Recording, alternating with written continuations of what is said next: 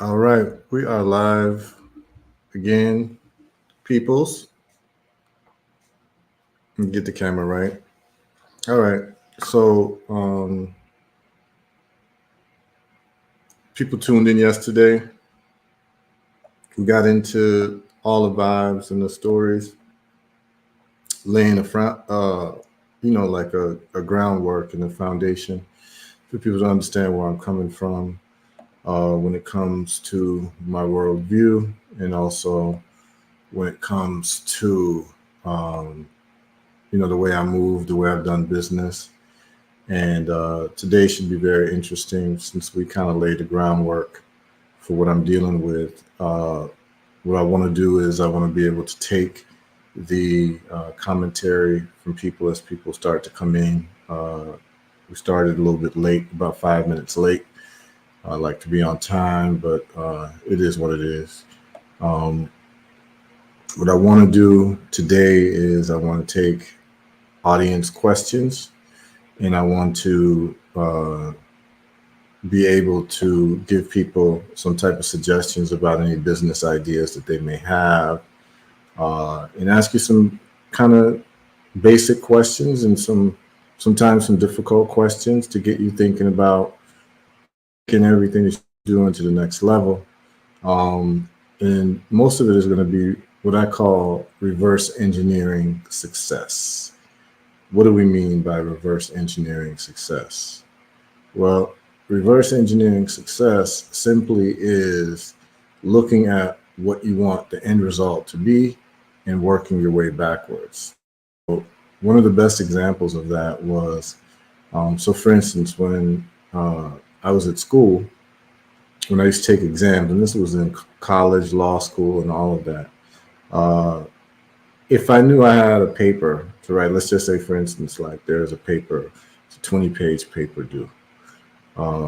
I usually wouldn't write that paper until the day we'd have like a month notice to write it, and I usually would just chill out, do whatever until the day before.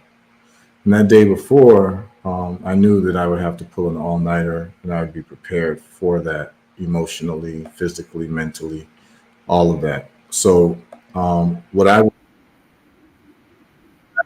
had this paper already being written, and then I would work my way backwards as to everything what was everything necessary to have this thing completed.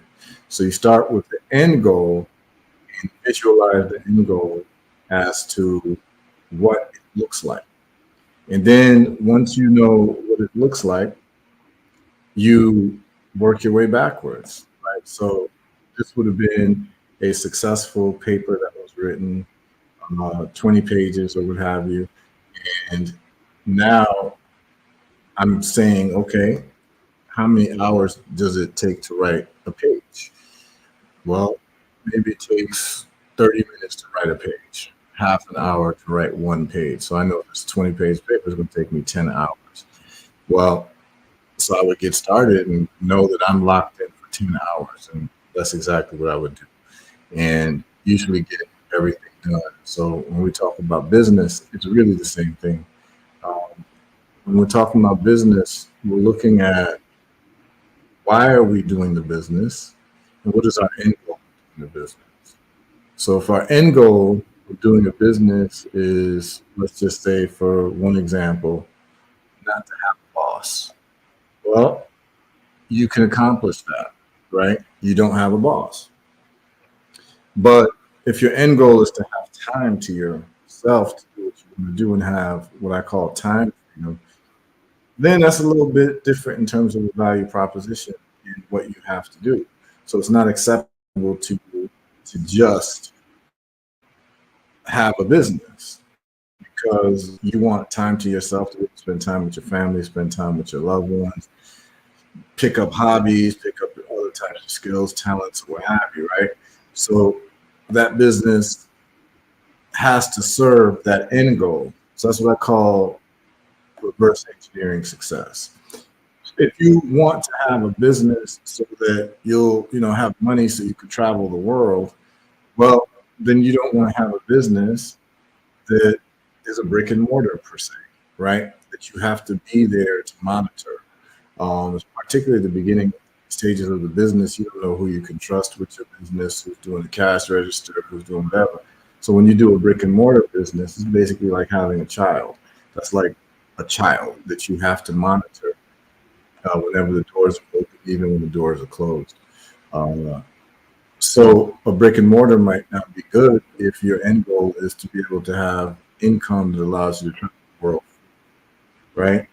So big up Kai Wilson. So uh, what I want to talk about today is one of the early businesses I started when I read 4 Hour Work Week. I told you all about the 4 Hour Work Week. And when I read that book, and let me put the link here. I'll put it in Facebook, I'll put it in Twitter. We're live on Facebook, we're live on Twitter, we're live on YouTube. In the next couple of weeks, we'll be moving from Facebook to YouTube and Twitter. Why? Because your personal pages, Facebook does not allow you to monetize. And so here's my deal. I believe in what I call reciprocal relationships. So if I'm adding to Facebook's bottom line, which is user generated content that keeps eyes on Facebook, which allows them to charge advertising based on how many eyes and how many hours people are actually on Facebook, and I'm contributing to that. Facebook should be sharing some of that revenue with me. Well, Facebook doesn't do that on personal pages. I believe you can do that on like a business page. You can start ad and post up videos and get into like revenue sharing where they'll run ads on your page or whatever, but they throttle those pages. Those pages usually can't grow unless you do advertising to draw people to that page. Whereas YouTube and Twitter, they do revenue sharing, and Facebook does not. So I'm only going to be doing this for about 2 weeks because I believe in reciprocal relationships, and I'm not here to enrich Facebook. I'm here to enrich our people because everything that I get from this, I'm pumping into my businesses that help build Africa. So that's where I stand with this thing, and that's where everyone should stand. Like Facebook be like the way Facebook should be something that funnels into income for yourself. If you've got 5,000 friends on Facebook, those friends should know about the business that you have. Now, it's not that the friends have to support you. Friends should just be aware that, hey, you have this product or service, and then we can talk about the level of the product or service. Now, what I'm going to say to people is this. If you got a product or service, um, and all of your internet friends don't know about it, or the people who follow you on YouTube, then you're doing yourself a major, like your Facebook friends, let's say, you're doing yourself a major disservice. They should know what business that you're involved in. They should know what products and services that you have. Why am I saying that? I'm saying that because those are the people who have bought into you in some type of way. And if you have a product or service that is world class, they need to know about it. They're not here to support you, but you're here to support them. What I mean is that nobody owes you anything in patronizing your business. That's not how it works, right? We talked yesterday. Support businesses to support businesses. People support businesses inadvertently by supporting themselves.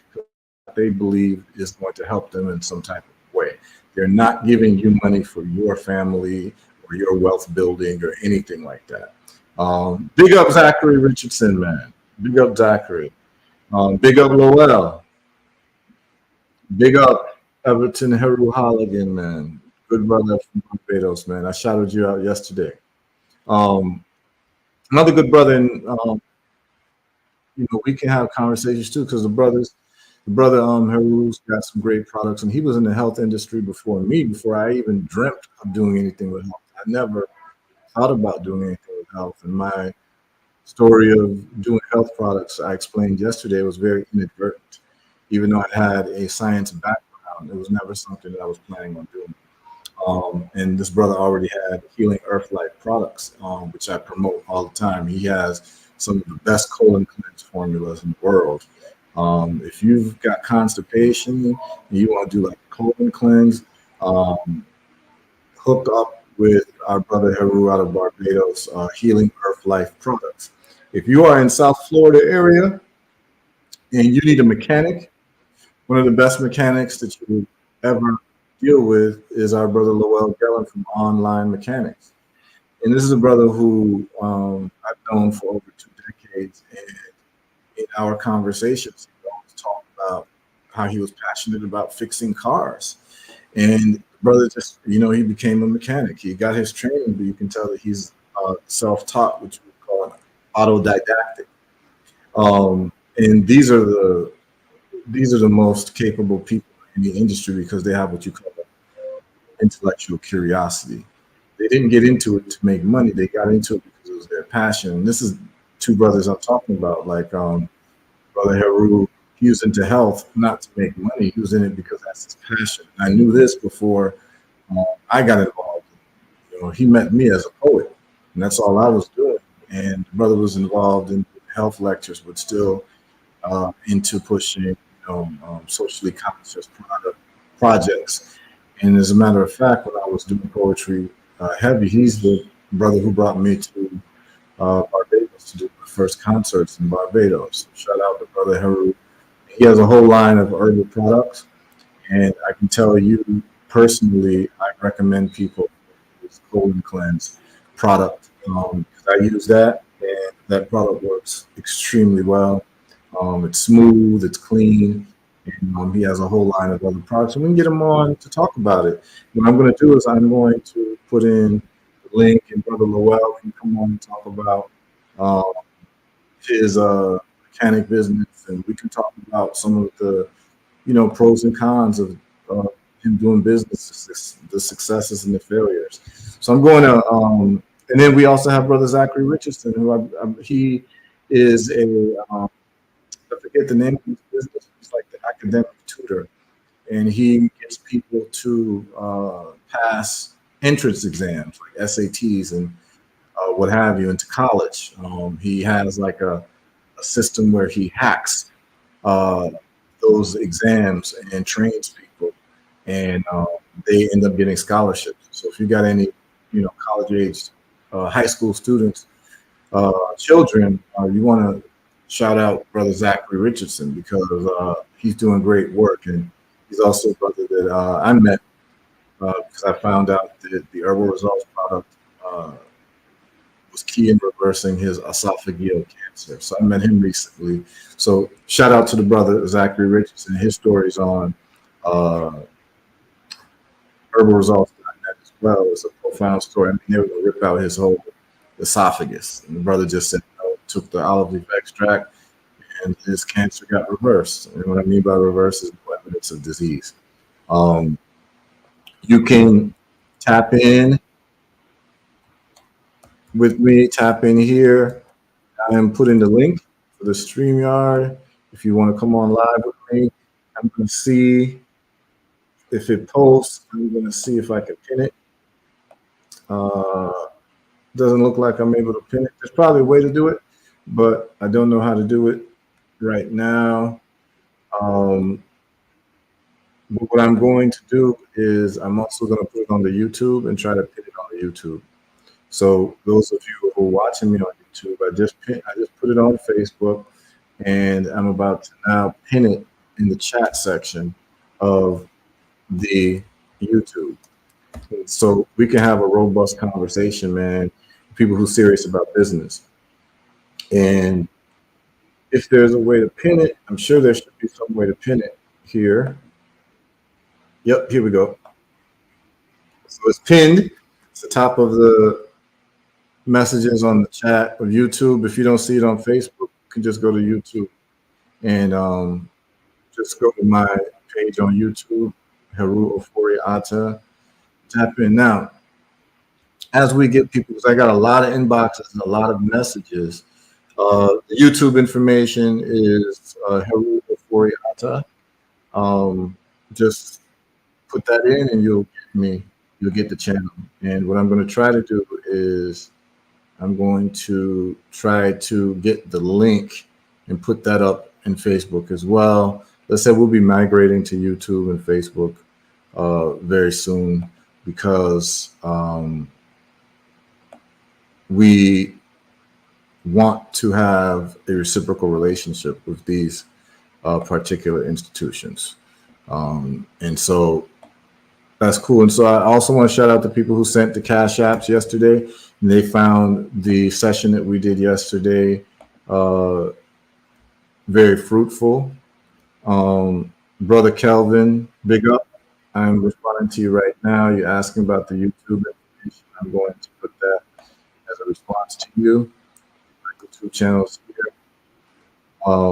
People go on there to be able to tap into the StreamYard. Okay, if you want to call in, you want to chat, it's all good. So I do want to give special thanks to the folks at Cash Apps, man. We did about 4 hours yesterday, and I did some story times, talked about some history, talked about business. And it was fun, And at the end of it, in terms of people who Cash Apps and the reciprocity I was talking about, it was close to $1,000 in Cash Apps, y'all. And what's cool about that is if I'm giving you value, you're giving value back. Some people send $5, some people send 20, some people it starts to add up. And if you're somebody who got something to say and you've got content that's going to elevate people, I would advise that people start doing this type of thing as well, because we can start building community and we can start talking, because I got stories for days. I got stories for days. And I've got lessons from failures and successes as well. Let me tell you about one of the first businesses I started. And again, I just put it in where you all can check me out and get in with the StreamYard. So people who want to come on, ask you to come on and turn on your camera. And let's see if I'm going to put here in StreamYard, come on live with me and see if it pops up in your destination. If it's there, then let me see if I can pin it or star it. Yep. Delete, put, show, tag. Okay, yeah, that's the link there. Come on live with me, and I'm going to start right there, and I'll take it off right now, but it should be in the chat there. Okay, so hopefully you all see that on YouTube and you see it on Facebook as well. So, all right, yeah, big up Sango Tolliver, Sango Sola Tolliver. Give thanks, big up all the people who's tuning in. Hopefully this will be something we do regularly where people can actually get some information and even a little bit of entertainment at the same time, So let me tell you about, I told you about the 4-hour work week that I did, that I read, that changed my economic life. And that book changed my life economically the way that the autobiography of Malcolm X changed my political worldview. So when I read the book, it showed me a pathway to be free economically and free with my time by using the internet and doing online sales and having online products and the methodology to do it without spending any real money in terms of upfront money. It also showed you how you could leverage Alibaba. Remember I talked about China being the manufacturers of the world. So the main website of Alibaba, where you can get any product in the world, ship to the United States, and you can start selling, right? So you would talk to the manufacturers, they'll send you things straight from the factory, wholesale. And so one of the things that I did, one of the first businesses that I did, And this was very instructive, by the way. I read the book, and the first product that I started selling was five finger shoes. Okay, I want y'all to stick with me on this. So with five finger shoes, let me show you five finger shoes. Y'all would have seen it. Uh, they were these shoes that basically look like, toes at the same time. Right? It gives you with the toes, right? So I had these five finger shoes that I was selling, and they were straight from the factory in China. So like, you can look at something like this. I'll, I'll give you all a link. And the main company was called Vibram, right? And let me share what that looks like with y'all. So, um,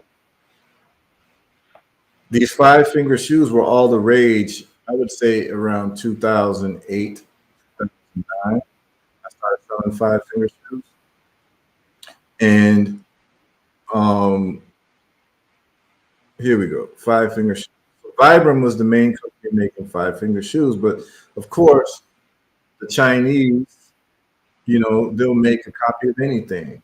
And most people weren't into the name brand Vibram, they were just into five finger shoes. So that's it right there, right? So it looks like five finger shoes, right? So let's go back to it there. Let me get a better, you can see it a little bit better. Something like that. Okay, so five finger shoes, you all see it. So it looked cool. People thought it was fly. So I said, let me try to feed the pot. Five finger shoes. So I go on Alibaba, and it's very easy for anybody who wants to sell any products, because what Alibaba's factories will do is they will literally, let me stop sharing that. Now you all have seen it. They'll literally make the same product for you, or have already made, and they'll put your own label on it. You it can be called Heru Five Finger Shoes. Like, you can have your own brand through China. So you'll just go to Alibaba.com, and it still exists. I mean, people still doing this and making millions of dollars. Um, and then just resell it on Amazon or through their website, and there's ways to do it. So I'll give you all an example. Five finger shoes. And I'm on Alibaba right now, okay? And I'm about to show you all how this thing works and what to get now. So these five finger shoes, so like right here, okay, they're actually quite expensive now. You can, the more you get, the cheaper the price is. So let me show you all this real quick with these five finger shoes, and it's going to lead to a story. You're all going to understand what I'm talking about, reverse engineering. So I get into talking to these companies, and remember, I had already done business with China, so it's nothing for me to link up factories. And see that right there, the video of five finger shoes. This company makes them. Look really cool, right? You can get them for three pieces, $61. In the U.S. they sell for like 80. This company here, you can get them for like $10 sale. Look at that right there. You get these shoes, right? You can get your own brand put on whatever if you want to do the marketing to make it like a decent brand. People were into the five fingers, so sneakers work a little bit differently, right? People want name brand sneakers. If you have a type of shoe that looks kind of different, people people tend to want to get that shoe irrespective of the brand. Um, let me see if there's better visibility for this. Let me see if I can put it here where you all can see it. So let me move this up. All right. Y'all can see the screen. All right. That's it right there. So I start selling these. Okay. And according to the 4-hour work week, you take You take the landed cost. So let's just say that your landed cost for each shoe, and price there is pretty expensive. I used to get like $10, and in some places you can get them for $10. Like you see these right here, they aren't quite 5 fingers,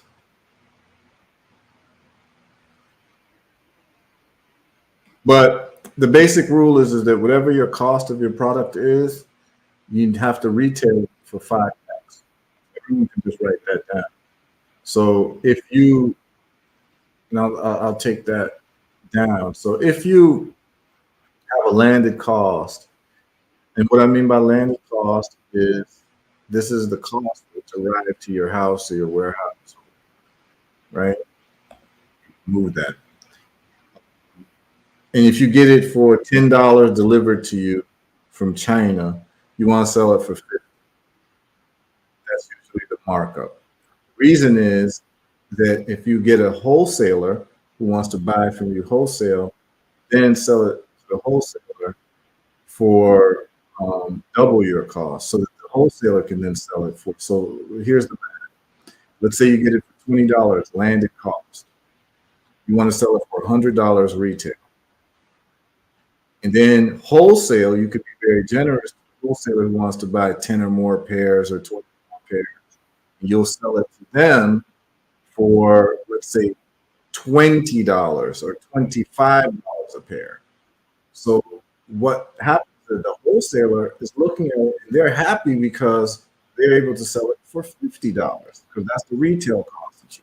So they're making 100% on their money, which is great for any wholesaler. That's really great for any wholesaler. So that's why you want to do 5x whatever your cost is, because it gives you room to have great prices for your wholesalers. You're just trying to move product. If you get a wholesaler who says, damn, that's a great, I'm going to make basically double on my money, make 100%, buy 25, sell it for 50. That's great. I'll buy 100 pairs from you. I'll buy 200 pairs from you. And finally, because you now made 2.5x from your cost, right? And you're buying hundreds of pairs from you, you're making 2.5. For every dollar you spend, you're making $2.50. Right? Now, if you sell it retail, every dollar you spend, you're making $5. Right? That's the math. That's how it goes. That's how you should price things, right? So I mean, I could just stop the stream right now. I just gave y'all some serious ism right now. You understand what I'm saying? So I'm getting these shoes, right? And the way that the 5-hour work week shows you how to sell the shoes is you will go to a site called Weebly.com where you can get a free website. You don't have to pay anything for it, but like let's just say I would have 5-finger shoes, but you'd have to use, if you don't want to pay for the domain name, it'll be fivefingershoes.weebly.com. And of course, that starts to look a little corny, right? People are like, oh, .weebly.com doesn't look like a real business, but what you're trying to do is you're trying to spend as little money as possible to test the market.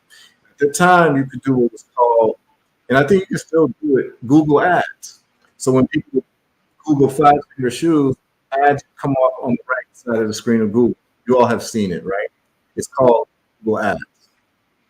So what you do is you would get a free page of Weebly,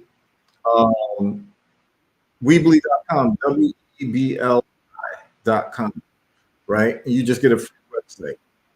And what you would do is you would put a page, you would grab the images. I'm telling you, I'm giving y'all the game in 4-hour work week. So you see these images? Let me share it with you.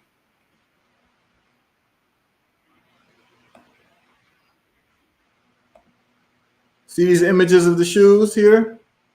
So you see the images of the shoes, pictures of the shoes, right? You literally right click and copy and paste the images of the shoes, put them on your website. So let's just say I have the website fivefingershoes.com, .weebly.com. Now remember, I haven't spent a dime. Remember, I have not spent a dime, right? I got a free website on Weebly.com. I got free pictures of the product that I'll be selling on fivefingershoes.weebly.com. but I'm taking the pictures from Alibaba's website. I copy and paste and put it on my website. And then I do Google Ads, five finger shoes, and you put the price, everything, so people already know what the price is. They don't have what you call sticker shock. So let's just say you sell it for $50, right? Because you did your 5X analysis, right? You did your 5X analysis, and you said, okay, $10 to get the shoes here per shoe. I'm gonna sell it for $50. That's my price. You do Google Ads whenever someone's looking for five finger shoes on Google, and I'm sure it still exists. Let me do a dry run, and I can share the screen with you. I'm just soaking on the game because this is what I learned, and this is the first business. And I just went through everything. I went step by step what they teach in the 4 hour work week. It's the best $20 I ever spent because it was like I said, it's not a like a pep talk. It's actually an instructional book on how to make money using the internet. Okay, so right now I'm typing five finger shoes. Okay, on Google. All right, let's just see if they have the Google ads. So they have the Google Shops come up. Yep, and they still have some Google ads and stuff. So, and they have these. Okay, so I'm gonna share the screen with y'all to show how the game works. So check this out. Oh yeah, Ami, I see you tapped in. We'll have you on momentarily. Let me share my screen where we're looking at Google. All right. So here's what happens, y'all. You get a Google ad and it's pay per click. So someone puts in five finger shoes in Google, right? And all of a sudden now these pictures start to pop up. Sponsored ads. They come up first, right? You see these pictures here. You see this. These are all ads before you even get into like what you see this. This is an ad.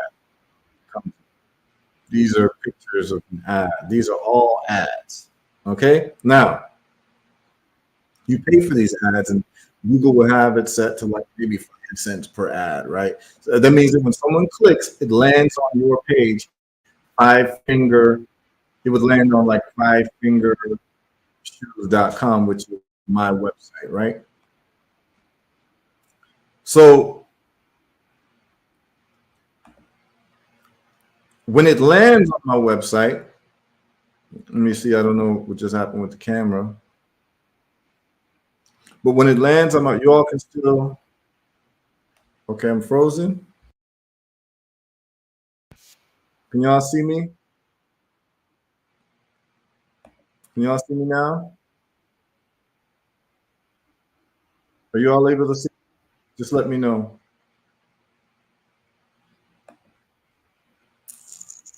Let me know if you all can see me. Okay, but you can hear me though. Okay. All right. Let me see what's going on. I'll find out what's going on. But you all can hear what's going on. Okay. You can hear me, but you can't see me. Okay. So seeing me is not what's important right now. Just hear what's being said because that's what's really important. I'm not sure why you're not able to see me. Let me just check the camera. Um, don't know what's going on with the cameras. Okay, let's do this. Different cameras. Okay, I should be back. Y'all can see me now? Can you see me now? Okay, it was just a little camera thing. All right, so here's here's the game, right? All right. So were you all able to see the Google ads when I shared the page? Just tell me if you're able to see the Google ad. Because I'll share it again so y'all can see it because you said it froze. Uh, just type and let me know. Yeah, all the Google ads when you put in Five Finger Shoes. Okay, perfect. All right. So you saw the Google ads, and so what I would do, or what you would do, is you would go into Google, into their ad program, and you put in your ad, best Five Finger Shoes, $49.99. Come here, whatever. You would just have an ad and a picture of the shoe ad, but you always put the price so that when people click, remember when they click, you're being charged, and that click is being directed to your website. Well, what are they actually seeing? You're seeing the pictures of the shoes as if you have the shoes ready to sell. But all you did, okay, show it again. Okay, I will. Let me show it again right here if I missed it. So this is what it looks like in terms of someone types in Five Finger Shoes. And this is what you see. Let me share that screen. This is what you would see, right? And if I scroll down, you'll see all these different ads of people selling Five Fingers. These are all paid ads, right? Through Google. This is how Google makes money. They figured out that, yeah, you can have people search for free, but if you have people pay for ads, then their searches come first, right? That's how Google made billions of dollars. Pay per click. All right. So my ad would show up like this, right? And it would have the price there, just like that. Explore best products, blah, blah, blah, Five Finger Shoes. Blah, blah, blah. So mine would come up and it would say, fivefingershoes.weebly.com or something like that. So the moment someone clicks it, it goes straight to my website and I'm charged 5 cents by Google. All right. When they get to the website, they will see all different colors of the shoes because I've taken the pictures from Alibaba in the factory for all the different colors. But they think it's available to me. They think it's available to them to buy. And I would always have better prices than the other company, right? Even with the 5X, I would have better prices. So anyway, here's the deal. Remember, at that point, that customer has only cost me 5 cents. I didn't get any inventory yet. I haven't shipped anything yet. I haven't paid for a website, nothing. What am I doing? I'm doing what you call market research. I want to spend as little money as possible to find out if the shoes are a viable product. So you put the pictures up, and then you have a buy now button. You say buy now, but you don't have the shoes. Listen to what happens. The person buys now. That means that person was actually a sale, right? And that cost 5 cents to make my $50, which is actually $40 because the shoes is going to cost me $10, right? So it's 5 cent cost for that customer acquisition. Well, guess what happens when they click buy now? Sorry, we're out of inventory. But what has happened is that person has entered. They didn't enter their credit card information. They hit buy now. With that buy now, they put their name and email address. So you have their name, email address, and then they would go to buy now. They would click to buy now, and then they would get a message in the page, which is an automatic message that says, thank you for attempting to buy with us. We are sold out at this time. We'll let you know when we're back in stock. Now, you have not taken the person's credit card information, so there's been no financial breach. But what you have learned is that person was a bona fide buyer. So now you do this over a course of a month. And over the course of the month, I'm seeing, wait, I've got 200 people who actually were customers for the shoes, and they all got the message, the shoes aren't available, right? But they didn't know that before they hit buy now. And they appreciated that I told them. They appreciated that I didn't take their money. They appreciated that I didn't take their credit card information. But guess what I was able to do? I'm able to capture their email address. So now I'm doing the math and I'm saying, oh, it's 200 people for this month that I just rolled out these shoes who would have purchased these shoes. That's a $40 profit for each shoe. That means that I would have made $8,000 this month. Guess what I'm doing? I'm buying the shoes wholesale from the factory now because I know that I can make money selling these shoes. And if I don't get those numbers over a course of 30 days, I don't invest in the shoes with the factory. This is what the 4-hour work week. You can do this with every single product.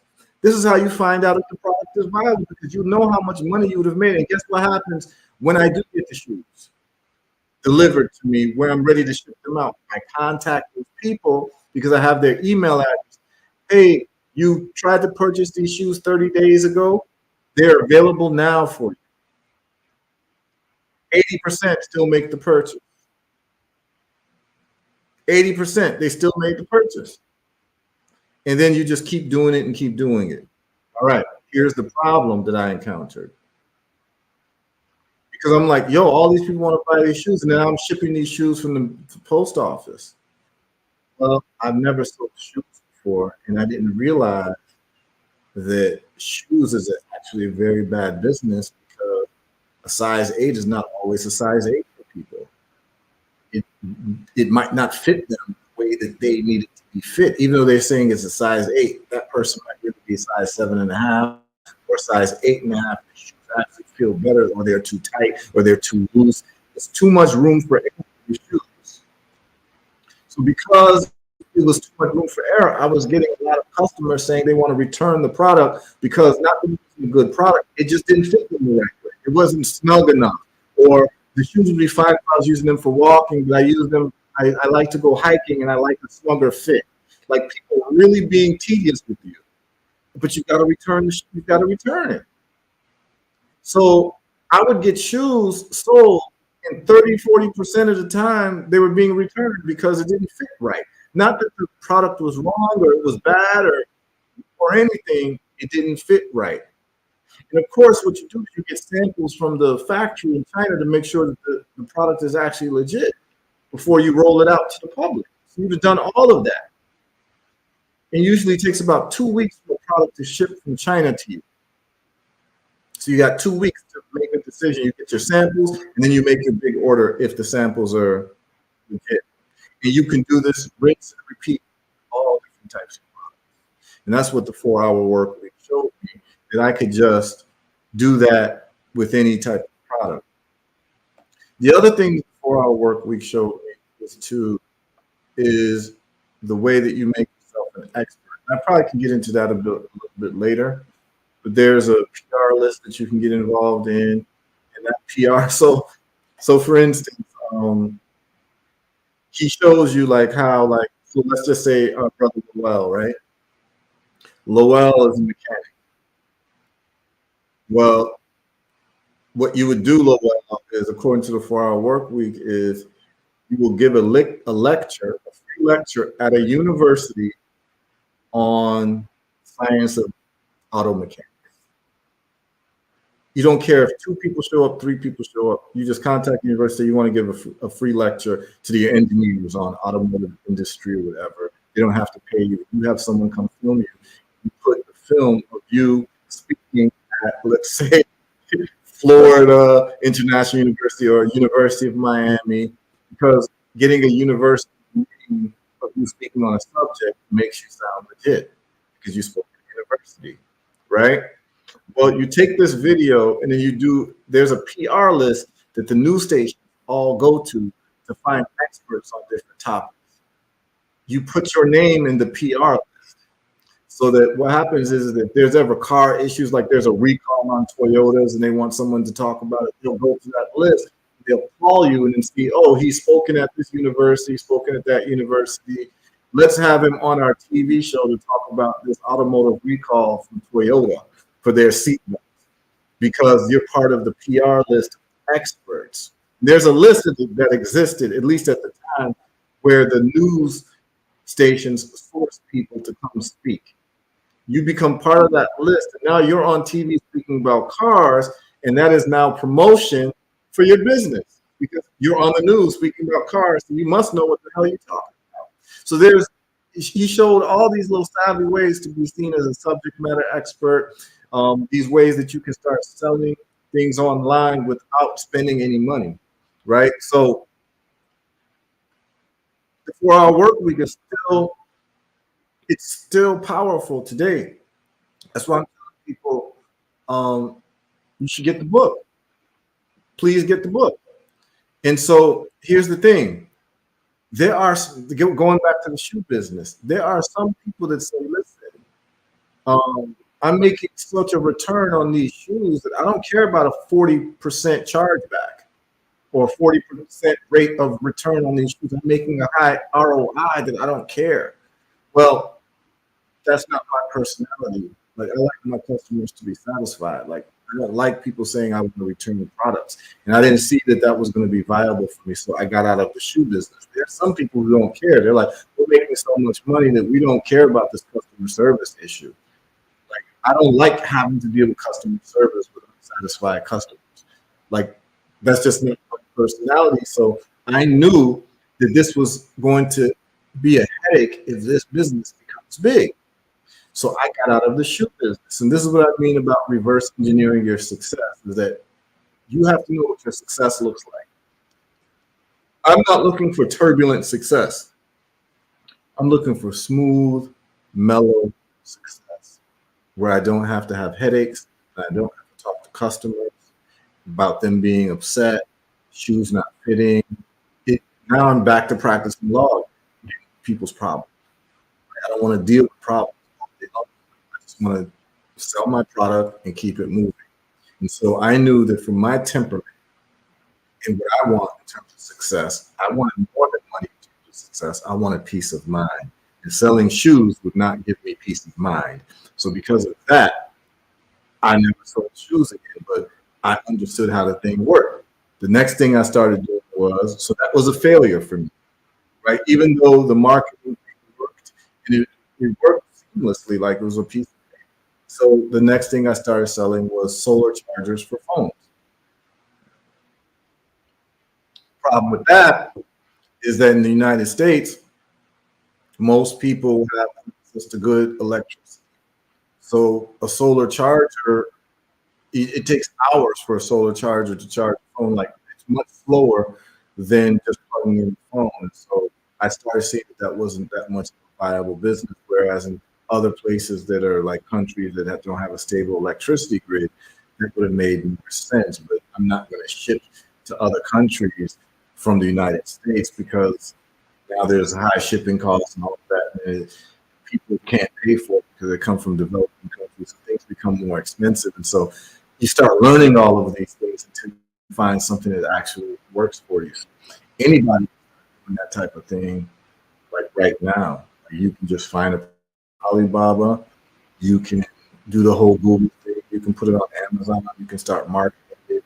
And really, well, you can't do it with Amazon because Amazon's a whole different beast. That's a whole conversation live. I could just talk about selling on Amazon, the strengths and the pitfalls of selling on Amazon. But right now, I'm not selling my products on Amazon. There's a reason for that because Amazon basically steals from you, like customers, and that's why a lot of people love Amazon because, like, you can ship out a product to the customer. The post office says it was delivered. The customer can say it was never delivered, even though the post office was delivered, and Amazon will refund the payment of the customer from you to the customer. So you lose money, and the customer never has to show proof that it wasn't delivered. How can they prove it wasn't? How can you prove a negative, right? So a lot of customers do this on Amazon because they know that on Amazon, no matter what happens, you can get a refund. But for the seller, you're ass out. So basically, you're giving away free product to people who are stealing from you, and Amazon is allowing them to steal. Even though the post office or FedEx or whoever says this was delivered to that address. So I was like, yo, the problem is that there's so many people on Amazon, people shop on Amazon so much that you're losing out on a lot of sales. And so, but because I have certain products that people need and want, they'll go to my website to buy, and I have what you call social proof because I have all of these testimonials. So that the website's not a fraud. You can see real people talking about the product. And that's the other side of the thing for people who want to do products. Anybody who's doing a product or a service, you've got to have video testimonials of satisfied customers. I don't care what you are selling, you've got to have that. And it's got to not look like an actor or an actress. So like everyday people saying, like, I love this person's service. And it can't be written.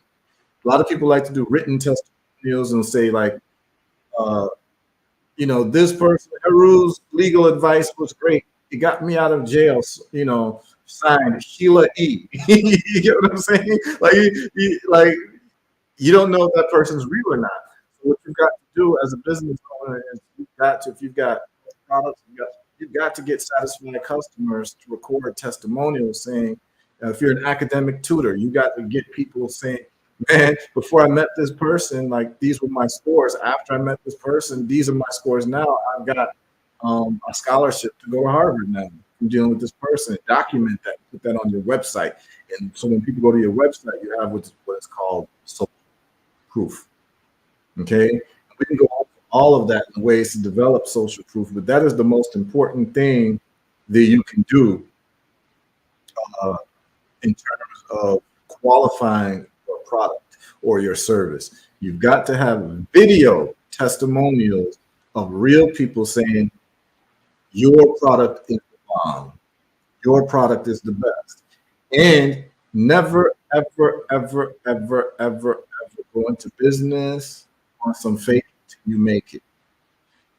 Your product that you put out, and it really should be a product. I talk about product and services. Services makes you a slave to the business. You can only make money when you're actually working or available, right? Unless you train other people, but training other people to subcontract for you, a lot of times they don't do the job right. That's the stain on your name because nobody you train is going to love your business more than you, right? And they get paid by the hour. You only get paid when you kill something, right? So an employee is a whole different mental framework than an owner. Owner is the one taking the risk. The employee gets paid with no risk, right? They get paid every week or every 2 weeks. All they got to do is show up and be obedient. That's all it requires. But the owner is taking the risk, and the employees get paid whether the owner gets paid or not. The owner sometimes has to go in debt. So if you do the service industry, if your employees don't do it the way that you're supposed to be done, it reflects badly on you. With a product, not so the case. It's basically you have a prototype and you make sure that it's identical every single time, and you get the right factory to do that. And you push it out, and then you get testimonials. Testimonials are key. And one of the ways that you know testimonials are key is that Amazon, even though it's written testimonials, you have verified buyers. Most people who buy from Amazon, they read reviews before they buy a product. That's already letting you know that people want to know what other people are saying about your product before they invest in your product. They don't want to lose money on trash. So that's what you've got to do yourself. So part of being a business person, and that's why this section is called Standing for Business. I'm just telling you all what I've gone through so you'll be able to do it yourself, so you can avoid the pitfalls. Because why go through things that I've already gone through? That's the whole point of like us existing, is to basically show each other, don't touch that hot stove, you burn yourself. I burn myself. So why, what's the point of us being Facebook friends or YouTube friends or whatever if I can't share some of my successes and failures with you? You get what I'm saying? So at this point, I want to take any questions. I know that sister called in. She came in to come into the live. Sister, if you want to come back, you can get in and we can start talking about any ideas that you have. Any brothers and sisters, any people who are in right now who want to come in and talk about any business ideas or ask any advice, this is a great time to do it. And then also the people tuning in can ask questions about your business idea as well and chime in, because at the end of the day, we got to do business.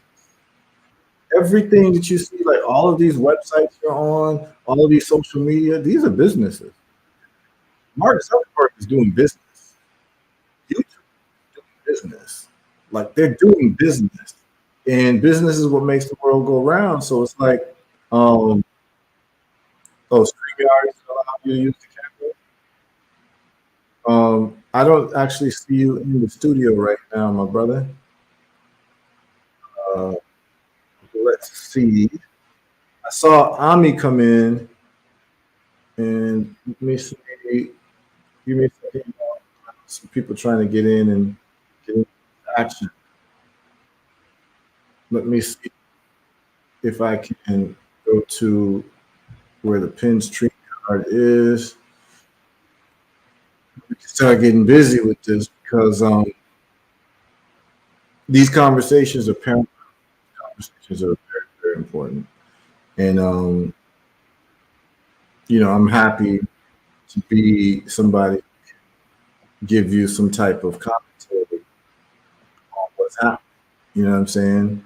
Because we don't have people sharing this information with us. Like this society is not set up to really show us how to thrive. You know what I'm saying? So it's important for each of us to be able to give information that counts, like real information that counts. And so let me see um, for P. Let me see and make sure that this is, yeah. So try again, Lowell, to tap in. You can see if you can tap in, because you can't even share your camera. You can maybe share your sound. Try to tap in.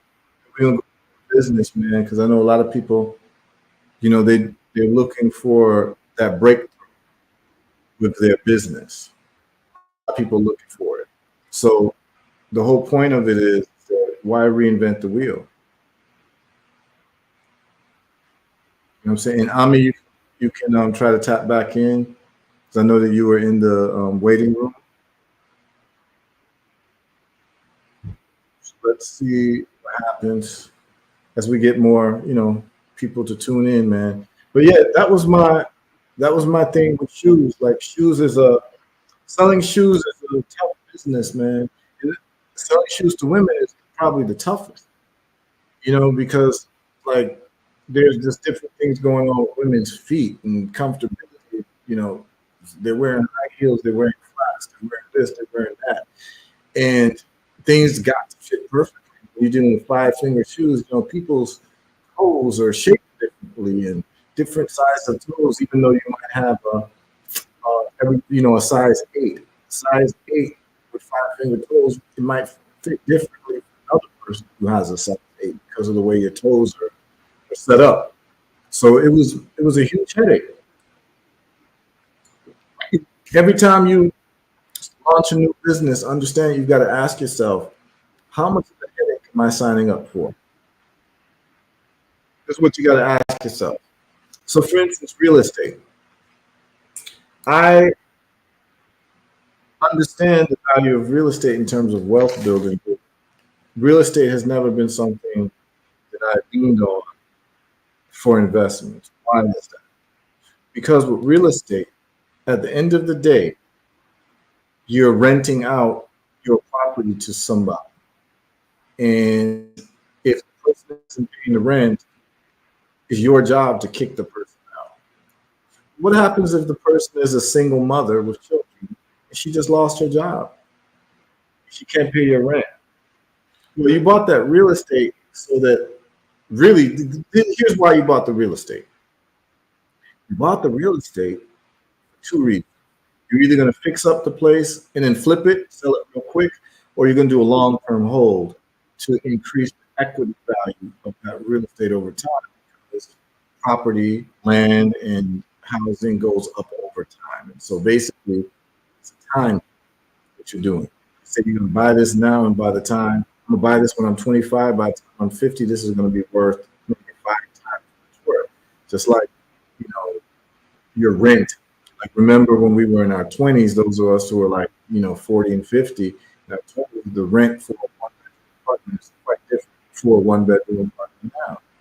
You know what I'm saying? Like, I remember the rent in Brooklyn, 20 years ago, as opposed to prices now, like $4,000 a month for a one-bedroom in Fort Greene. You know what I'm saying? In Brooklyn, like, it's crazy.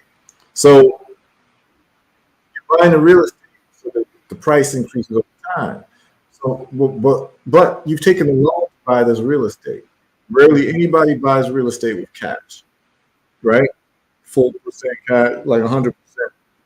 So you buy it. We talk about real estate too in terms of house hacking, but um, you buy it and maybe put 20% down. So let's just say that the property. Let's just use some good numbers. $200,000 property. You gotta, if it's not a place you're gonna live, residential owned, like you're a resident, owner living, owner occupied resident, where you can put 3% down with HUD. This is in the United States. So those who are outside the United States, I'm just telling you how it works in the United States. 3% down if you're gonna live in that house as the owner through HUD. If you're going to be investment property, you got to put 20% down. That means you ain't living there. That's not your primary residence. So it's a $200,000 house. You put $40,000 plus closing costs and all that. Call it $50,000, right? Okay. Now you need people who are going to live there, who's going to rent, and that rent is not that you're charging them rent. You're actually having them pay your mortgage, right? So that the price of the house increases over time. But the key with that is that you never want to pay that mortgage. You want the renters to pay the mortgage. You want to keep it all the time. Well, here's the problem. The problem is, let's say you have a renter who's a single mother with 3 children. She's cool. She's been paying her rent on time for a year or two. She lost her job. Month 1, she's late on the rent. Month 2, she's late on the rent. In terms of business, you got to kick her out. I ain't got the heart to do that. I don't have the heart to do that. So I know it already. You see, that's what I'm saying. It's about reverse engineering success. I don't have the heart for single mothers who are renting, right? Because I don't have that heart, I have to ask myself, is this a business I can get involved in? Is this investment I can get into? If you don't have the heart, like I don't have the heart or the temperament to deal with returns on shoes because they don't fit you right, even though it's the right size. That's not the business for me. And that's why I never got into real estate, even though I could have. Like, I understand the math, particularly house hacking. House hacking is a beautiful thing. We could talk about that if anyone's interested to understand the concept of house hacking. But you ask yourself, what is the worst case scenario of this investment, and can you live with that? And the worst case scenario is a single mother with 3 children loses her job. She's a well-meaning person. She's responsible. She ain't wrecking your house, but she lost her job. And not because she got fired, because the business went out of business. Not like she was a bad employee. She's been paying her rent on time, and she tells you, please, I've got 3 children. Can you give me a couple more months? But what she's asking you to do in business terms is, can you pay your own mortgage for a couple more months? You never signed up for that. You actually signed up for someone else paying your mortgage through rent, right? The question you have to ask yourself in real estate, if you're going to be a landlord, is can you stomach kicking out a single mother of 2 children? That's a question you got to ask yourself. If you can, do real estate. Get apartment buildings. You know what I'm saying? There's ways to do it. There's a whole playbook on how you can do it. Up to like four, you can do 4 unit houses and apartments and still pay 3% down. You just have to live in one of the units. You get three other people to like. I looked at that, but I had to be honest with myself as to whether I could actually kick out a family who's on like hard times. And my answer was no. Like I know I wouldn't be able to do it. So I know I would be losing money because that's just the type of person I am. Like I'm not gonna kick you out. Imagine you have like real estate in like a cold place in winter. You're gonna kick out a family in winter time?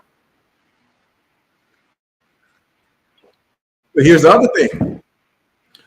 When people start finding out that you're that type of landlord that let them get away with like not paying rent, sometimes you can't tell who's real and who's not. Because the word express, oh man, he's cool, man.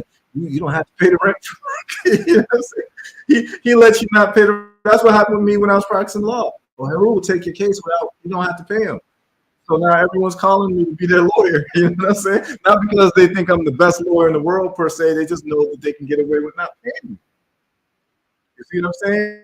So you have to understand some of the pitfalls of doing business because human nature is such that everyone is looking for an advantage. But then at the same time, you can't lose your heart and be cold-hearted and say, I'm jaded. Everyone's trying to take advantage of me. The single mother with three, children, she's just trying to run game on me.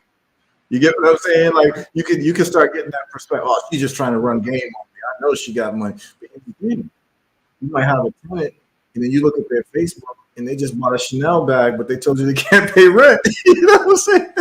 So here you are, like trying to be nice, but she's flossing on Facebook with a Chanel bag, and you're like, yo, I thought you lost your, you know what I'm saying?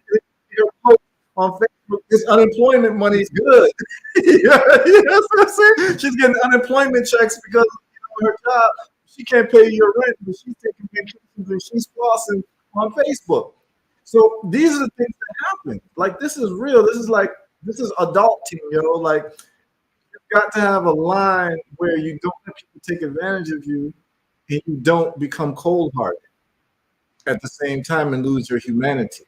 And what happens is when people have lost their humanity, that's usually a person who's been taken advantage of so many times that they're just like, yo, I don't care. Whatever sob story you got, I don't care. You got to go. If you're late with 1 month rent, you got to go because that person has been burned so many times that they don't even trust anybody to tell them the truth.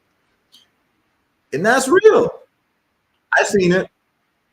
How many of y'all had people borrow money from you, like beg you, like I really need money, and then like, pay you back in 30 days, and it's like 90 days, and this person like in Bermuda, you know what I'm saying, flip flops, like eating crackers, talking about like living my best life.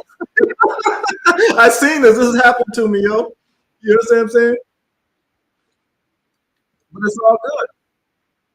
It's all good. And I'll tell you, these are the things too that when you start to get like, make money and people start like family members, friends, know that you might have a little bit more money. Let me tell you something. Paying you back is never in the cards. Because the whole thing is, why pay him back? He's got more money than me. He don't need it. He don't need it. You know what I'm saying? Like, oh, I told him I'll pay him back in a year or a month or 2 months. But really what it is they don't want to pay you back because they resent paying you back because it's like, he already got it. Let me tell you the other thing. The other thing too is like, if you're known as a friend with money, this is why it's important to empower the people around you so that all your friends is getting money. I'm so big on that because I do not want to be the only one in my circle with money because here's what happens.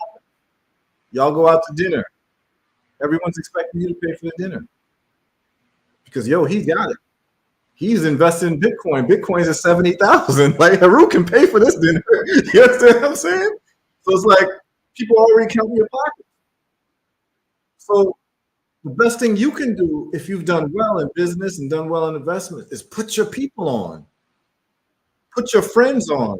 Because what happens is you become very isolated. You become very isolated. You can't be around people because everybody's looking for you to pay everything. And the fun starts when you arrive because you're going to be paying for everything. I mean, can you imagine can you imagine an 18-year-old, 19-year-old kid who gets a $20 million contract in the NBA? Do you know how terrible that is for that kid? I mean, I consider myself like a pretty reasonable person, but man, if you gave me $20 million when I was 18, I'm thinking back when I was 18. Yo, like that money's getting spent. You know what I'm saying? And all the homies are coming with me. You know what I'm saying? So all my homies, I'm talking to homies when I was in kindergarten. You know what I'm saying? And guess what? They're calling too because it's in the news. Oh, Heru got a $20 million contract with the Chicago Bulls.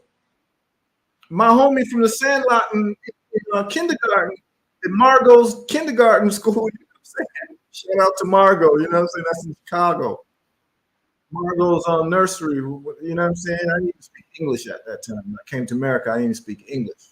Margot was the teacher there. She had this like nursery, and that was the first school I went to, like learning English, like learning. You know what I'm saying? So imagine kids I went to from that time, like all the youths from that time that were my friends, and I was like, yo, I went to Margot's with him when like we were 4 years old. Let me hit him up. And guess what? I got $20 million. Like, yo, remember me, man? I'm your homie, Brandon. I'm 4 years old, man. I heard you, you know what I'm saying? I'm like, yo, Brandon, what's up? You know what I'm saying? We going to Brazil next week. Come on, man. We went in the plane. Like, I got it. All right, man. Brandon, I'm the homie. Don't worry about it. I just got a big contract. And you keep doing this. And you keep doing this. And I'm that type of person. Like, it ain't no fun unless the homies can also have fun with me. I'm that type of, and if I'm 18 years old, I'm not jaded. I'm not burned. None of these things have happened to me. So I'm like, yo, we having fun. And what's $20 million? Like, I got 20 million. It ain't running out. So what we're gonna do is we're 18, 20-year-old single men. We're gonna book a plane and we're gonna ball out. And we're going to Rio de Janeiro, we're going to Bahia, we're gonna see the world, we're gonna eat the best food, we're gonna chill with the best honeys in the world, we're gonna do it all. And we're doing it next month. You know what I'm saying? And you keep doing it because you're 18 and 19, you're on top of the world. But guess what happens? It becomes a way of life. All the people around you. Guess what happens? Your cousin, they need a house. Yo, man, you help me out? Yeah, man, here's $20,000 for down payment on that house. Okay, he got the down payment on the house. He can't even handle the mortgage. So every now and then he's calling you to help with the mortgage. Then the taxes come, you gotta help with the taxes. And it's just adding up. This is the perils of making money too young. Like they say, quick money comes with slow problem because you haven't understood the psychology of money. And I'm not talking about what money does to you. I'm talking about what money does to the people around you. And if they're not getting money also, you become feeding trough that they're feeding from. And they don't even mean it. They just don't know how because there's no other opportunity. Forget if you're from Africa or from the Caribbean and folks find out and you step your foot back home, they meet you at the airport. Everybody got plans for you, yo. Everybody got plans for you. You show up and got it. Oh, Heru, or the basketball player, whatever you become, and everybody, your aunties, you never even knew they were your aunties. You understand what I'm saying? Oh, I'm aunt, whatever. You didn't know me. You know what I'm saying? Everyone's inviting you for food, and you're thinking like, oh, I just got my family and all this. And the first question they ask you is, how long are you staying? Not because they're trying to figure out like how much time do we have to spend with you. They want to know what is the very last date that they can come to you and tell you their problem. That's what they're asking. Because everybody wants private time with you to ask you for money. And this is Marley story. They even showed it in Bob Marley movie where the woman was asking him for like help with her restaurant. They said Bob Marley used to just give people money. Like there would be a line of people. Like you ever seen The Godfather? Like I think it was on Tuesdays, The Godfather favors. So everyone would line up. The Godfather would have his office on the line, and they would ask the Godfather for that. And the Godfather would say, you know, don't forget you owe me a favor. You know what I'm saying? That's how the Godfather gets down. You know what I'm saying? But you're just a kid and you got some money, whatever. You think the people's loving you. They loving the good time that you provide and the finances that you provide. You understand what I'm saying? So that's what I'm saying. Quick money comes with slow problems. And that's what happens. They feel like 98% of people who win the lottery are broke in 3 years because money comes with slow problems. Because everybody around you thinks it's party time. They're spending your money already. They already got plans to spend your money. It's like you have to make a fine line of being generous and also being frugal for yourself because guess what happens? Let me tell you what happens. If you haven't learned money, you got money through athletic talent or through musical talent, whatever, you're hot for a little bit. One of the worst things that happens because what happens is you're a retired man at 26 and you got no other form of income and you might be broke even though you made $50 million. All of it's been spent balling out with your friends. And guess what happens? You can no longer afford that lifestyle for your friends or the women in your life, anybody. And guess what happens? You become isolated again. Not only do you become isolated, you become a laughing stock.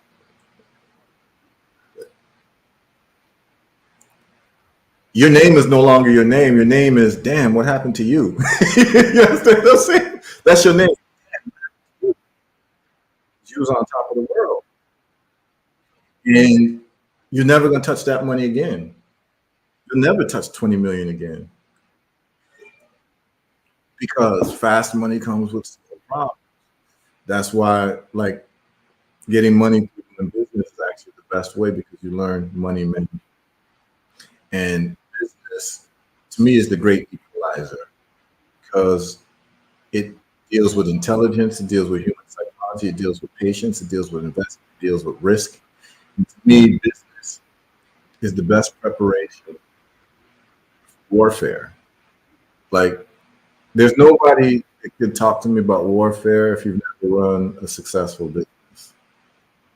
People talk about revolution. Well, do you know what it takes to like run a like a revolution? Like, first of all, you got to be on time. Right? Can you imagine we're gonna raid, the master's headquarters and like their library, and I say 8 o'clock, and you show up at 8:30. Like, you understand what I'm saying? Like, it takes a certain amount of discipline. This is what business does. So business is a great training for human spirit to actually be on point because it's actually measurable as to whether you're a success, and we keep score by numbers. Like, bank account tells you exactly how successful and how smart you think you are and how disciplined you think you are when it comes to business. So I believe that even though you'll say like business isn't for everybody, entrepreneurship isn't for everybody, I believe it should be for everybody because it's the best test of who you think you are. Like, if you're so smart, you should be able to start a business and start making some money because you should be able to observe what people want, and how to provide it to them, how to feed the block, and how to do it well. You understand what I'm saying? It's actually the highest arbiter of like human intelligence to be successful in business. Like, it's very important.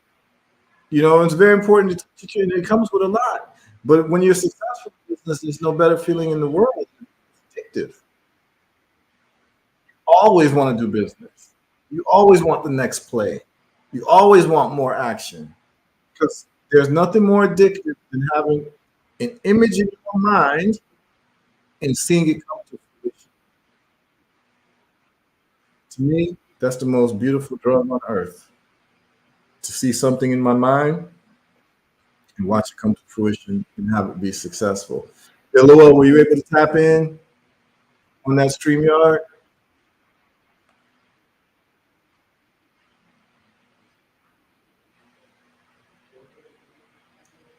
Just let me know if you're able to tap in, Lowell. Um, Also, anybody who's got any business questions, I know people had a lot of questions yesterday that I want to get to. I'm going to get into some of those questions from yesterday when people asked. We talked about the opium wars. We're talking about, um, some of my struggle with, uh, it's in my what? Yeah. So, yeah, I got bars. I got bars all day long. Like, you know what I'm saying? Because I've had a lot of time. So, the matter is, point of the matter is this: many of us, our parents weren't entrepreneurs. You know what I'm saying? So our parents were workers. So we're learning this entrepreneurship thing for the first time. Some of us are first generation. And if our parents were entrepreneurs, they were doing some small time like vending, table vending, but not anything serious. And they certainly weren't entrepreneurs during the internet age, which changes everything, right? And so I'm gonna say to y'all is this: is that with the advent of the internet, equalized the ability to business. None of us should be walking on the internet, spending time on the internet without at least having some type of going concern on the internet and making money on the internet. It's never been easier for people to make money internationally ever in human history. And so, if this tool is available, your job and your only job is how you can leverage that tool to use it more than just posting selfies, posting the food that you ate today. You should be engaged in business. Now, here's the subtle art of using your Facebook, your Twitter, your Instagram, your business. If you promote your products with your business name, like Herbal Resolves, my construction company, so that's fine. But the problem is that the social media companies will throttle your posts because they, right? All right. Here's the thing. You should use your personal pages to post your business, but you can't use your personal page to post your business every single day because what will happen is people will start rolling their eyes and thinking that you're thirsty. Oh, he's always trying to sell something. So what you should be using your personal page for is to sprinkle in your business, but also any ideas or any types of thoughts that you may have that is useful to you. So, in other words, you're not going to be posting things every day about like what you ate today, whatever, like useful information. Because what happens is that people start to look at you as somebody that's a resource. So now, when you post about your business, it becomes part of the theme of why you post. People be used to it, but most people are very abrupt. Be like, "Come support my business," da, da, da, da, da, da, and it turns people off. Okay, Lowell's on. Good brother to the stage. Big up Lowell. What's going on, brother? How you feeling? Hold on a second. Earphone, man. I see you at the shop right now. Yeah, I got a Lincoln MKZ. I just finished putting a steering rack in. It's a hybrid, 2014. But I got a couple other vehicles I got to bring in. I'm trying to leave here by midnight, so it's 9:29 now. But I was listening to everything you were saying from the time that I signed on. Um, it was so precise. Everything you said was to the T. And you actually spoke to me a long time ago, probably a decade ago, about the 4-hour work week. And for those of you who don't know, when Heru first talked to me about that book, it was about a decade ago, if not more. To see where he was then and to see where he is now, and I'm someone who can bear witness to seeing him literally implement what he stated step by step by step. So I literally am an individual who's known him for a period of 2 decades, who saw where he was when he was a poet, when he was an attorney to where he is now, traveling and being able to provide information on a myriad of different ways and on a massive scale to any individual who's really trying to learn and expand and grow in a myriad of different ways. And like I've seen it with my own eyes. So it's amazing to see that growth from one brother to another. Yeah, man, give thanks. Let's talk about your business model and what you got going on. Just let people know, because some people are in the South Florida area and they may need a good mechanic. So let's just talk about what you do. And I want to ask you a couple questions about, how you can expand what you're doing. Okay. I provide the same auto repair services that the dealership provides, except mine is more personal. We like to pretty much have a one-on-one relationship with our customers. If we don't want customers to simply believe what we say when we tell them, hey, there's something going on with your car, we need to give demonstrations. We typically ask the customer to stay with us for the first 30 minutes if it's the first time we're working on their vehicle. So they can first get a feel of the technician who's working their vehicle. Two, get a feel of the cultural environment that we're producing, because they need to feel comfortable in the environment. They need to see that they're employees who have great conversation, who have great chemistry, but also have great understanding and knowledge of the product. And that there are also individuals who know what they're doing and love doing what they do. So when they see a good culture and they see that they are trained technicians who know what they're doing and also love doing what they do, customers tend to have a better feeling of comfort of the individuals working on their vehicle. And then we take the time to show them step by step, hey, this is going on. You don't really need to change this, but this you need to change. And we do that in detail. And when they see this on a consistent basis, they see where we save them money. There's times where the dealership just wants to do everything because they don't want any comebacks. But we can tell you, hey, you don't really need to do that, but this you need to do. That honesty that's always being displayed, the customer just develops the trust. And it's important that wherever a person is patronizing a particular establishment, they should know that the establishment that they're doing business with is an honest one. And if that honesty is consistently exchanged, then it develops a good relationship between you and the individuals patronizing the business. Okay, so that's like someone walks in with their car and their car needs repair. You go through all of that with them to make them feel comfortable. Absolutely. We don't just tell them and they just believe us. They need to know what's going on. Okay, so that's one of the value propositions that you give that stand out over other mechanics? That is one of them. Also, I'm also a transportation advisor. So there are people who are looking to buy a vehicle, and before they buy the vehicle, they don't know what's going on with the vehicle. So they'll hire me to go to the dealership, take out my scan tool, scan the vehicle to see what's going on with the vehicle from a computer standpoint. But I am 100% of the time thrown out of the dealership the moment I start taking out tools and discovering what's going on with the car, because usually the vehicle is a used vehicle.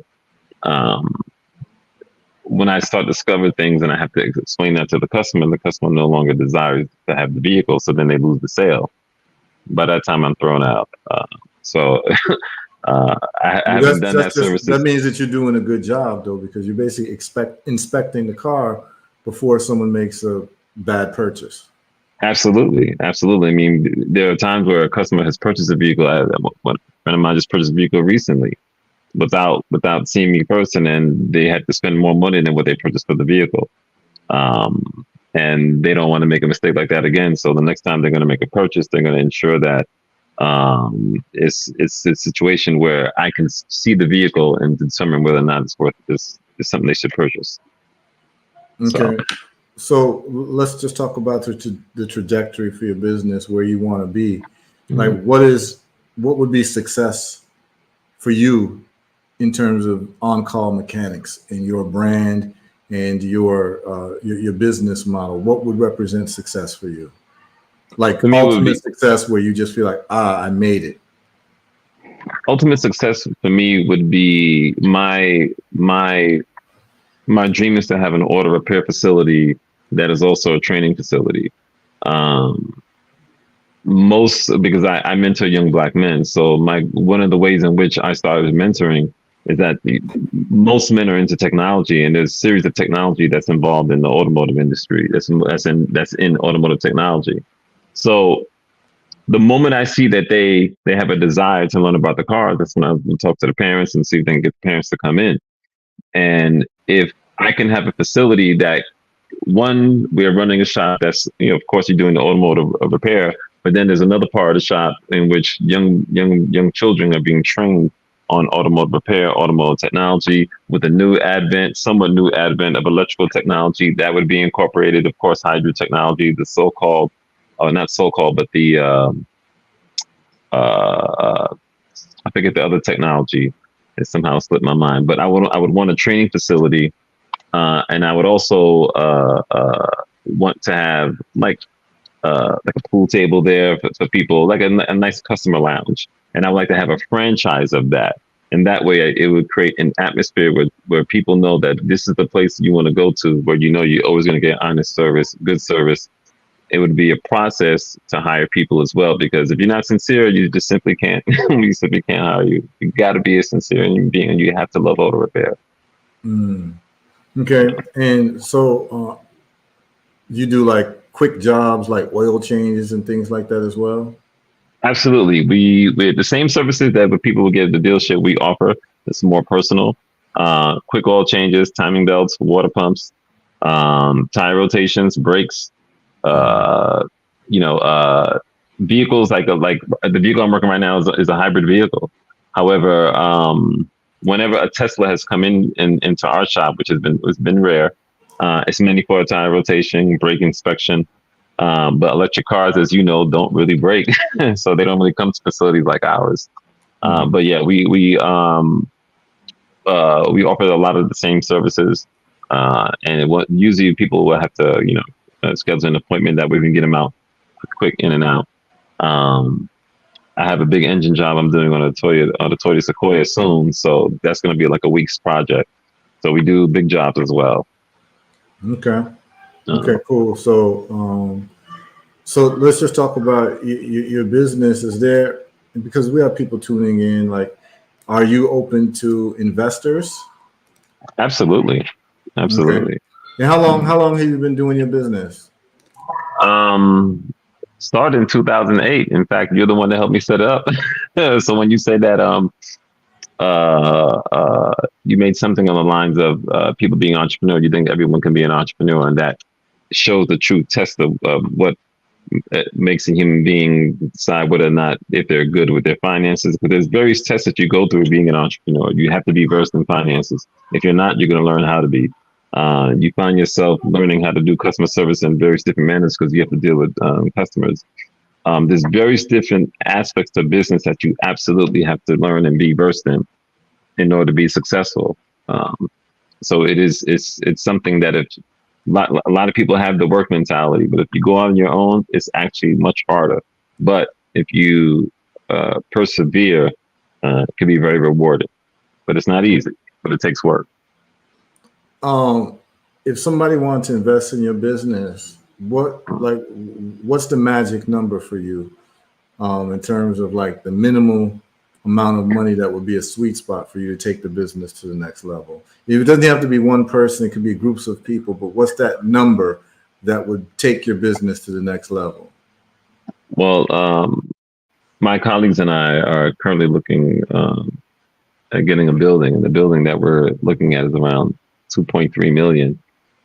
That's the buildings we're finding between 2.3 million and $4 million, excluding equipment, tools and equipment. So if you include tools and equipment, um, and of course, salary and things of that nature, like about a good 12 million, 10 to 12 million, if I'm being realistic. Okay, to take it to like the highest level, you need about, what do you say, $12 million? I would say 12 if I'm incorporating salary, tools, equipment. You're Um, talking about a very large operation. Absolutely, this is something that we're like a dealership level, because it would incorporate just regular basic, like a diagnostic, an auto repair facility, and aspects of the auto repair facility. We would have a body shop. We will have a shop that's dealing with all aspects of the auto repair business. So we have one that also deals with sound systems, one that deals specifically with electrical diagnostics. There's various aspects, transmission specialists. Um, we have one that specializes in rims. That way, anything that if someone wants automotive, we are a one hall automotive shop. So the goal is to get every aspect of the automotive industry in one facility, and also still have training aspects where children can come, and we would have individuals teaching about automotive technology, teaching about, and of course, aspects of not customer service, because I think customer service is a word used to describe how a human being should be civil towards another in a business environment. But there has to be some aspect of I'm not sure what's the name to call it, but I don't want just the training course to be strictly automotive. It has to be about how being good to other human beings, so to speak. Those aspects of lessons always have to be taught. So there'll be some mentoring involved as well. Okay. That's my dream. That's my dream. Okay. All right. That's cool. We have Baba Jason Bey just tapped in. But Baba Jason, what's up? Thankful, my brother, for the information you're sharing and the wonderful example that you're displaying for the people to learn and grow. We give thanks for you. I too can vouch for the growth that I've seen, and as we all say, the proof is in more than the pudding. Absolutely. Man, good things. Yeah, man. Good Peace, things, Baba Jah. Peace, Baba Jah. Blessings, my brother. Yeah, Give man. thanks. Absolutely. Yeah, man. You got any questions or anything you'd like to talk about?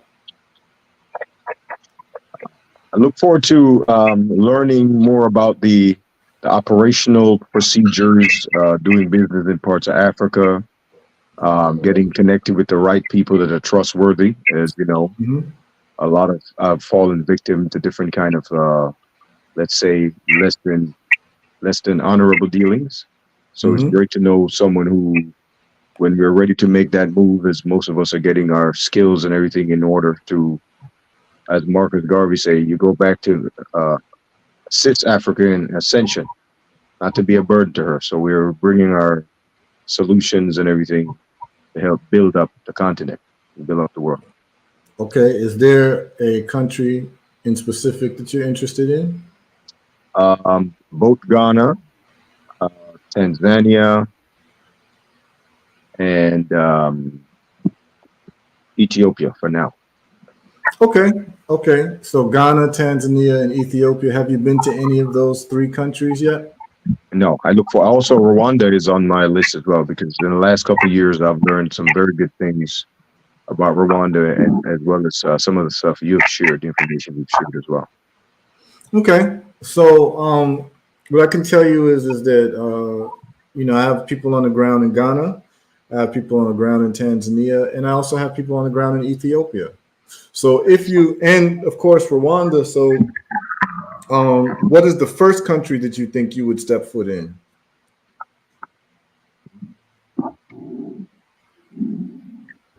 Probably Ghana Ghana. would be the first. Okay. I do know some people there, so I think maybe that would be a good. Yourself as well as Brother Keshan Meyer. Yes. That's the Habasha. He's a good friend of mine from 2008, 2009.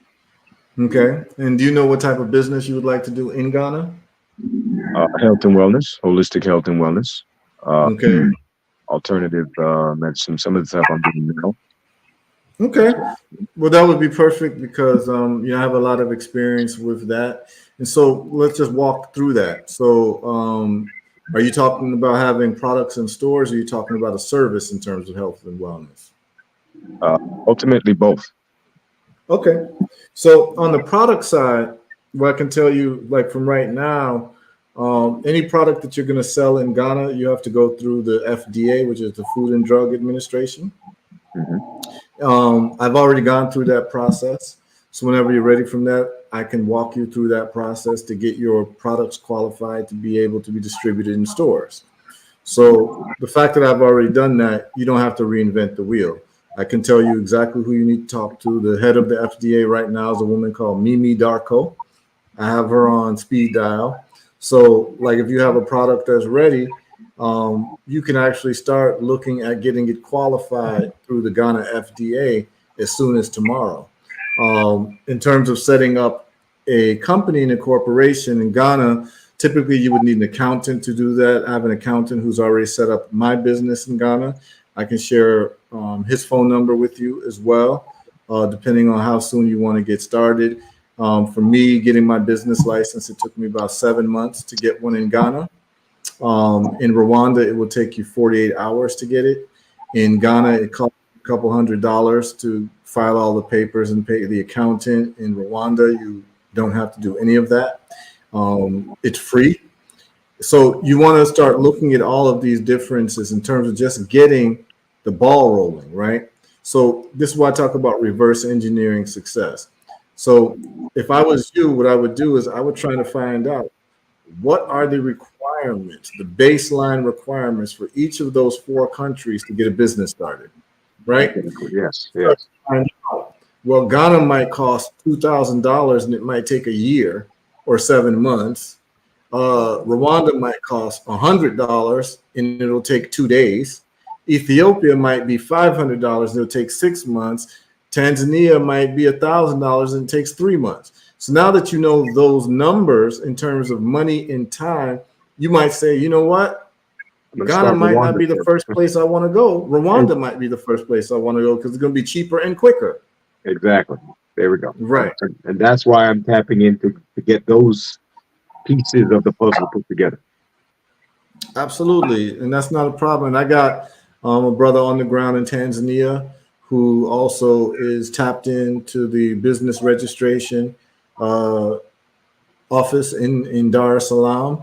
So when you're ready for that information, you can get that too. I can tap you in with that brother as well. And you can get the ball rolling, man. And then it's just about your product. What is the culture for natural products? Because some countries, in some cultures, they love natural products before they love pharmaceuticals, right? Because that's already baked into their culture. Whereas in some other countries, they might want pharmaceuticals before they want natural products. You look into all of that, and then you start making your decision as to how you want to do the rollout. It might be that you just go to one country first and you conquer that place, get some capital, and then start spreading out to different places.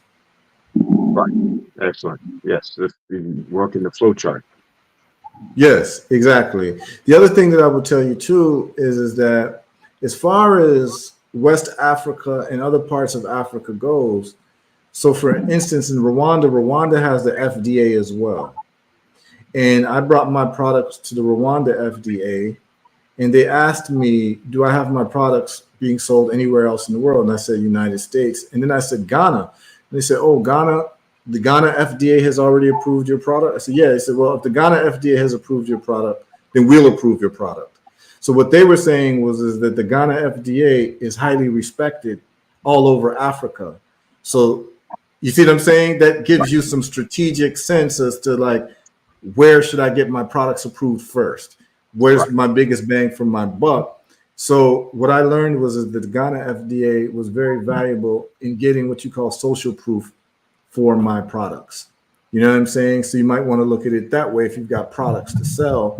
You might also want to look at who are your competitors and how are they selling your products? Are they doing it through distribution model? Do they just have it in one store? That's why it's good to visit these countries and just walk on the ground and see. And then also, I would say this too, is that if you're starting a product or a business in Africa, you need to live in that country where you start the product or business. It shouldn't be something that you're doing remotely. Right. You understand what I'm saying? Which then begs another question, like, what's the country you want to live in? I'll give you an example. If I'm not mistaken, it seemed like you're from the Caribbean. Yes, I grew up. Yeah. Okay. In Jamaica and different islands in the Caribbean. And all right. Yeah, several countries. Yeah, man. I seen you singing. Little cottage in the grill. You know what I mean? Oh yeah. Yeah, man. I seen you singing that, so I know the vibes, right? So here's the thing, right? if you're going to do business where you live, you want to make sure that the place that you go to is a place that you want to live. Correct. So, for instance, as a Caribbean person, you might prefer living in Dar es Salaam or Ghana because there's beaches. There's no beaches in Rwanda like that. Right. You Right. can go to Lake Kivu, there's a beach there, but it's not going to be the liberty that you like if that's important to you. Right. You got to see You what see your what I'm priorities. saying? Because What what your we're saying is priorities if you're going to do business, you're going to live there and you want to be comfortable where you live because you don't want to go to Africa and not be comfortable. Correct. You understand what I'm saying? Because the whole thing of going to Africa is to fulfill our dreams. That's right. Right? So you're not going to Africa to be uncomfortable. You get what I'm saying? No. Right. And to help others do the same. That's right. Exactly. Now, if cleanliness and law and order is important to you, Rwanda is the place. That's very much so. You see what I'm saying? So for me, I will give up the beach for cleanliness and law and order. Some people, they don't care. They just want the beach. Right. You understand what I'm saying? Right. And ultimately, hilarious. I see my vision involves multiple states, meaning Right. I envision what I have to give to the world needs to be in multiple places. So I don't have a problem with a place in Rwanda, one in Ghana, one in Ethiopia, and you rotate 3 months here, 3 months there, as need be, or Right. whatever. I have no issues with that either. I'm an open-minded. Right. You're very much like me. We don't respect, recognize any borders that was made by the Yeah. Berlin Conference. You know Listen, what I mean? the world is your playground. Learn to see it. Yeah. So here's what I would say. In terms of doing business in Africa, in the easiest places to do business, from what I've seen, is Rwanda and Mauritius. Right? Now, Mauritius is an island off of Africa in the south, in the Indian Ocean. You know what I mean? It's a bag of Indian, so it's pure Indian food. So if you like chana masala and all them type of vibes, you know what I mean? Yeah, man. You know what I'm saying? Bala Like Makni. mango lassi and all of that. Yeah, Like I- Mauritius is a good place to go. It's very developed, and there's no corruption there really, and it's easy to do business. And Rwanda is like number 2 according to the reports, but I've never been to Mauritius. You understand what I'm saying? But you want to travel the continent because, like me, you feel like the continent is your birthright. That's So it's it. like, you understand what I'm saying? You're not dealing with local politics. You know what I'm saying? You just want to be able to travel and do what you're going to do. So I would say that, like, if you for peace of mind, you're looking for cleanliness, you're looking for law and order, you're looking for governmental systems that work and are accountable and efficient, Rwanda is the best place.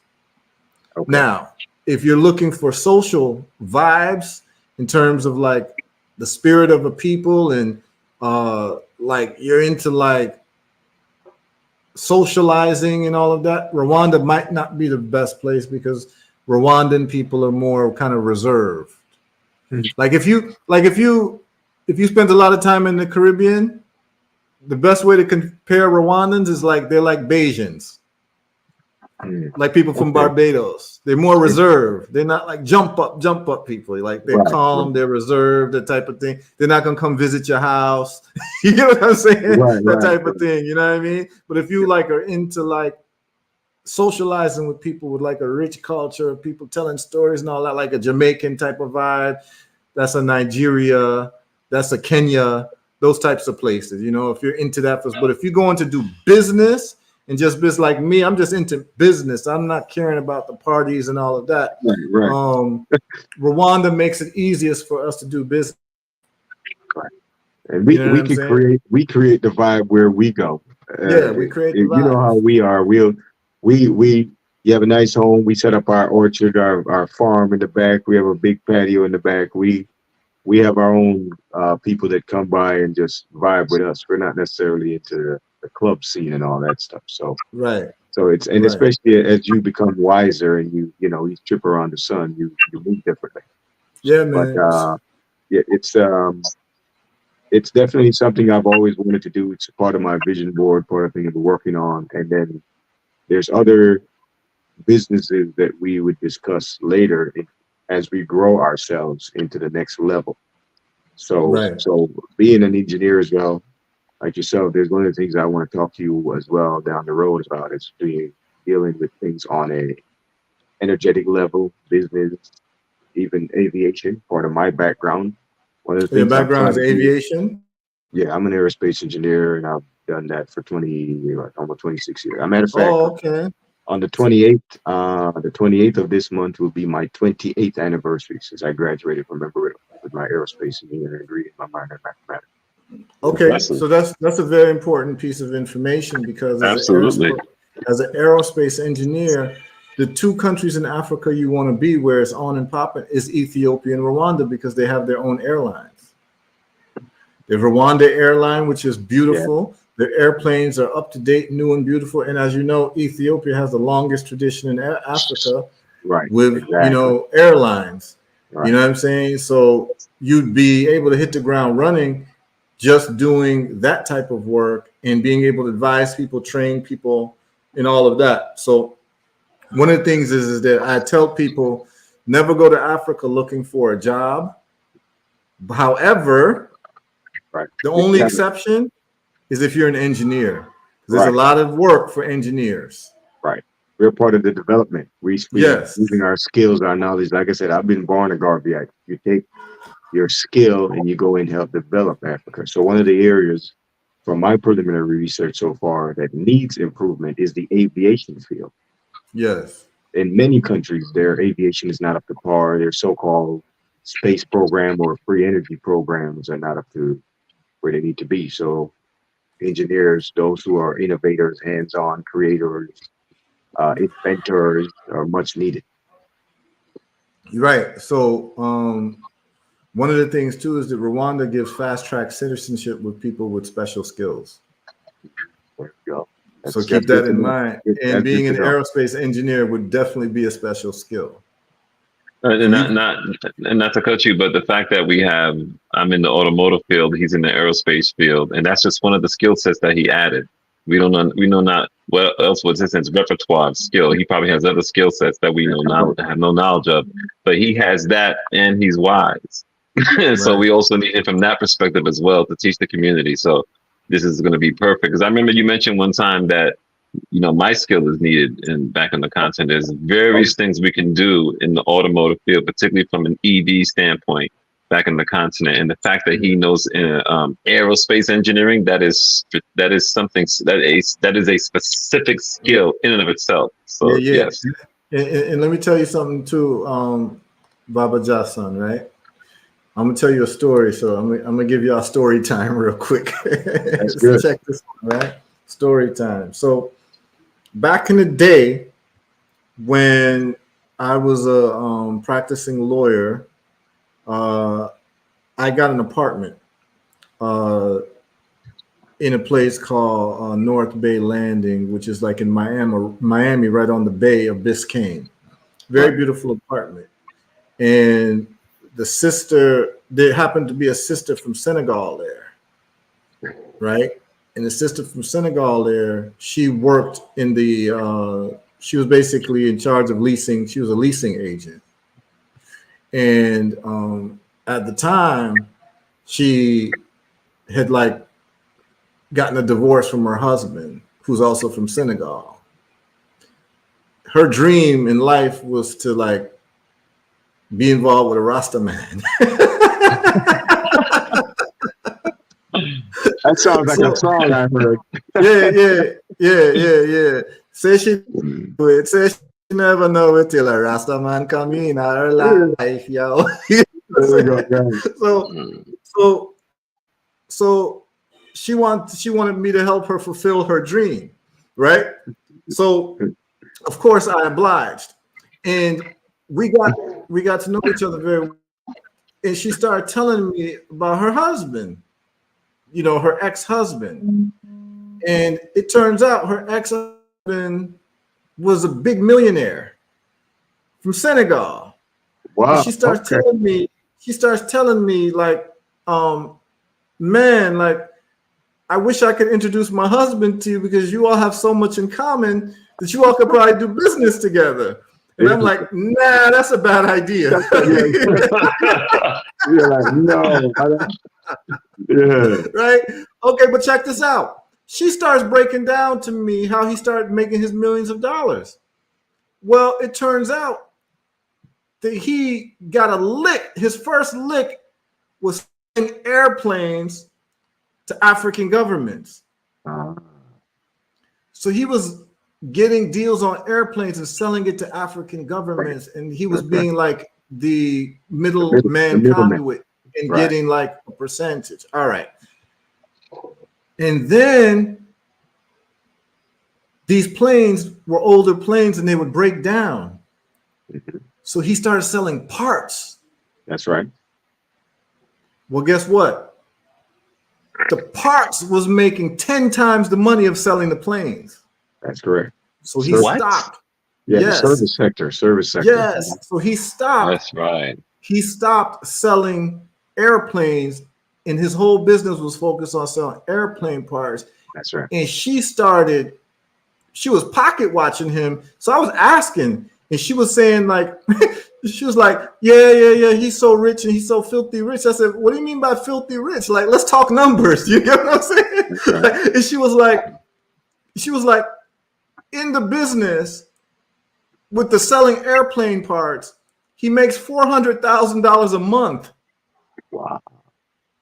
Nice change. That's some nice change. Yeah. Selling airplane parts. Of course. I can see it. I've dealt with some of the parts. I can see how they, yeah. I can even see from an automotive perspective. Yeah. So what I'm saying, but not that much. So what I'm saying to you, Josh-son, is that coming to Africa now as an aerospace engineer, there's a huge entrepreneurship opportunity. Facts. If you're able to locate airplane parts and supply it to the market. Yes. And I actually a good friend of mine from Emirates used to do just that. She was the head inventory and supplier for JetBlue out of New York. She did it for the entire airline of JetBlue. Man, you're sitting on a gold mine. Now, the other thing that I would bring up to you is, you see, the problem with parts is you got to wait for the manufacturers or whoever to make these parts. But there's a thing called 3D printing now. Yes, I'm familiar with that. Now, here's the thing. I know a brother who's an expert in 3D printers. Excellent. Wow. He actually makes his own 3D printers where he can make a 3D printer that can print 3D printers. There we go. Right? Excellent. So he has a scanner now that can scan anything in 3D, a 3D scanner, right, which now takes that file where you can print anything through a 3D printing. Right. CGF files. Yes. Dealt with those. So what I'm saying to you is that there's now a great opportunity for you to, and his name is Ken Eccles, good brethren of mine, for you to be able to connect with him. If you find out in the African market what is needed, right? Like if I took some time and tried to work on like connecting you with like airplane parts, I might even be able to reach out to homegirl from Senegal and see what they, because what happened is that if you could find out the parts that are needed and then have 3D printing that can actually manufacture these parts on the African continent. That's correct. You now have Josh-son's 3D printing for airplane parts. That's right. And it's over for you. It's over economically. You don't have any more. You don't have any more problems. That's right. Like economically, because you already understand airplane parts and you know what's needed and whatever. And quiet as kept. I know it's a big business. I was trying to buy an airplane a couple years ago in Atlanta, and the brother I was trying to buy an airplane from. He had parts all in a separate room. Right. You understand what I'm saying? And he was saying that, like, yeah, he had this airplane for sale, but like the parts was making him money. Yeah. But if we could 3D print these parts, because you know what the parts are, what they'll be used for, the shelf life of them. If we could start 3D printing it, and you can even take someone like Lowell, he's a mechanic. He understands parts. He just doesn't know planes, but it's all the same mechanical engineering. Absolutely. You understand what I'm saying? So it's like, if we could actually put our heads together and pick a spot in Africa, whether it be Ethiopia, Rwanda, and start 3D printing airplane parts, and we could invest in this type of thing, that's right. it's over for all of us. That's it. And I'll give you a quick story. One of the projects we did in Embry-Riddle in 1993 was funded by DARPA and NASA. And I was on that design team. We had a software called Verimetrics that we designed the 3D parts in on the screen. And then they used a 3D printer. Back then they didn't call it 3D printer. We called it resin creation. They had a system called stereolithography, where they had a resin that they put in a vat. They had the laser would trace, basically stimulate the resin as it was rising through the vat, and it would create a 3D part for you. So we printed our entire aircraft that we designed for our competition, I think it was a 1/60th scale model. And we had a scale model that we could put together like Lego blocks. So we designed it to snap together in pieces. Because that was part of the project. You had to submit a model, three-dimensional model of your design. Right. So we were already doing that in 1993 in Embry-Riddle. And that year we actually won. We beat MIT that year. We came in number one. Our team got the top spot. And so I've been using what they call 3D printing in real life since 1993. Wow. So 3D, I have a question because I have a friend of mine who sells tools, Snap-on tools, and one of his employees has a route that goes to the airplane. So every now and then we have conversation on airplane technology and what some of the tools that airplane technicians buy. But when he tells me how the conversations that the technicians have, like the parts that they use, they have to be torqued to certain specifications, just like on automotive, but with planes is a different level. But I did not know that planes would use parts that are 3D imaged.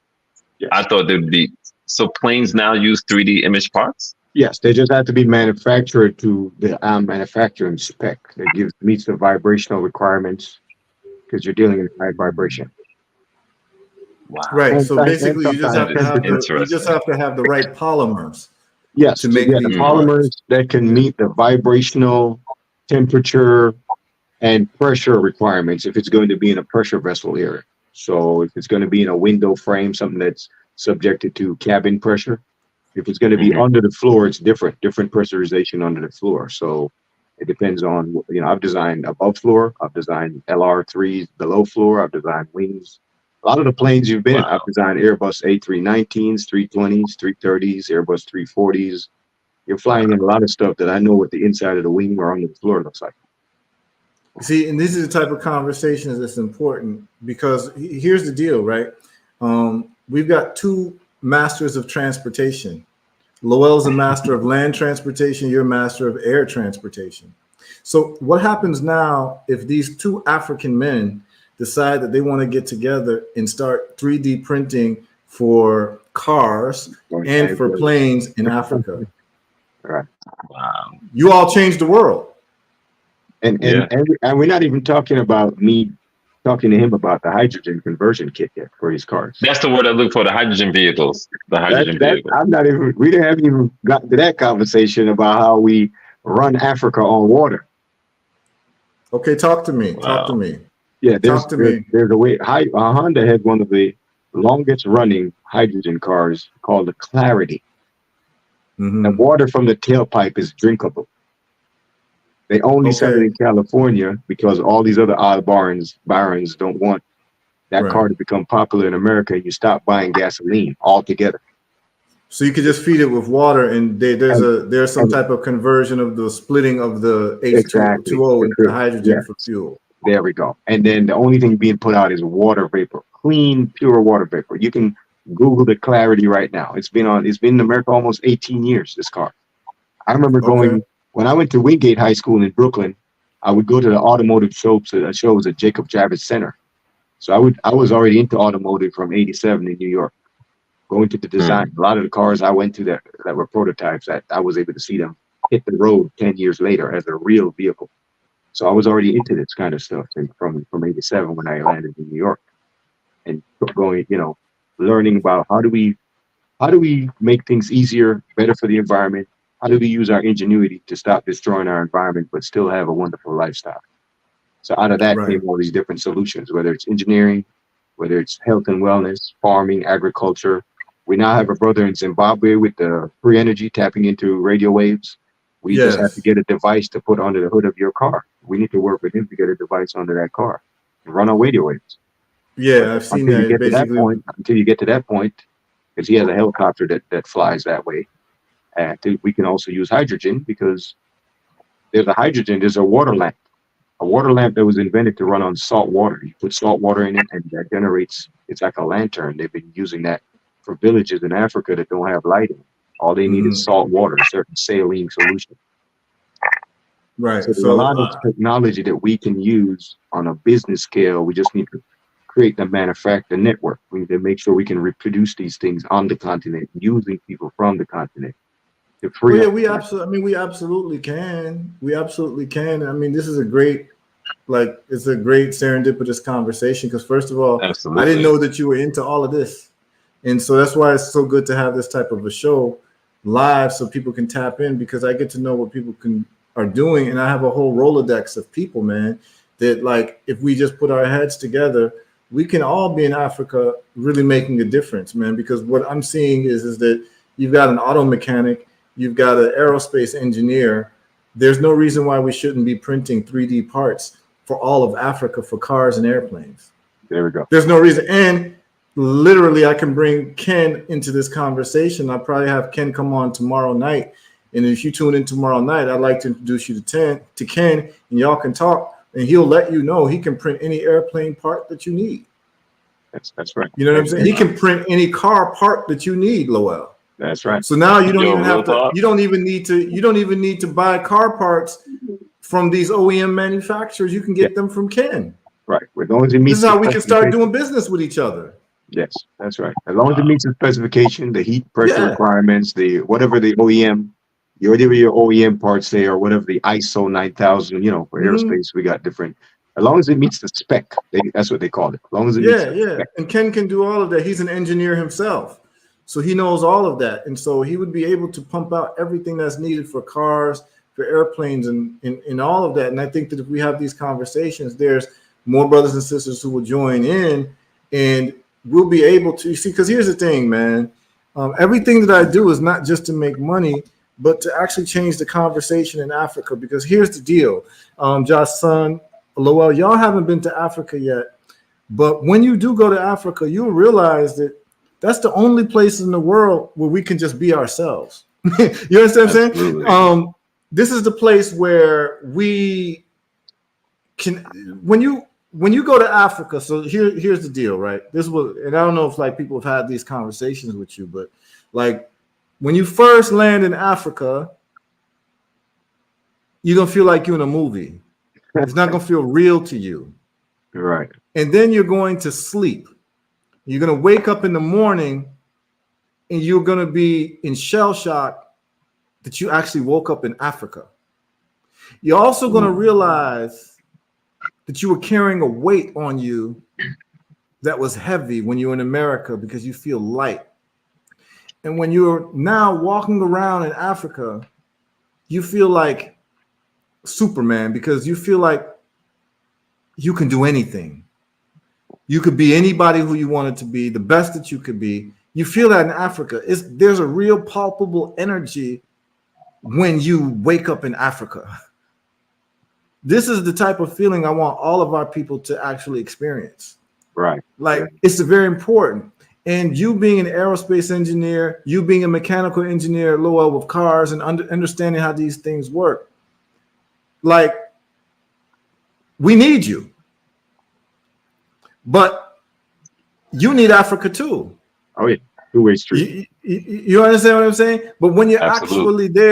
actually there, you feel there's this feeling, this electricity that goes into you that you've never felt before. There's a certain type of hopefulness. There's a certain type of inspiration that you feel every single day when you're in Africa. And opportunities for business just fall into your lap. And what you're going to start finding out is if we can just solve the manufacturing problem, That's right. you're not going to want to live anywhere else, yo. Absolutely. Absolutely. That's You absolute like time. really like you know That's you understand what I'm saying? straight Oh, no. facts, my You're not G. gonna want to live Straight anywhere facts. else, man. And Straight it's facts. different than when you live in the Caribbean, because when you're in the Caribbean, you know you're in the Caribbean, but you know you're on an island. It's different when you're on a continent. Continent. It's different when you're on the source. when All you're right, sitting on the source. not only just the sort, but how big it is. Yeah. Listen, man. Massive, you know. Listen, in Kenya, right? There's a road in Kenya, and the road says Ethiopia this way.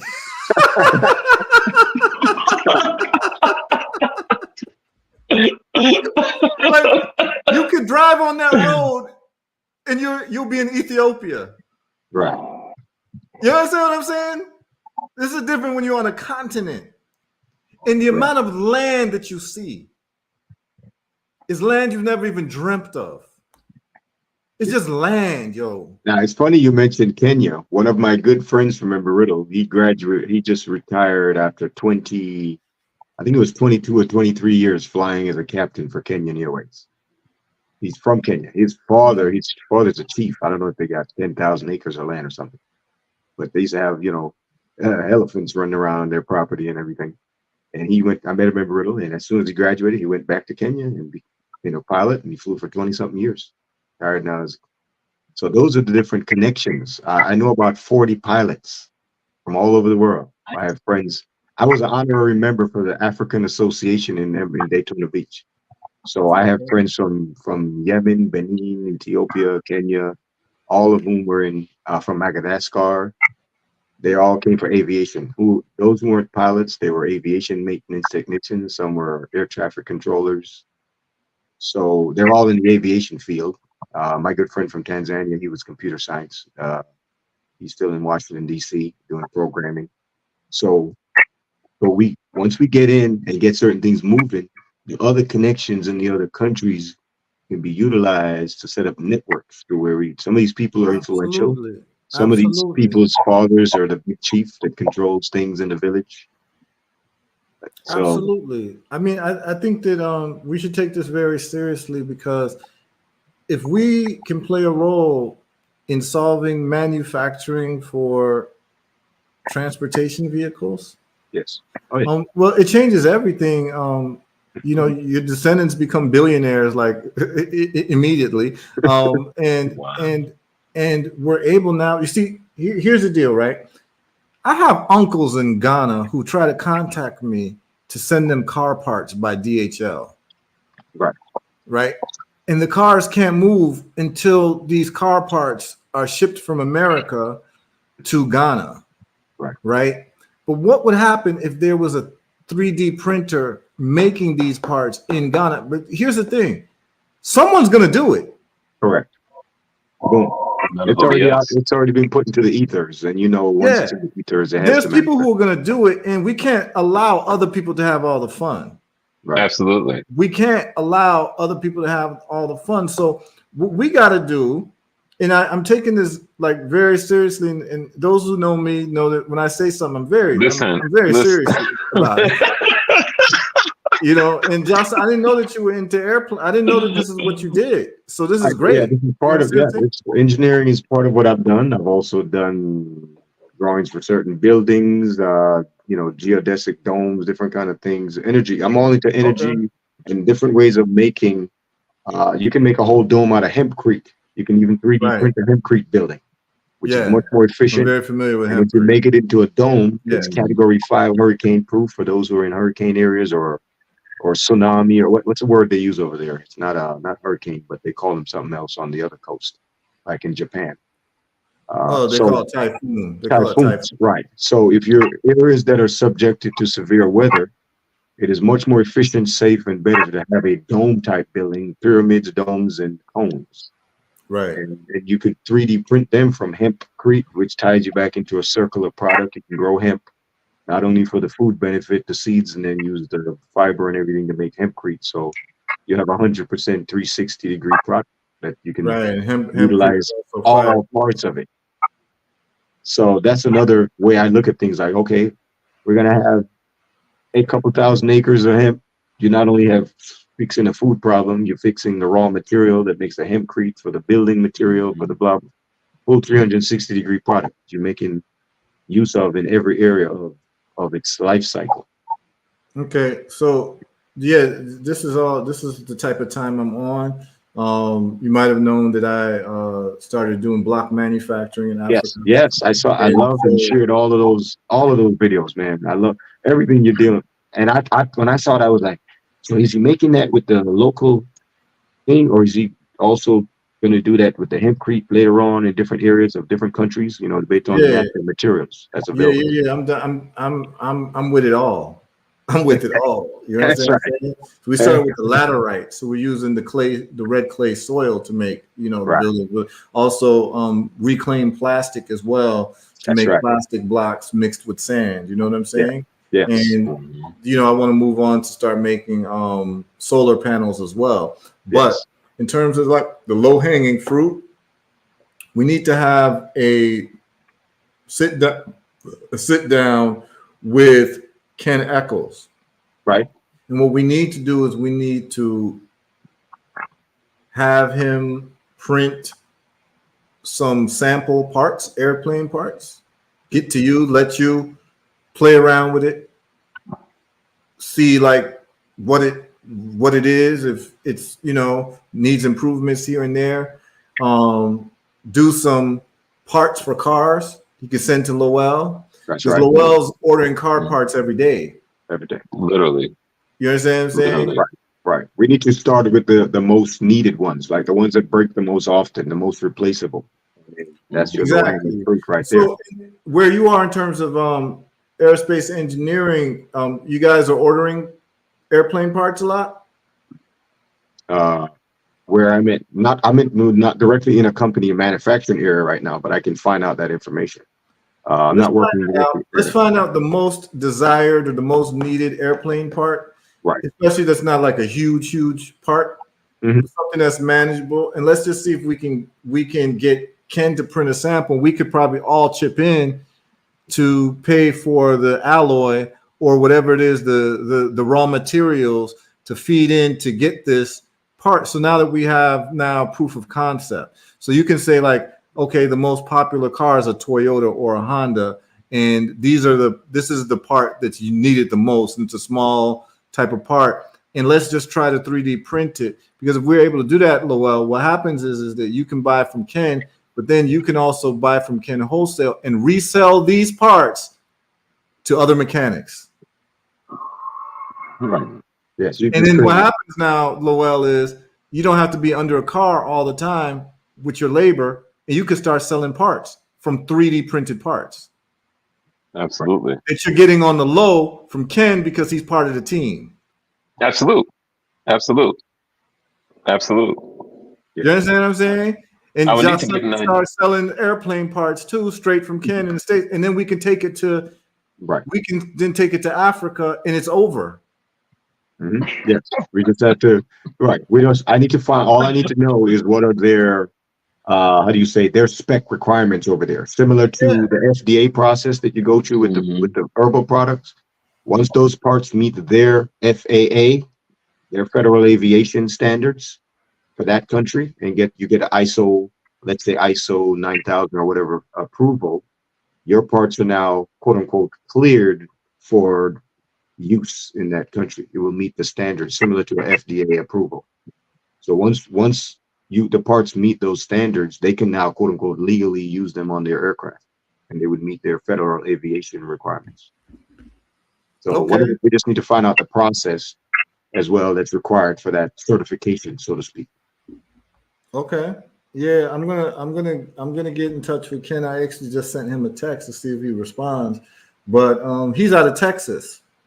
Okay. And he's a multi-genius, but one of the things he does is 3D printing. Excellent. And where in Texas is he? I'm not sure. That's fine. I'm not sure where he is in Texas. I have his address here, so I forget the city. It might be like Port Arthur, Texas, or something like that. Okay. but the guy is he's a he's like a genius, Yeah, I've and worked he has the twice in equipment. Texas. I was in Fort Worth, Does he does he deal with 2000. architecture? Yeah, I mean, he does with CAD. He deals with CAD drawings and all of that. Yeah, I did Or- that as well. Yeah, that's how I designed all my when I was in Fort Worth in 2000. That's actually when I went on consulting there with Lockheed Martin, and I designed several F-16 fuselage for them there. Forward. Oh, okay, I think he used to work for Lockheed Martin as well. Yeah, Fort Worth. And then the second time I went back to Texas, I was working for Grumman on the facility where they make the B-2 bomber, but I was working on the C-5 wing redesign. So I Okay. was designing wings for C. But yeah, we design on CAD system, AutoCAD, all different CAD system. But I also have done the manufacturing assembly line work where you do liaison work while they're assembling the actual aircraft from start to finish. Support You've the done line. that. Yeah. Oh yeah. Wow. It's an Yeah. Some absolute serious, it's an some absolute serious pleasure to experience. talk to you. It's Oh an my, absolute pleasure to yeah, talk to you. We need you. We Yeah, yes. need man. we need you badly. I worked for all the big companies. I worked for Boeing, Lockheed, Sikorsky, Pratt and Whitney. Uh, I've worked in West Palm for Sikorsky, Pratt and Whitney out in the swamp for Are you in helicopters. South Florida? Back home, I'm in Orlando right now. Oh man, you're about 3 hours But away from me. I was in West Palm when I worked for Sikorsky, Pratt and Whitney on Black Hawk and Seahawk helicopters out there in the swamp in their test facility. Okay, I'm in Back South then. Florida. Yeah, and uh, and then I've worked in Dallas, Fort Worth, Savannah, Gulfstream. I've designed 5 different Gulfstreams, business jets, all that stuff. So different. Charleston. I worked on the 787 program in Charleston, South Carolina for Boeing. Okay. So we a Okay. lot of different work, a lot of different Yeah, places. you're an OG in on various different levels, man. You OG, man. In the comic book world, OP is overpowered. You a Oh, OPO, you a OPOG. they call me the barefoot Absolutely, rocket scientist. You know, I could be swimming naked in the rivers in Westmoreland or putting up a satellite, whatever we decide to do. You know. Yeah, man, I love mm, it. I love it. And so this is like for the people watching and tuning in, man, like this is the quality of conversation that we have. Like, I don't think you're gonna go to many live streams and you're gonna have Yeah, like folks talking about aeronautic engineering and mechanical engineering and what we can do in absolutely, Africa to change the conversation. Because look, absolutely. until we build our own airplanes, our right. own cars, and our own everything, Everything, we're everything. we're not in a position to really compete. Right. And you know, Yeah, my whole life's mission is to make Africa and Africans competitive in a real way, That's like in facts. what it really means to be competitive as as a people. Like, you know what I mean? Like not being able to just give great speeches and Right. rile people up and talk about history and politics, but the rubber meets the road when you can manufacture everything that you need.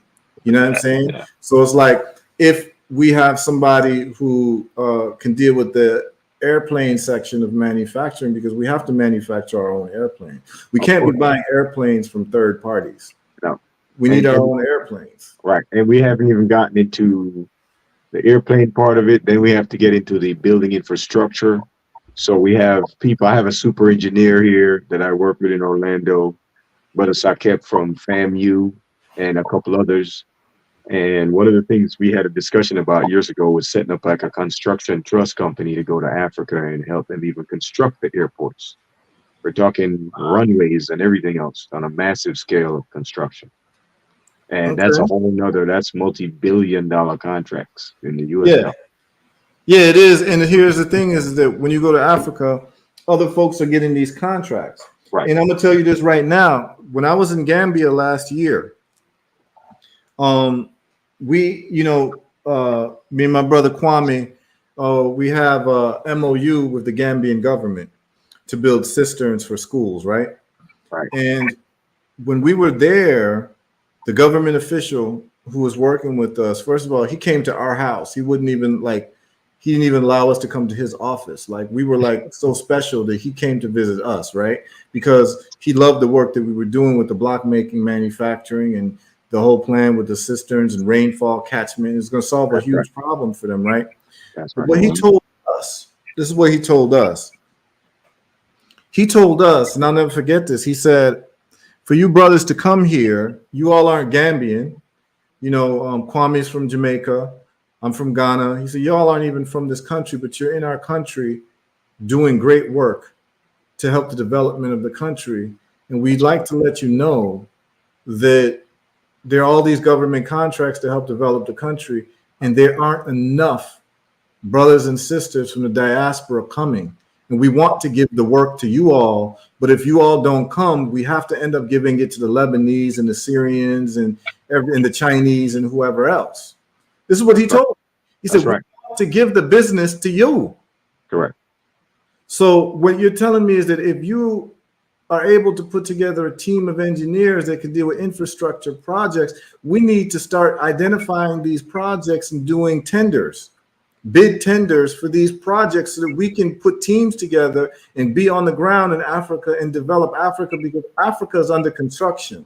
Anybody who's been to Africa in the last 10 years knows that there are construction projects all over the place.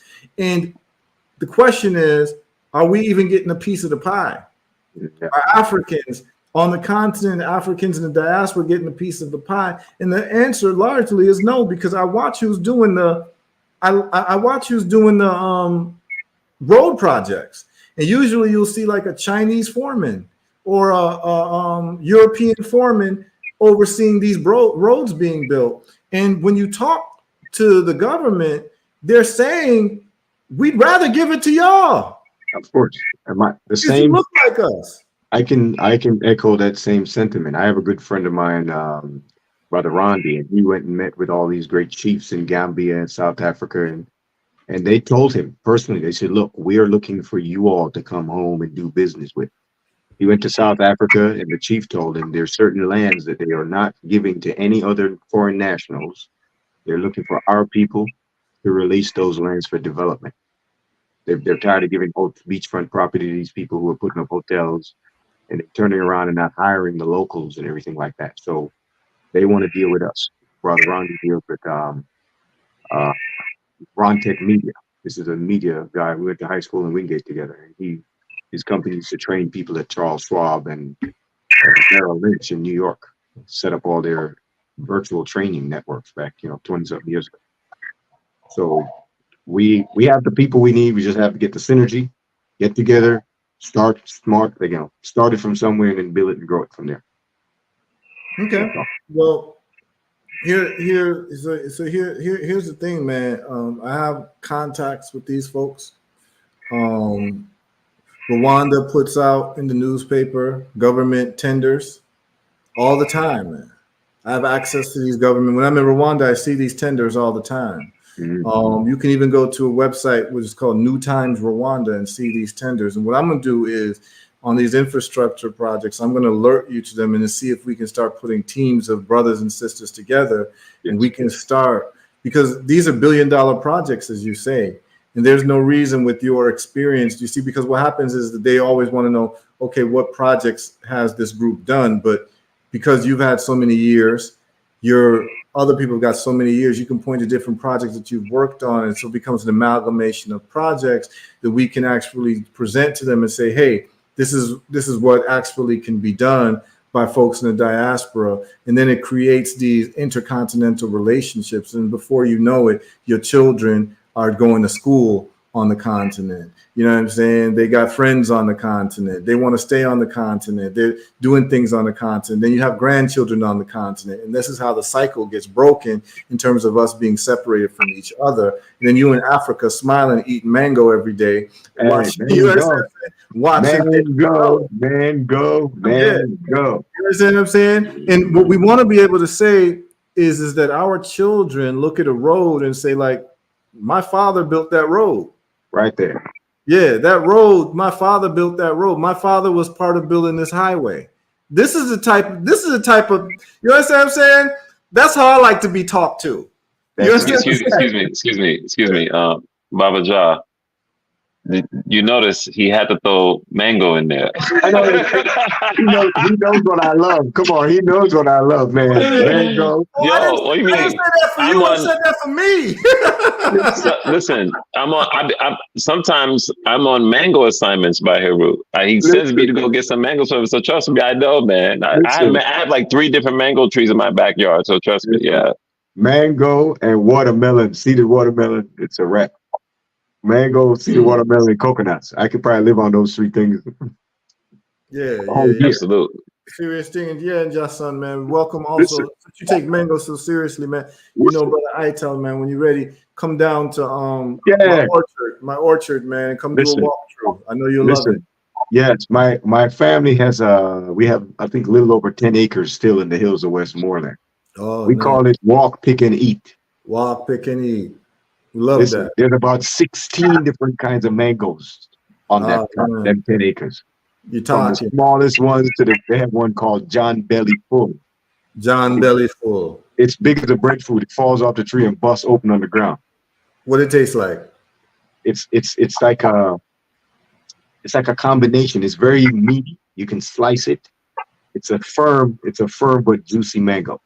See, that's But the they type get of so mango I defend. You know, I defend the it, big, large mango because we need some time to deal with it. You know what I mean? listen. We usually pick them when they just before they're ripe because we didn't want them to fall and bust open. So I Right. asked my grandmother one day, what they call this? They said some guy named John came from London, Scotland, someplace, and he couldn't finish the mango because his belly was full. So they call the Yeah, mango John Belly Full. John Belly full. Is One it day, when you cut it open? What color is it inside? it's an orange yellowish color. See, It's that's a what I'm yellow talking orange about. color. You And see, the when I cheeks are cut a huge. mango and it's orange inside, I can almost shed a tear, man. It's huge. It's as big as a breadfruit. It's as big as a cantaloupe. One mango, That's crazy, like a yo. big cantaloupe. Nice, man. And Nice. then you You have know the what? smaller rusty. We had a rusty one, the green gauge. We have so many nice. They just give them numbers: number 11, number 12, number Yeah, yeah, I 13. know They run number out of 11. names. Yeah, I You know know, number 11. East Indian. Uh, Yeah, we have Julie. of We have so course. many different mangoes there. Bombay. Bombay. Yeah, Yeah. man. I know how to Rusty. talk to Jamaicans There's about one mango. named Rusty. The one named Rusty. It looks brown and rusty. It looks like a Hass avocado on the outside, but it's bright orange and juicy on the inside. Okay. Okay. Call that Yeah, yeah, rusty yeah. mango. So what have to happen, man, is like you see the belly full one you're talking about. I have to get some cuttings from it, man, so I can graft it onto some of my trees because that's the Okay. type of mangoes I love. You know. Right. I'm gonna reach out to my family in Westmoreland. Yeah, man. There's the type of talk that I like to have. You know what I'm saying? So like, here's the thing, people. Like these type of lives is just we're just talking about life. It just happens that we're serious people, but we also know about like the meaning of life. And if you don't talk about mango, you don't really know the meaning of life. You know what I mean? Like those people who like. This is what I'm trying to tell you. Like, Y'all don't even understand how serious he is, yo. No, I'm yeah, serious. like, Listen, They have Mango, no idea how serious you are, Heru. Yo, you mad serious, man. he yeah, knows how man. serious. And I tell he's talking about brother I tell know exactly how serious we are about Mango. It's not Yeah, a joke. man. It's not a joke. Yeah. If you don't really into mangoes, like you don't really know the meaning of life, and I Yeah, can't really trust you too much. listen, So it's like listen. it's like let's just talk about reality, man. You understand what I'm saying? There's days when all I have was mango, like all day long. You don't understand? One mono meal. Just eat mango all day. Yeah. Yeah, man. But you see, mango, right, lets you know that there's a creator that loves you, you know. Because Eh, you didn't have to have a mango tree on this earth, you know. But there's a no, mango tree. listen, There's a listen, thing called mango, you know.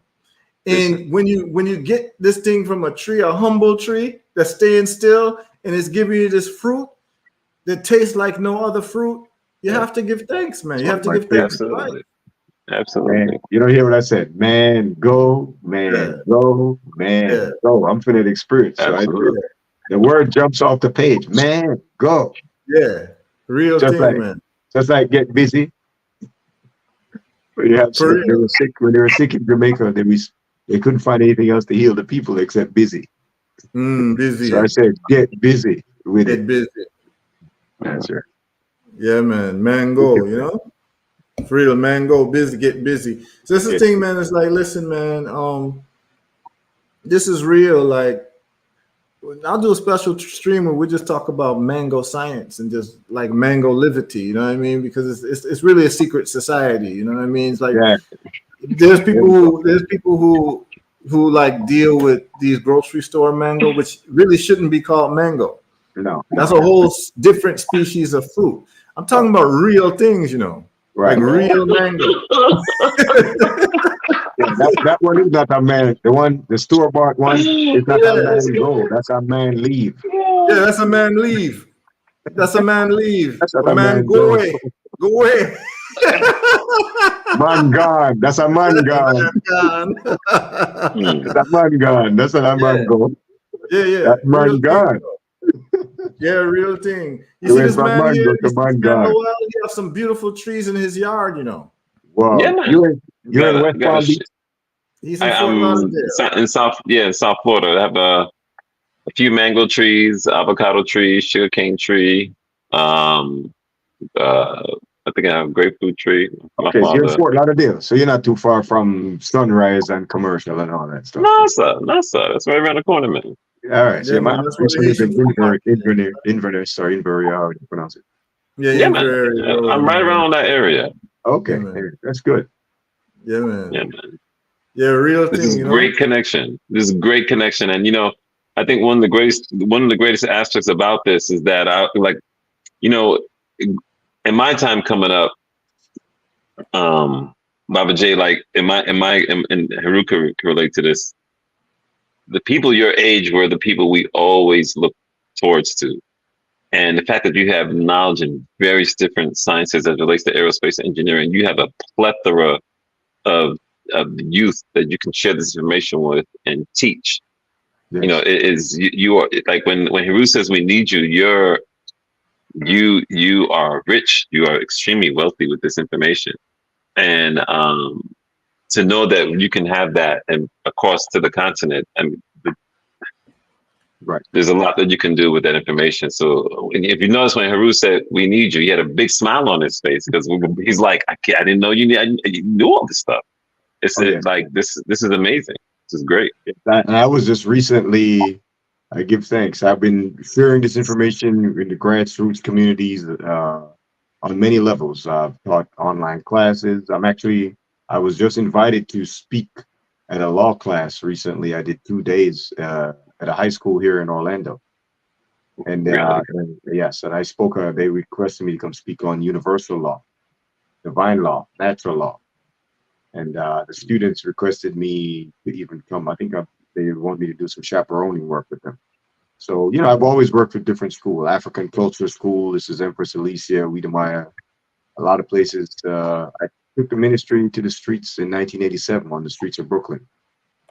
And I've been sharing ever since I'm then. from Brooklyn.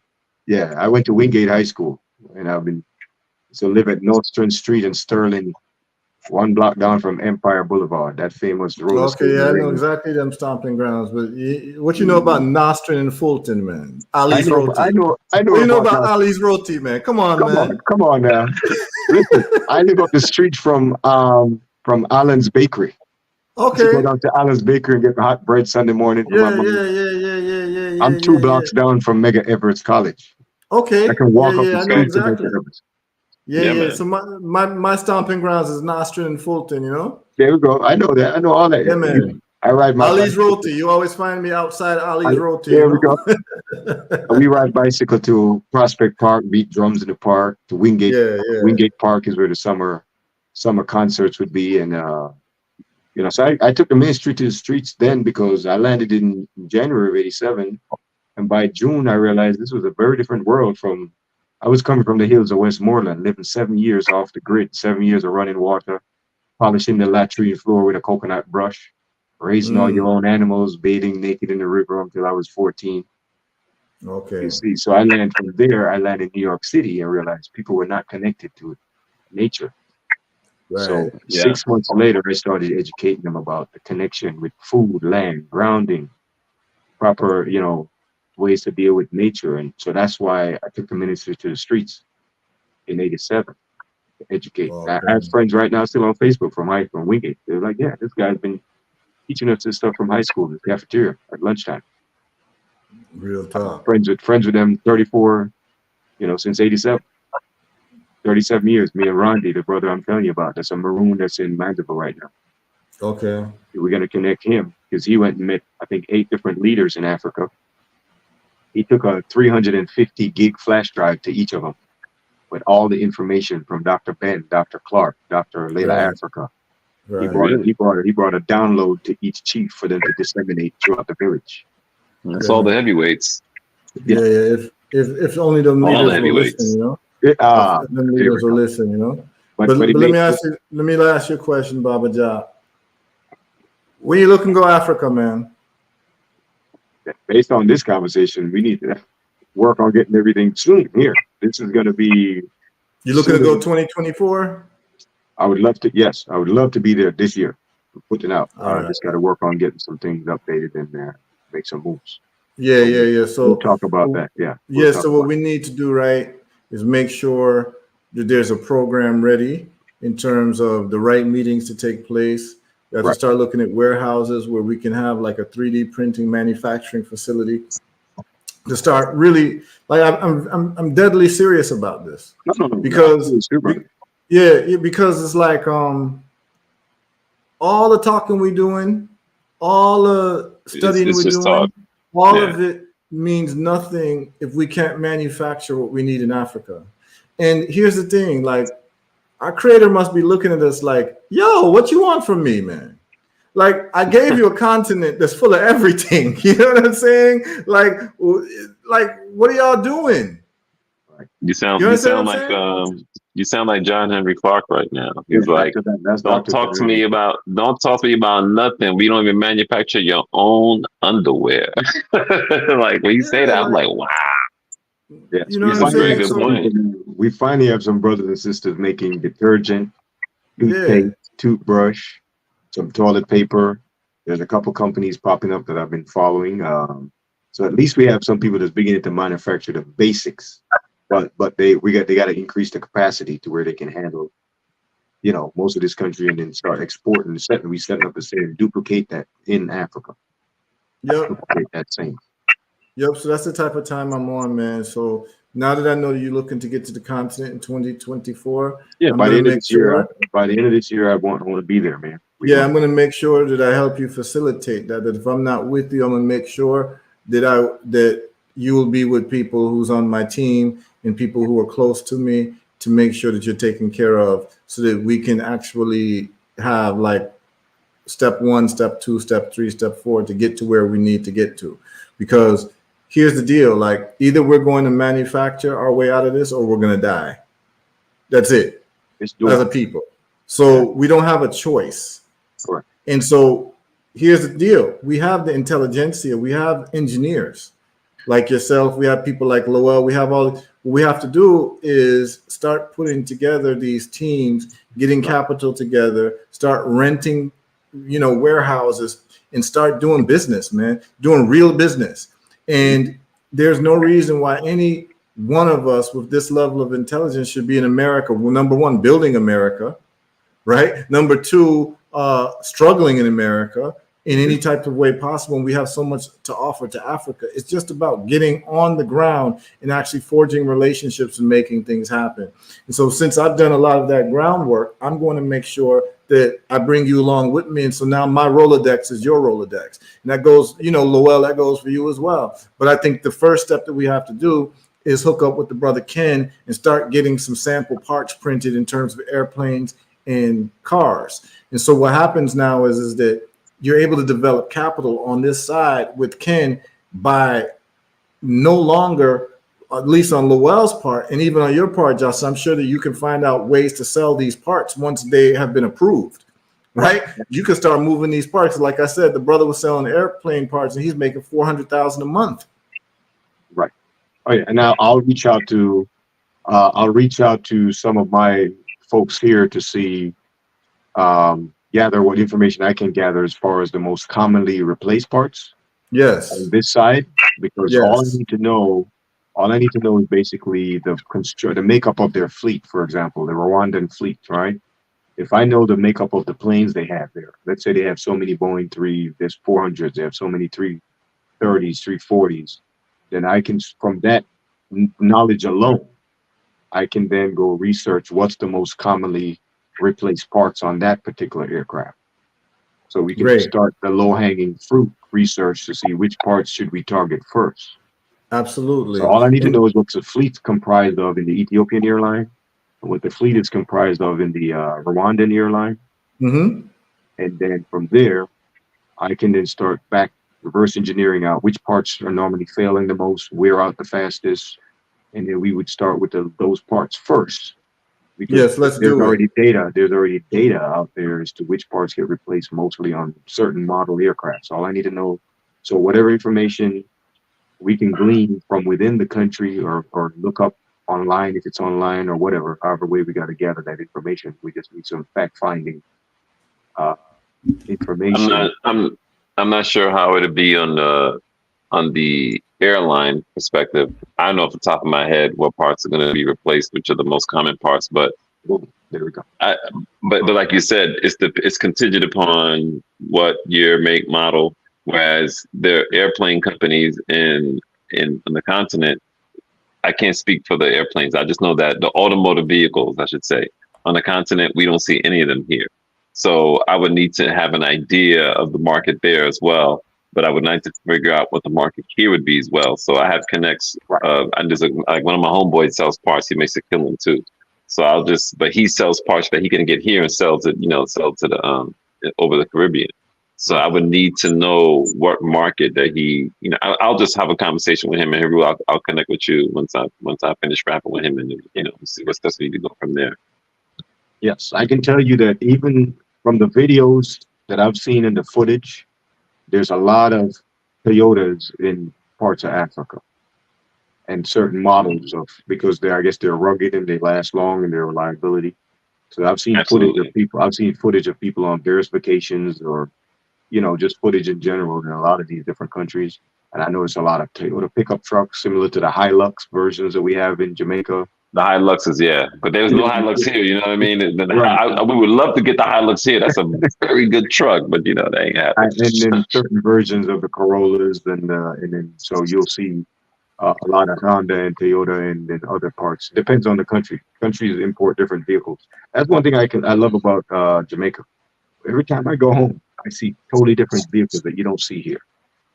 Yeah. The Peugeots, the Renaults, the Opels, the Vauxhalls, and all the different designs. And then even the BMWs out there, they have different models that come straight from Germany. Left hand, or what we call right hand drive. I'm in the BMW shop right now, actually. Yeah. So, no problem. That's all. All we need to know is what's the parts that wear out the most, regardless of the country, right? So we would start off with that. That's the ones you'd want to stockpile. That's your low hanging fruit. You're going to sell more of those. Correct. So that's all we need to know is which parts are being worn out and replaced the fastest. That's where we would start.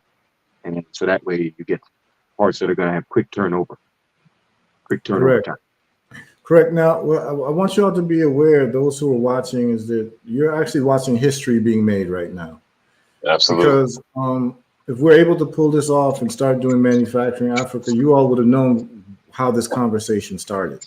And that's what these lives are about, is that we're about getting serious people who are about that life to start making connections with each other, because everyone's so loosely connected on Facebook. I'm Lowell's friend. Josh Son is my friend on Facebook, but Lowell and Josh Son never talked till today.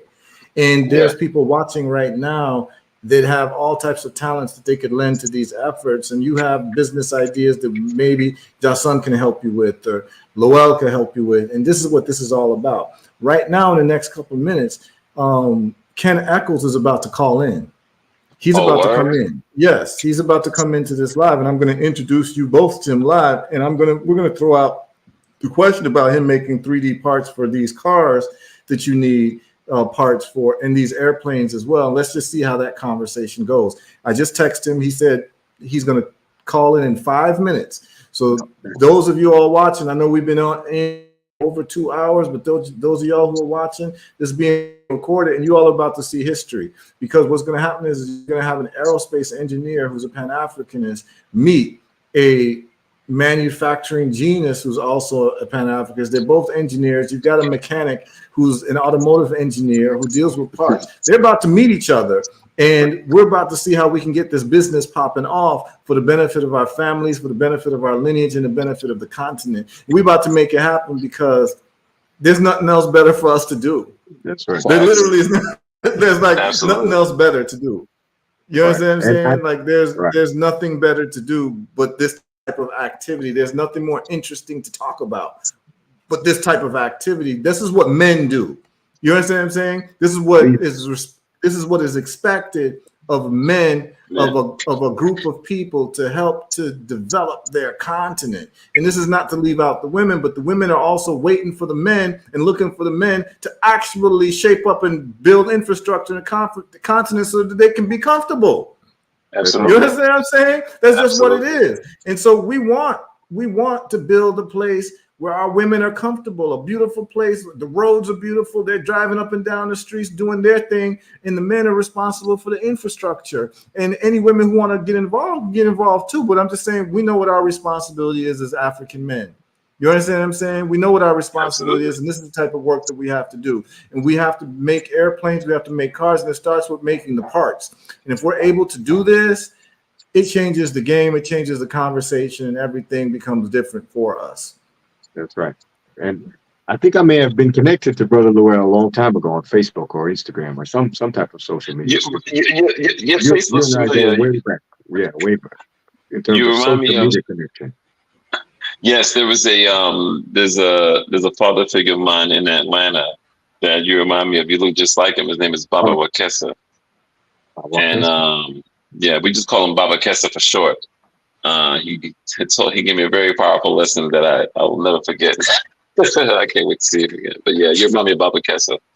Yeah, it's interesting. Yeah, we have connections in Atlanta because one of the first times I think I saw Baba Heru do his poetry was in Atlanta many years ago. I'm not even sure if he even remembers. He used to come to, I think it was a Malcolm X festival. Yes, I remember being there. In Atlanta, he did poetry, and I was working with Habasha, which is Keishon Myers and that organization at that time. I was in Atlanta doing work 2008, 2009, 2010, all of those different years when I worked at Lockheed up in Marietta on C-130. But most people knew me for health and wellness and energy work and little 5 points and teaching history. A lot of them didn't even know I designed C-130s, at that time. Really? Oh, wow. Yeah, Wow. I'm the how do you say, Clark Kent by day, and I'm Superman by night. Okay. Talk to things, man. Talk to things. I love that. And I'm glad you shared that information, man, because I didn't know that this is what you had like in terms of your wheelhouse, man. So we have to know that these things are available to us and these people are walking amongst us. And we have all these giants walking amongst us. And I believe in humility, but at the same time, there's a fire going on, and we need all the firemen available. You know what I'm saying? And we need all the people who can construct things available. And so it's like going to Africa now, knowing what you do, I always will keep my eyes and ears open for anything that's happening in the aerospace industry, man. But what I know for a fact is that if we can deal with the manufacturing of airplane parts and everything needed for airplanes and cars, we change the whole game, because in the next couple of years, the Lebanese and the Syrians, they're going to have 3D manufacturing in Africa. The Chinese, they're going to have it there because they're going to realize that, hey, this is going to move everything to a whole different level. And now we have Ken Eccles. We've got Ken Eccles, the heavyweight champion of the world, has just joined us. Engineer and inventor Ken Eccles. People are watching. We're on live, man. We're on Facebook. We're on Twitter. We're on YouTube. And I had to bring up your name, Ken, because people say I'm smart. But I say, nah, I'm not smart. Wait till you meet Ken Eccles. And we're on live right now with my brother Lowell, who is an automotive engineer, mechanic, and we have an aerospace engineer, Baba Jason Bey. Greetings. Peace, brother. How you doing? Peace, love, and life, family. I'm doing great. We heard wonderful things about your abilities and skills, and we look forward to hearing more and seeing how we're gonna be able to work together, and There's provide an more, echo There's there. as I there's an say, more echo. I don't know solution. where it's coming from. It may be my fault. Heru, hold on 1 second. Let me. Yeah, the echo came as soon as you brought him in. Okay. Yeah. Okay. I know what it is. It's because of the TV. 1 second. Okay. So let me just. Can you hear me, Ken? Oh, the echo's still there. I'm gonna, Yeah. mute and listen while I tag in my audio with my. Okay. You That's have fine. So you can hear me though, Ken. Just shake your head if you can hear me. Okay, so let me just lay down the groundwork, Ken. So I know that the work that you're doing with 3D, etc. So Ken's company, for those watching, is called 3D, etc. We've been talking about it for some time, and the brother just basically can 3D print anything, from car parts to airplane parts to prosthetic limbs and what have you. And that's his company. And Baba Jason is an aerospace engineer, and he worked for Lockheed Martin, has worked for Boeing, he's worked for, and I know you used to work for Lockheed too, I think, Ken. And so y'all have a lot in common. And then Lowell deals with car engineering and car repairs as a mechanic in South Florida. And, we're all focused on Africa, as you are, Ken. And the whole thing is that we want to solve that manufacturing problem. And I talked about the whole business of being able to provide airplane parts, because a place like Rwanda has its own airline, Ethiopia has its own airline. And if we could break into that market to provide those parts, it changes all of our lives. It changes the trajectory of Africa. And so I'm talking to Jason about that would be a viable business, because he's looking to move to Africa. And of course, what I did was say, Ken Eccles is an important piece of the puzzle, because Ken would be able to provide 3D printing of all these airplane parts, which then can be resold to these different airlines who would need it. And Jason knows all of the parts that are necessary for these airlines, because he actually builds airplanes, and he was part of the manufacturing production line for airplanes. So I want to make sure that we make this introduction, because time is of the essence, and we need to get to Africa, and we need to change the historical trajectory of our people, and at the same time make billions of dollars to secure our families and to actually be able to make the type of history that needs to be made amongst African people. So this is where you come in, Ken. So I just want to kind of lay the table as to what the conversation was, and then you can just introduce yourself and let Jason and Lowell know what you're capable of doing and what your background is. Okay, can you gentlemen hear me? Oh yes. Is there still an echo? No echo. No echo. Okay, perfect. So as Heru has stated, engineer.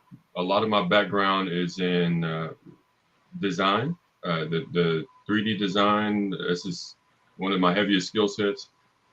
Additive manufacturing.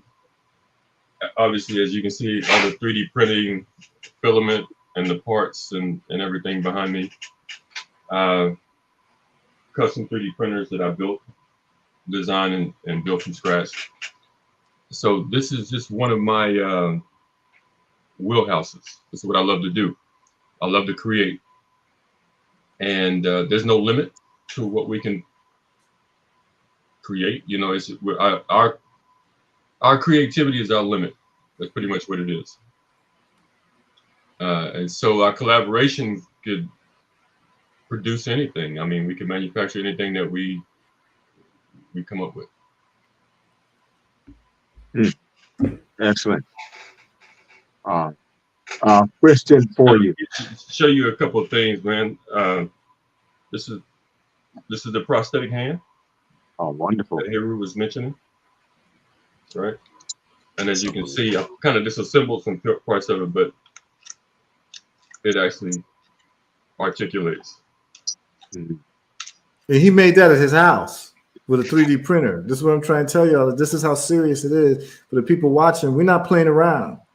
That's right. Like, it's about serious people doing serious things, So, but Jason, could you talk with Ken about venturing into being able to provide airplane parts and how you can play a role in that and what Ken can do? I'm thinking about getting some type of prototype together and what would be necessary to be able to give like samples so that we could be able to see how, we can fill in the gaps with providing airplane parts and car Yes. parts. You too, Mhm. Lowell, if you could chime in as well, because Absolute. then you'd be able to buy them directly from Ken, and then you can sell them to Absolute. all the other mechanics in your area. That's right. Absolute. One quick question I would ask Brother Ken. Have you ever manufactured any airplane parts that needed to meet certain specifications, certain specs, requirements? Not yet, but it was just simply because there was no need. Okay. I've done skilled pieces for drones, All right. right? So this, which is just a test bed for those type of things. Right. When I was with Lockheed, I worked in air weapons integration on Right. the F-16. So I did that for a few years. So I'm familiar with the ins and outs. We can do the stress test and analysis on the software. You know how it is. Right. So I've also worked at Lockheed Martin Fort Worth, That's here where in I Genuine, was Texas. before. I worked on the F-16 Block 60, F-16 UAV, and a bunch of forward fuselage design in the year 2000 to 2000, almost 2001, almost 2002. I think I was there for a year and We were there seven at the months. same time. Yeah, Fort Worth, Texas. That's why I wouldn't be surprised if I met you before. We worked the Green Mile, as they call it. So Right. they, as you know, in the airspace world, the parts have to meet certain quote unquote FAA regulation specs. So as long as is the 3D printer capable of making aluminum parts? Is that something We can. We can 3D print a metal. you can? Okay, You can or cannot. We can. you can. Good. As you know, you already familiar with a lot of the airplane parts because of weight, strength to weight ratio, maybe aluminum. Others may be, special combinations. So what we were discussing is going in looking for like low hanging fruit.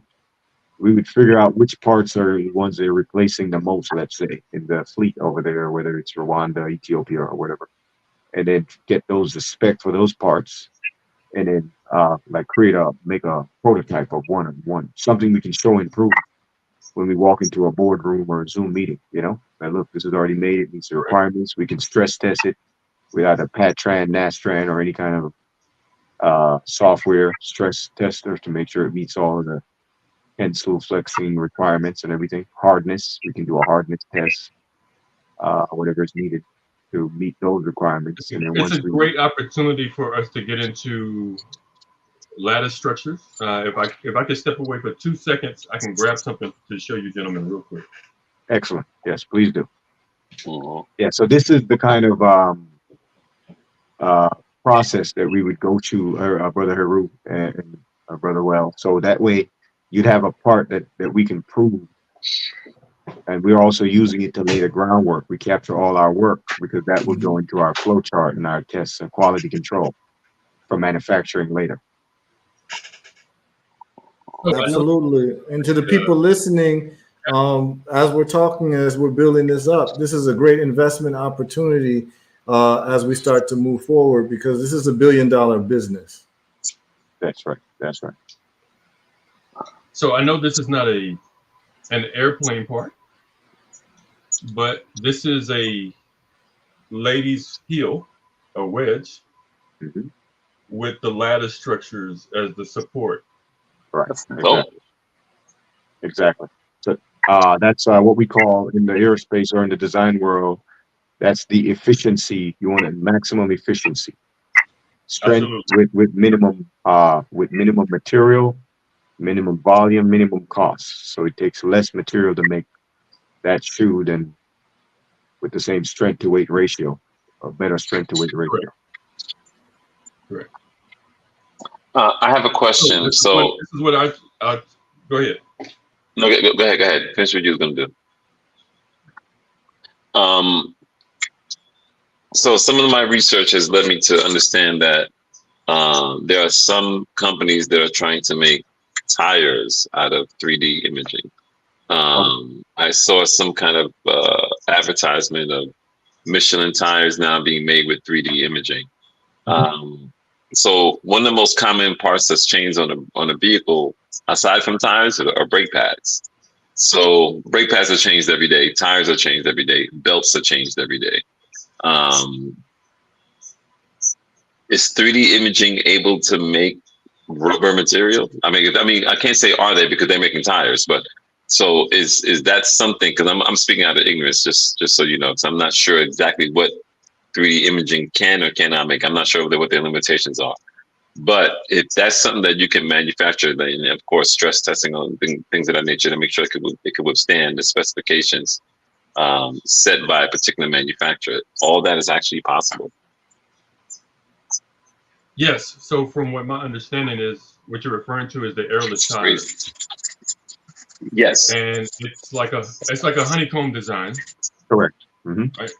And the biggest problem with airless tires is the way they wrap the rubber. It can't exceed a certain speed limit without it kind of disintegrating. Yeah, coming apart. Yeah. So that's actually a great area for us to experiment with 3D printing. There's no limits to the types of materials you can use. You have different polymers. You have different blends. We can do plastics and metal. We can do plastic and woods. We can do rubberized materials. We can do alloys. The sky's the limit. So in terms of your business, Lowell, what type of parts are you replacing the most, and your colleagues in terms of the mechanics in the Florida area? Tires are being done every day. Belts, brakes, batteries, belts and brakes, right? Yeah, so, lower control. So brakes, are they metal brakes? They have ceramic brakes and different types of brakes. You could 3D print brakes, or is that something that would be done more with like a CCE machine and things like that? Or what about the belts as well? What you talking about, the timing belts? So all types, because I mean most vehicles are using timing chains now, but there are a few vehicles like Acura and a couple of Toyotas that do timing belts still. But the components that are being changed every day, so like drive belts, serpentine belts, what they call AC belts, power steering belts. If 3D imaging can make those, I mean, of course, because I mean, you said you have a warehouse, so I'm assuming you have a facility that has various different type of engine machines that can engineer all these things. I've only seen videos of it on YouTube. But this would be something that's very, very exciting if you can manufacture those, and we can get, make the proper investments to make sure you have the equipment to manufacture that within the specifications needed to make such certain things. That would be amazing. You would be able to sell those belts? Absolutely. Yeah, as long as they meet the spec requirements, then the testing, as long as we can show proof of concept all the way to the final product certification or whatever. Meet the OEM, they have OEM specs. In aerospace, we got NASTRAN specs. We have different mil specs in aerospace, MIL specs. Meet the military standard, military engineering standard.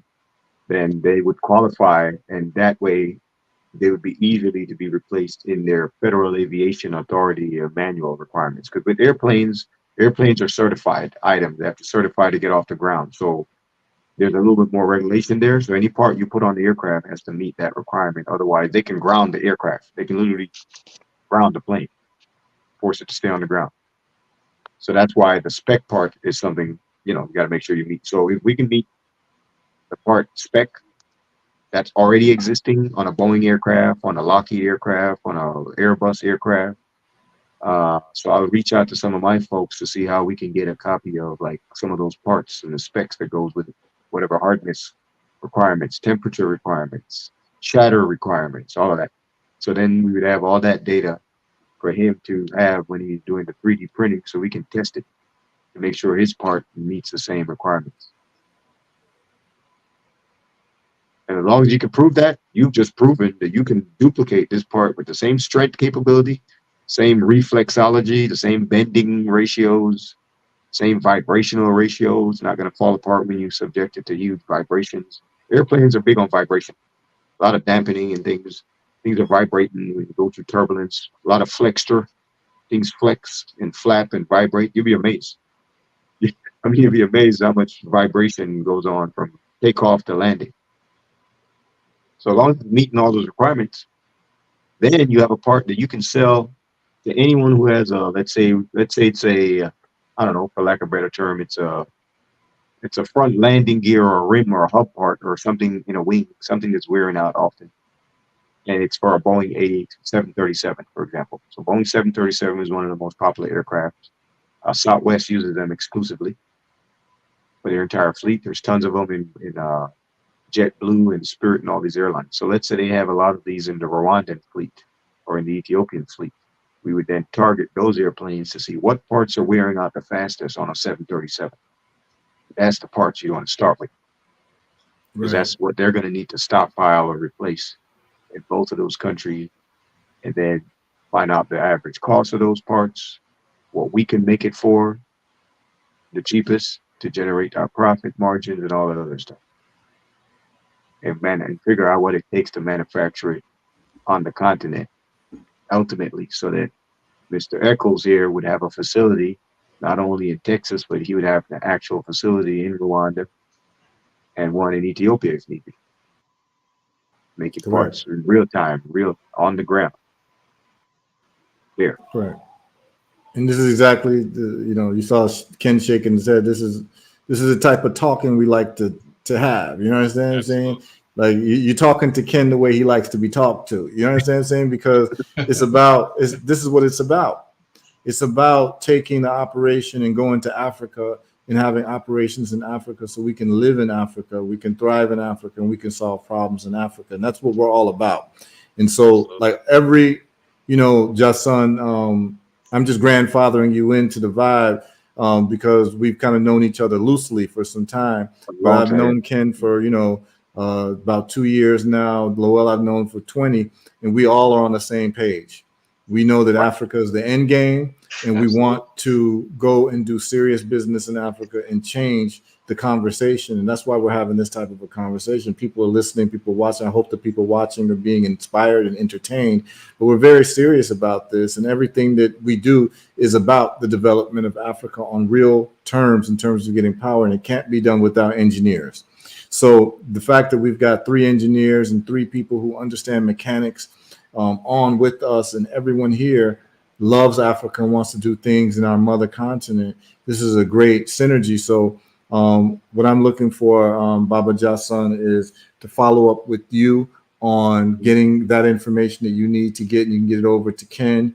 I'll make sure that you guys exchange information. Lowell, I think what you're looking for is you're looking for these belts. I think it seems like the belts would be the first thing that would be the hot cake item that you'd be able to sell. 3 in the Bs. What is it? 3 Bs and a T is what we need. Belts, brakes, battery, and tires. Those are the 4 main safety associated things. 4 main things associated with a vehicle that assists with safety. So in other words, the ones that would go the most: belts, brakes, batteries, tires. I'm not sure if I'd have to speak to Mr. Eccles about batteries. That's a whole different kind of science, but belts, brakes, tires. That's right. Fifth one would be windshield wipers. Say it again. Windshield wipers would be the 5th item. You'd be amazed. People can crash just by not having a good windshield wiper. I got caught one time in an afternoon thunder boomer and didn't realize my windshield wiper was worn out, and turned that thing on and couldn't see anything. It would have been better off if I didn't turn it off. Yeah. Mm-hmm. You can print windshield wipers easily, right, Ken? That's right.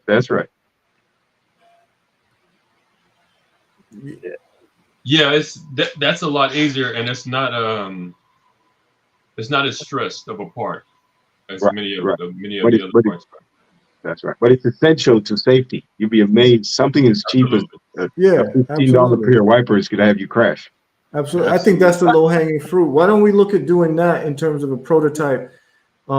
Maybe they can be done and find out what the costs are, and we can all chip in and put this prototype together so Ken can actually 3D print a windshield wiper, send it to Lowell. He can, make it to specs for different cars, send it to Lowell and see what's going on. But that's a huge industry just to make windshield wipers out of 3D printers. Oh, yes. From 3D printers. Yes. Yeah. Yeah. These are the kinds of ideas that run through my mind sometimes when, you're like, what?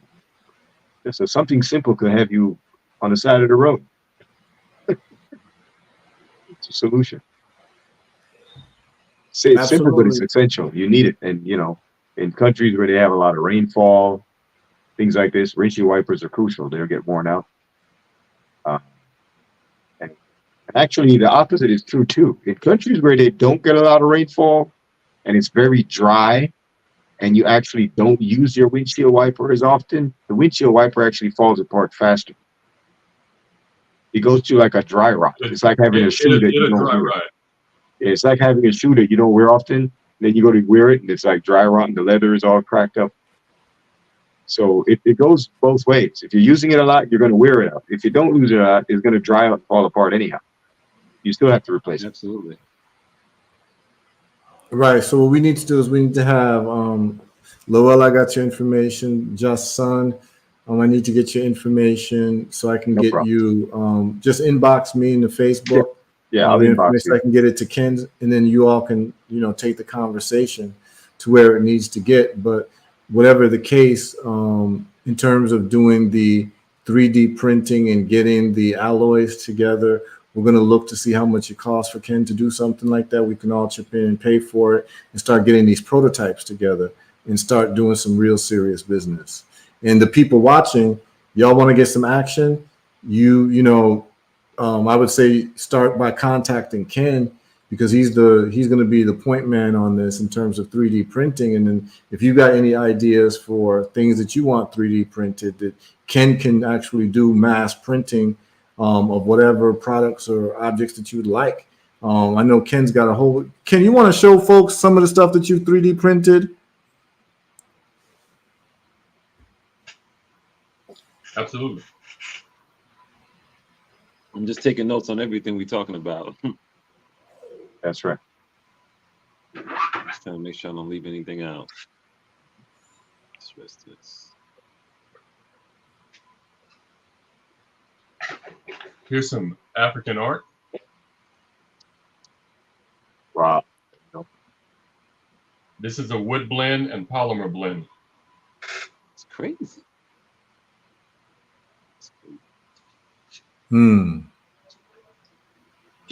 For any sci-fi fans, we have a stormtrooper helmet. Right. Actually wearable. It's just not finished. No details in it. As well as a Mandalorian helmet. Beautiful. Mm-hmm. That's right.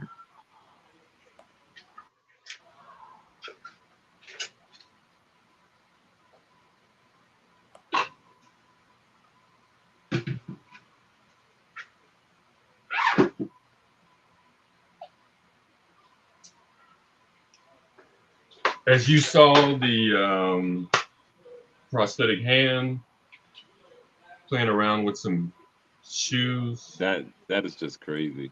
That's like high heels for women, some shoes, yeah. Yeah, like the wedge heels for him. Hold on one second, I'll show you some more. So wait, everything that's in that background you made? Yeah, he 3D prints. Yeah, that looks like an entire display there of all these different. Yeah, he 3D prints 3D printers too. Like he makes 3D printers. Right. He makes 3D printers as well? Yes, this is what I'm trying to tell you. So like you see, look at that.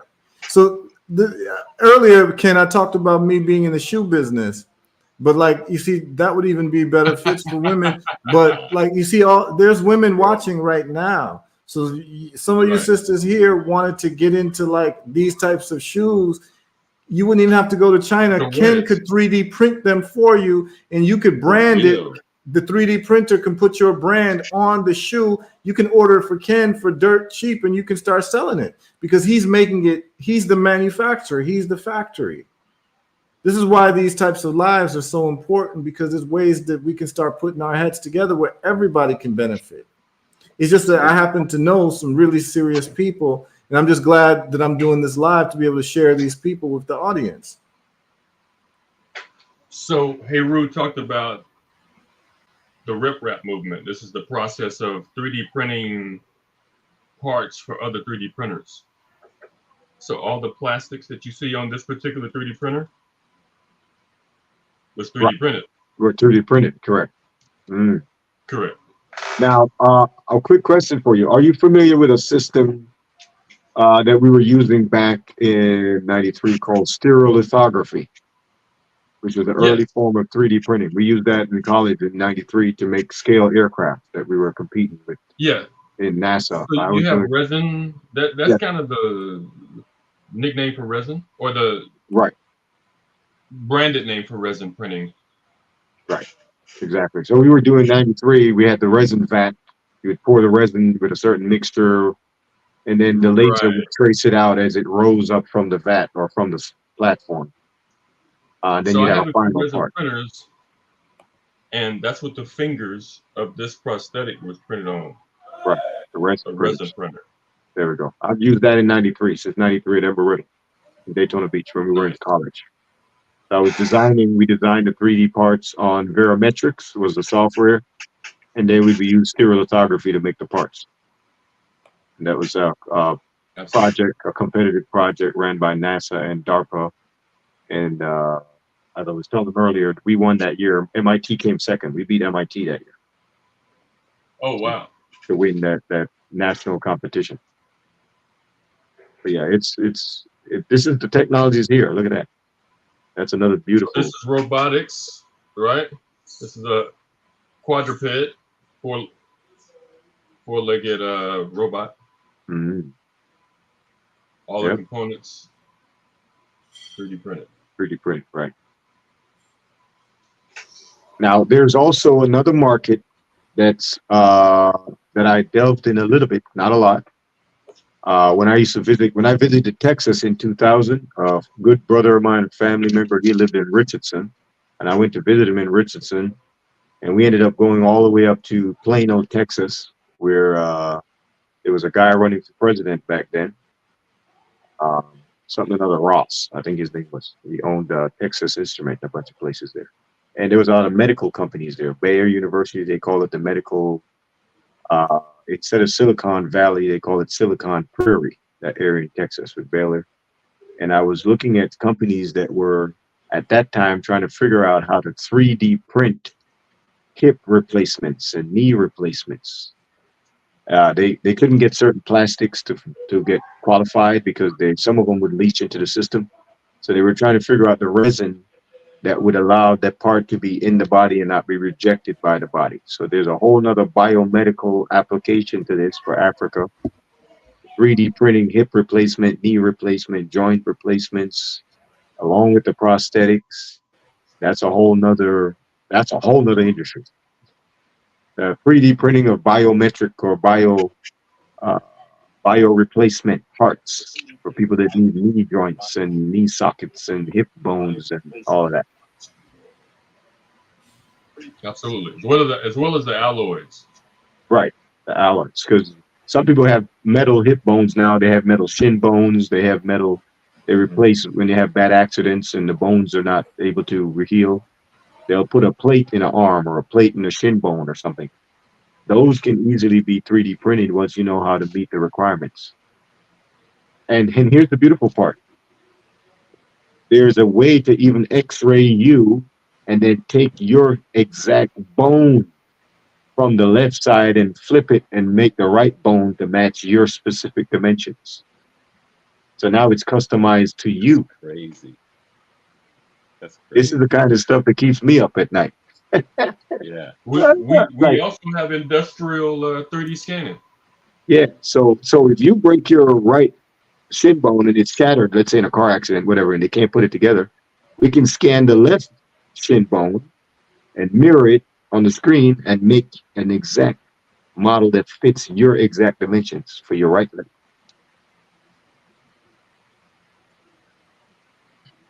So Can you 3D see the imaging you can see what now I'm make. saying here? I'm sorry. Uh, Baba Johnson, are you saying that 3D imaging can now make like mimic like human bones? Yes, I'm saying once you Yes. scan it, if you can X-ray the one you do have, the complete one that's not broken, he can then flip that image and then make a 3D print of the other leg or the other hip bone. Let's say you need a hip replacement.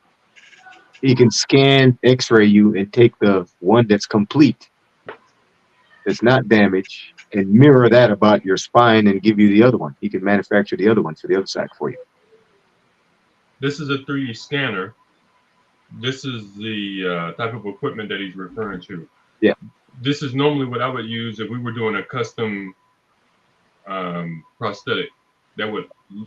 We could literally scan whatever part of the amputee is there and create a perfect fit around the amputee.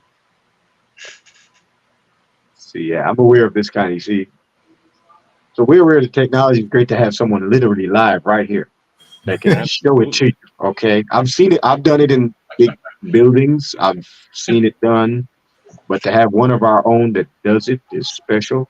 Like Brother Heru said, history is being made right now. If people don't realize this, they need to realize what they're. But I think Ken, please explain what that scanner can do in all fields and like what the implications are for that scanner, what the limitations were before that scanner. I'm trying to figure out what's the Wow. cost of Okay. that scanner. Okay. So on-call mechanics. Watch this, brother. Mhm. Now Um, the reason why I'm asking you that is because in my field scanners are like $4,000, $5,000, $10,000, and it scans the vehicle. Whereas this is scanning a body. this is the same technology. This is what that is. That's right. That's crazy. It's the exact same technology. You just use it. You use it differently. Right. You can use it, but you can use it for anything. We could 3D scan workspaces. Like, so think about it in the form of real estate. Let's just say someone in Rwanda is selling a home. We could 3D scan the environment and import it in a way where it becomes virtual reality.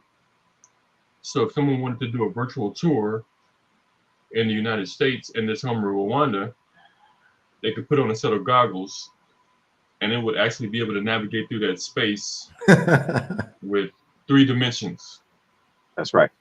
True to size. True. Exactly. So, True to so size. 1 to 1. this is how we apply like the metaverse type mechanics for something like viable.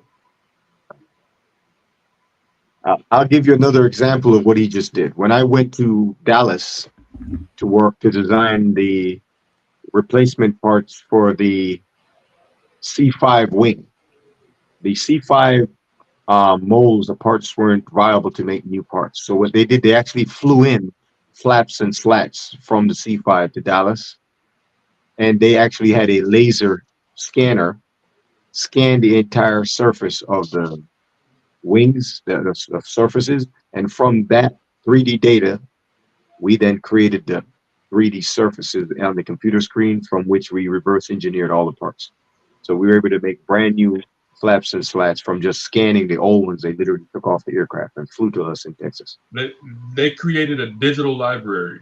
Yes, and then we had surfaces that we Every checked. part is scanned. You do that. That's right.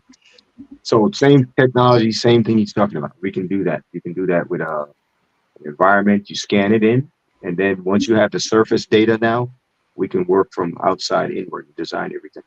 I've done that before with C-130 flaps, slats actually, and the C5 flaps in Dallas, Texas. That was bought aircraft. Imagine that application on automobiles Yes. for retro mods or restorations, Yes. or even just simple maintenance. So this technology has been out. It's been around a long time. It's now just becoming more, how you say, commercial.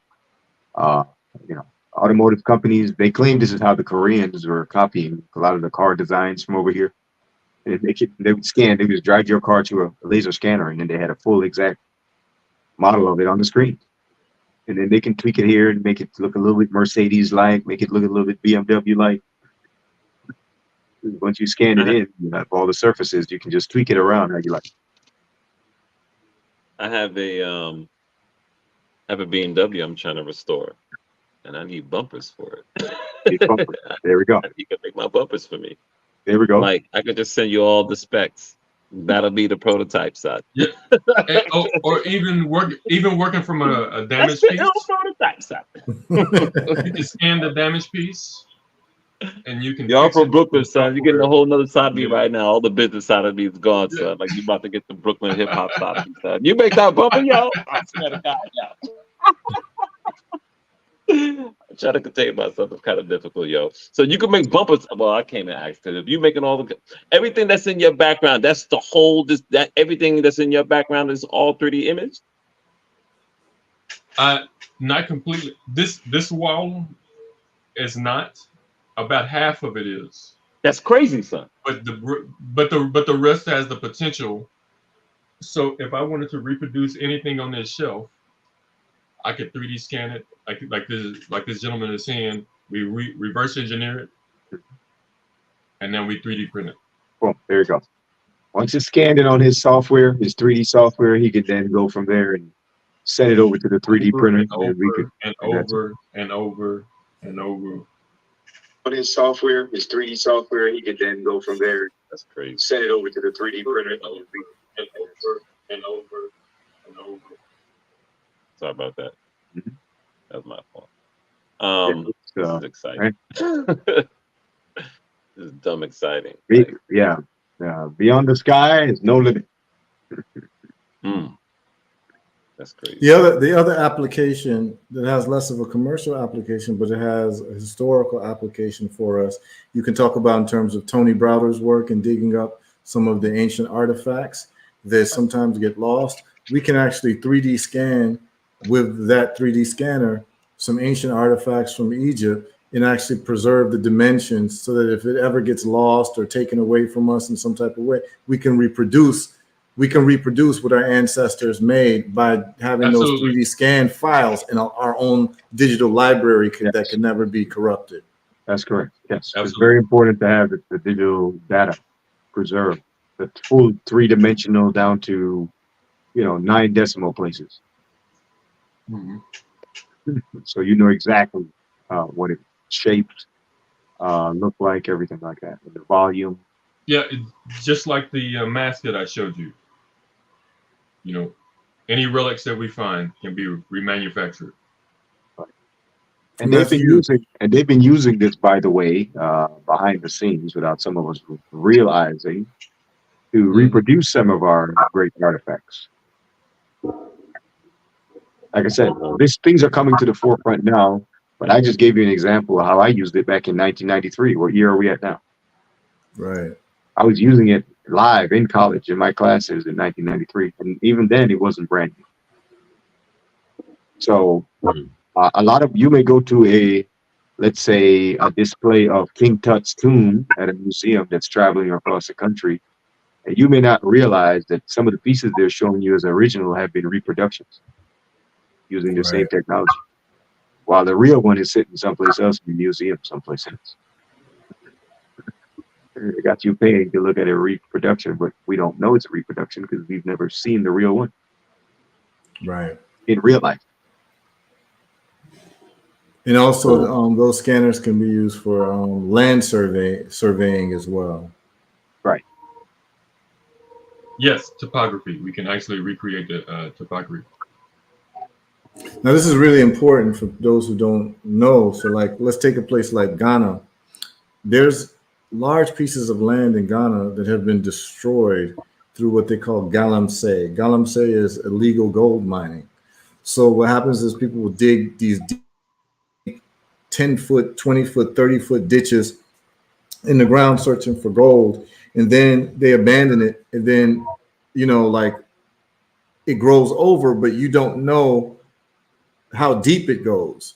So you could be walking in a piece of land in Ghana and literally fall 30 feet down because you don't know that people have dug gold, tried to dig for gold, and that land has never been ever like actually reconstructed back to what it used to be. But now when you have this 3D scanner, you can actually attach it to a drone in the sky if you're going to buy a piece of land and have it do a topographical survey, and you will know exactly where the holes are in the land. Right. Now, here's the next thing. I worked for this company called Aerospace in about 7 years ago in Brooksville, Florida. Now, one of the systems they have is called a LiDAR system. Right. And Yeah.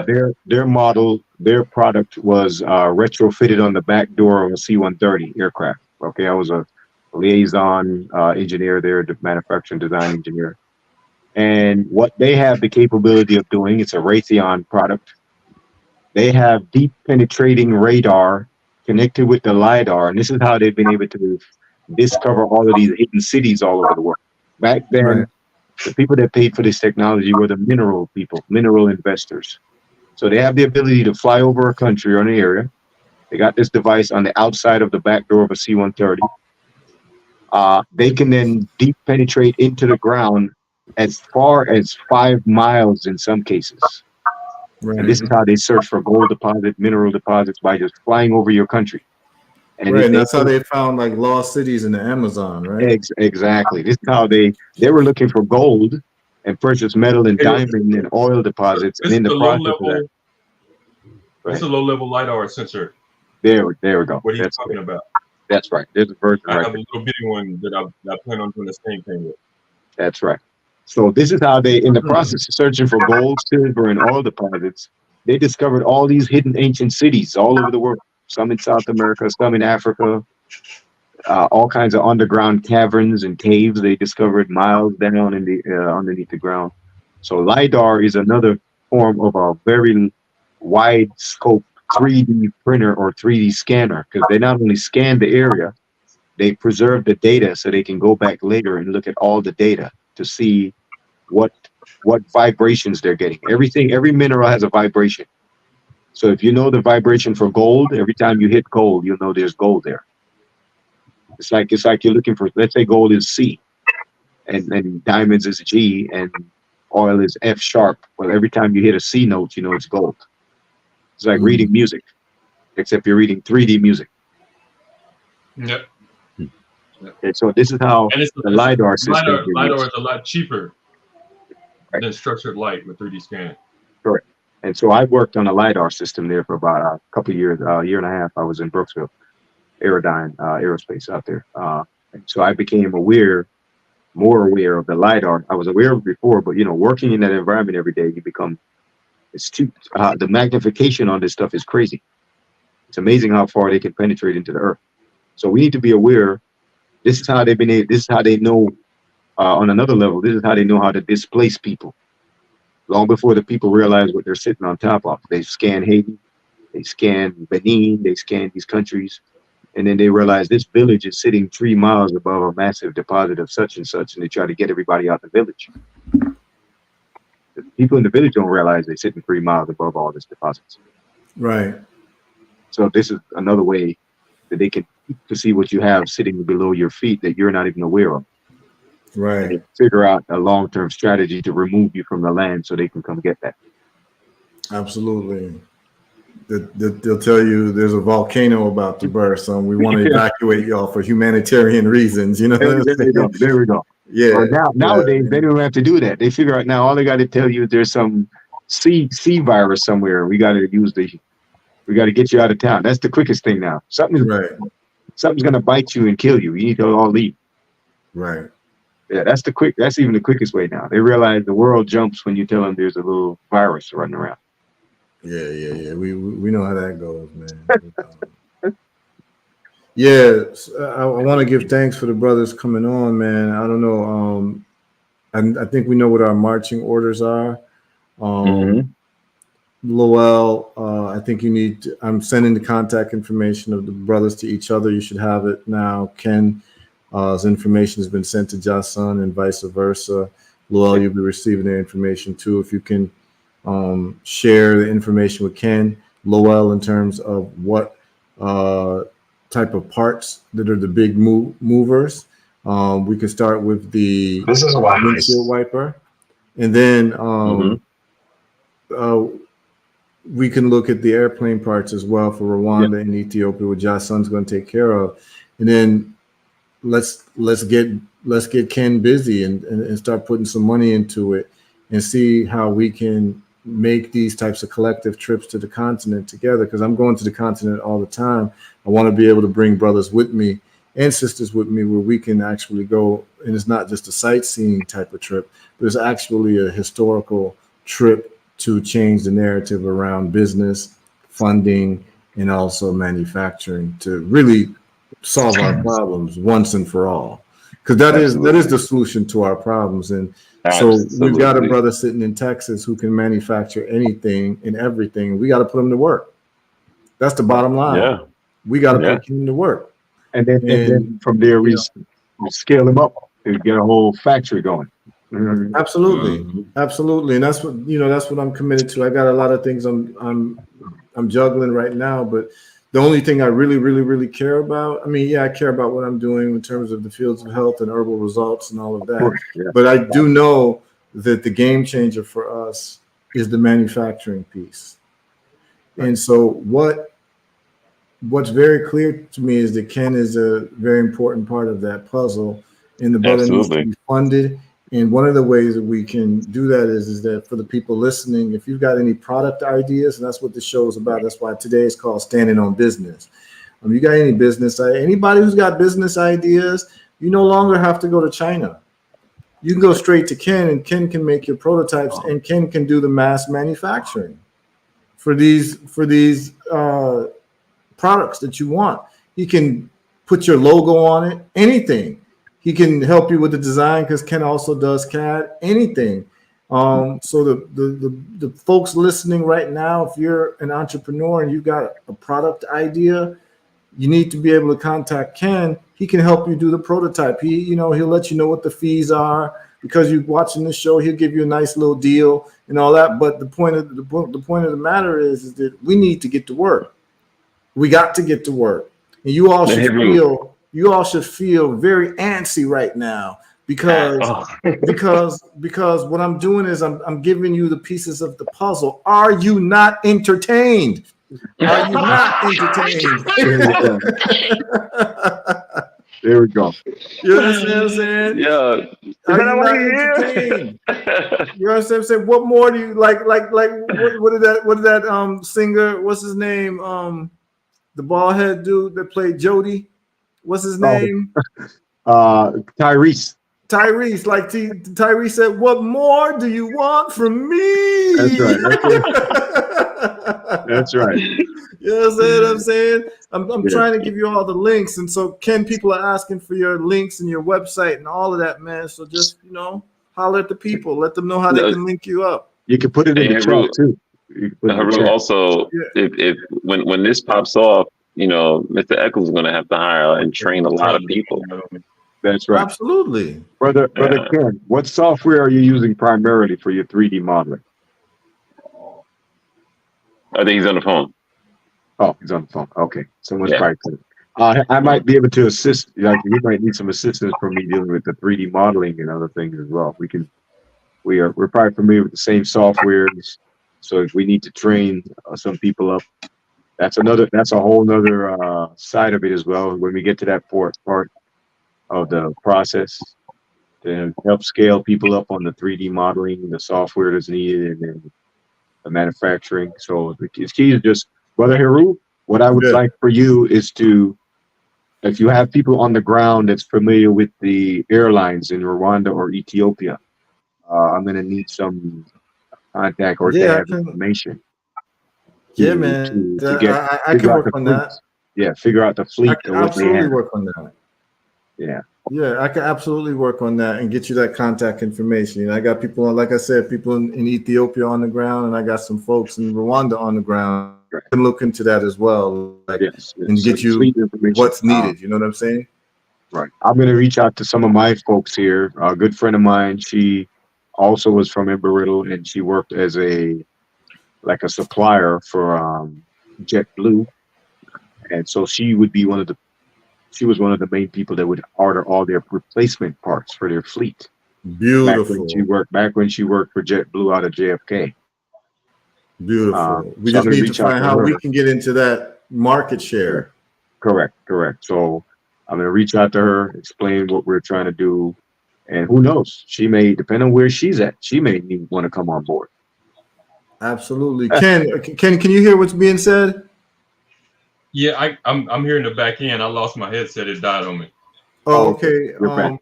Jason had asked you what's the software you use for your 3D modeling? I design in SolidWorks. SolidWorks. Okay, all right. I've done SolidWorks. Okay, yeah, I've done SolidWorks. I remember when they were with Pro E at first. Actually, they were CADS 5 at one time. Mhm. But that's So I can do SolidWorks, Inventor, some of the open source ones, SketchUp, Fusion 360. Yeah, any okay. of those. Have you used CADS 5 or any of CATIA or CATIA? Katia, yeah, I have, but I might Okay. look into some of the other ones. What's the first one you just said? CADS 5 or Pro E. Pro E is a lightweight. Pro E doesn't need a lot of much. Pro E can run on a laptop basically. You don't have to have a Linux or a IBM type Pro Gotcha. E. Yeah, Yeah. because some of So these are real resource hungry. yeah, exactly. Like some of the like Pro E, I remember when CADS 5 was out first, and then they changed it to AMI Pro. But you're doing SolidWorks is good. I think SolidWorks can run on a good desktop, laptop type setup. Mm-hmm. Uh, Mm-hmm. but yeah, okay. So like I said, as we expand, if you need assistance with that, I may be able to assist with some of the 3D modeling or things, that whatever as things progress. Absolutely.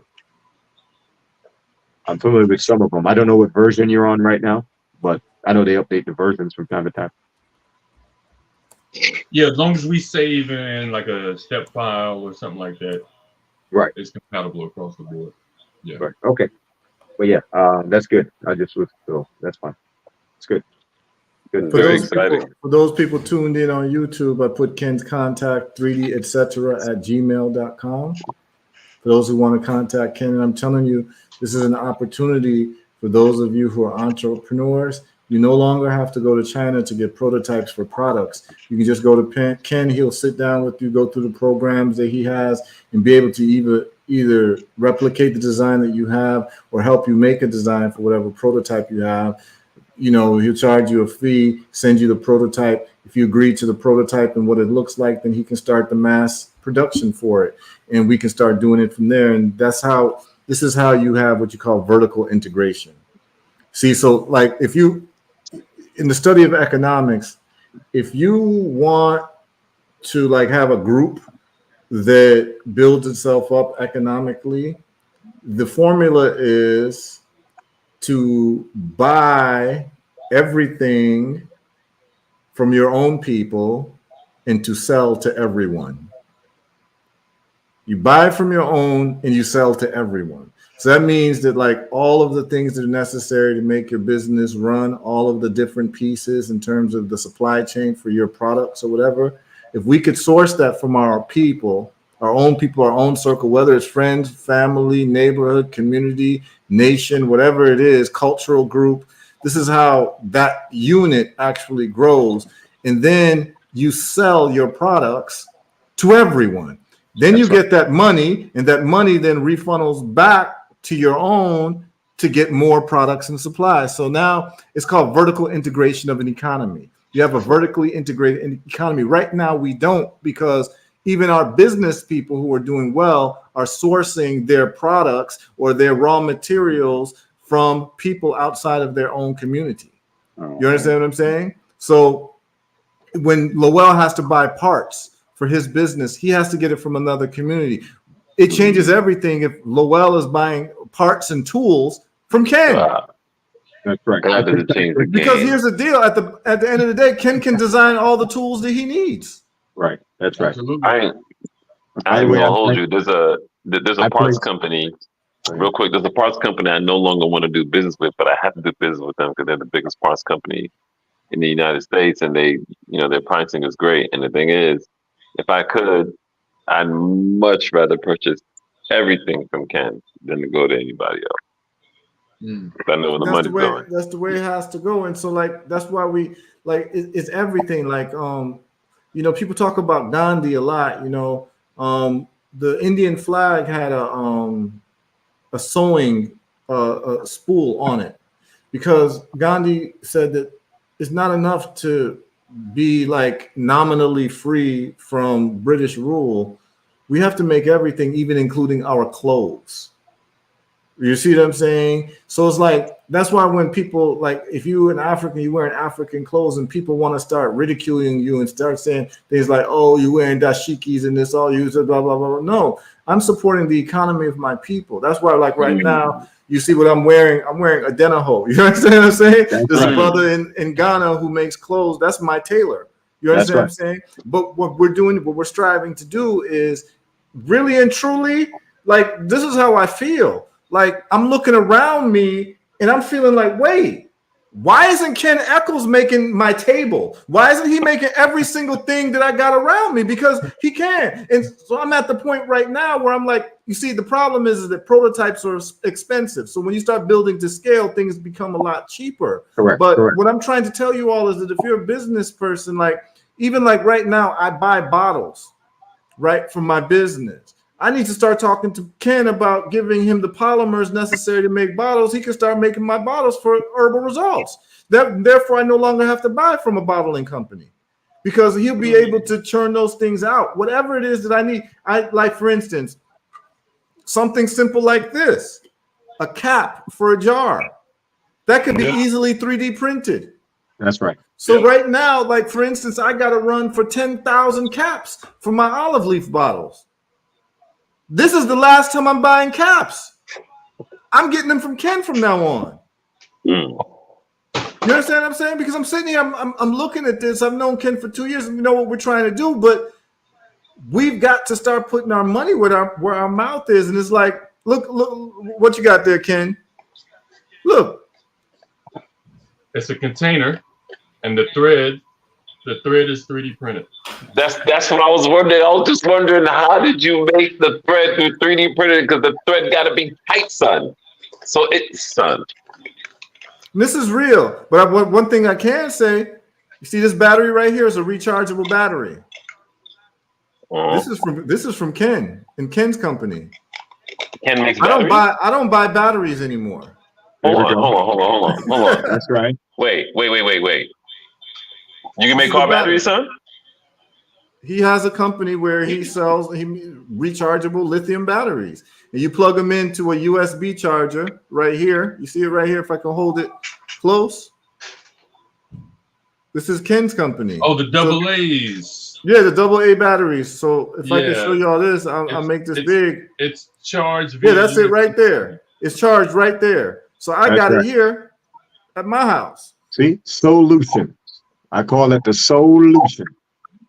I just plug it in charge whenever it runs out. So my son got video game controllers. We don't buy batteries anymore. I give him these when we just charge. Right. So Duracell and Energizer, they're not getting money from me anymore because I have these batteries from Ken. Plus, you're saving the planet because now you don't have an item you need to keep throwing away in the landfill.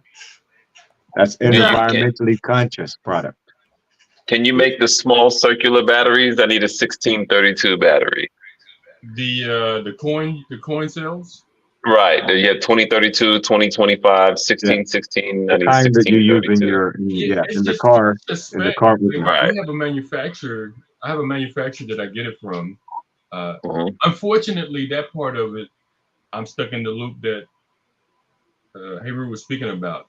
Kind of having to rely on someone that has bigger manufacturing capabilities on that side. Right. Eventually, we'll get to us starting to do it ourselves, right? But we need to get to the point where that's pretty much what it is, because now I'm a lot like Heru. There's no reason for me to buy those batteries now that I know that you can make them. How long would I have to wait? What's the waiting period time? Because I refuse to buy from someone who I don't know when I can buy from someone who not only who I'm going to know. I'd have to speak with the manufacturers to see what we can come up with. because Okay. they may already have a product very similar to that Gotcha. in their catalog. Okay. But when it comes to these double A's, Ken, where can people get them? They can contact me directly. I'm redoing my website at Okay, perfect. 3detc.com. Perfect. I'll put it up, but it's gonna be down. But I've also placed my email contact information in the chat as well. I put it in the comments. yes, I have you Excellent. saved. Heru has sent me your card, your digital, your Oh, e-card. okay, gotcha. As a contact And already. I also I'll put it send you there a for connection. others that may be in the chat. I put it in the chat as well. I'm gonna put mine in a little bit. Yeah, so this is perfect, y'all. And so this is where we're at with it. Like, these are the type of connections. This is the type of vibes. This is the type of energy. This is the only thing I really care about. There's nothing else to do but this. And really and truly, like everything in your house that you have, the first question you got to ask is just like, can Ken make this with his 3D printer, and just give him the money for it. And this is just the way it needs to go. It's just that, we didn't. A lot of people didn't know that something existed. And so the whole point of this show is to bring everybody to task. And like I said, I've met so many beautiful, productive people, and my job is to make sure that these people and their efforts are known to the rest of the world, so that we can start leveraging. We can start leveraging each other. But you shouldn't be in South Florida and go to any other mechanic. You understand what I'm saying? If besides on-call mechanics, if you're in the Orlando area and you need whatever that Jason has available, you need to go to Jason. You understand what I'm saying? If you've got a product and you're interested, and this is what this live is all about, y'all. Like, it's about us coming together instead of just being on Facebook and these social media platforms and squandering the fact that we got 3 degrees of connection with each other. Right. That's we're right. squandering it. Like, we're really squandering the fact that, like, I know Lowell, I know Ken and Lowell need to know each other. That's right. They can do business together that can change their lives. The same thing with Jason and Lowell and Jason and Ken. And this thing changes our life. But here's the deal. Here's where it gets real wicked at. If brothers like us become billionaires, the whole history and trajectory of Africa changes. Because all we care about is investing in Africa.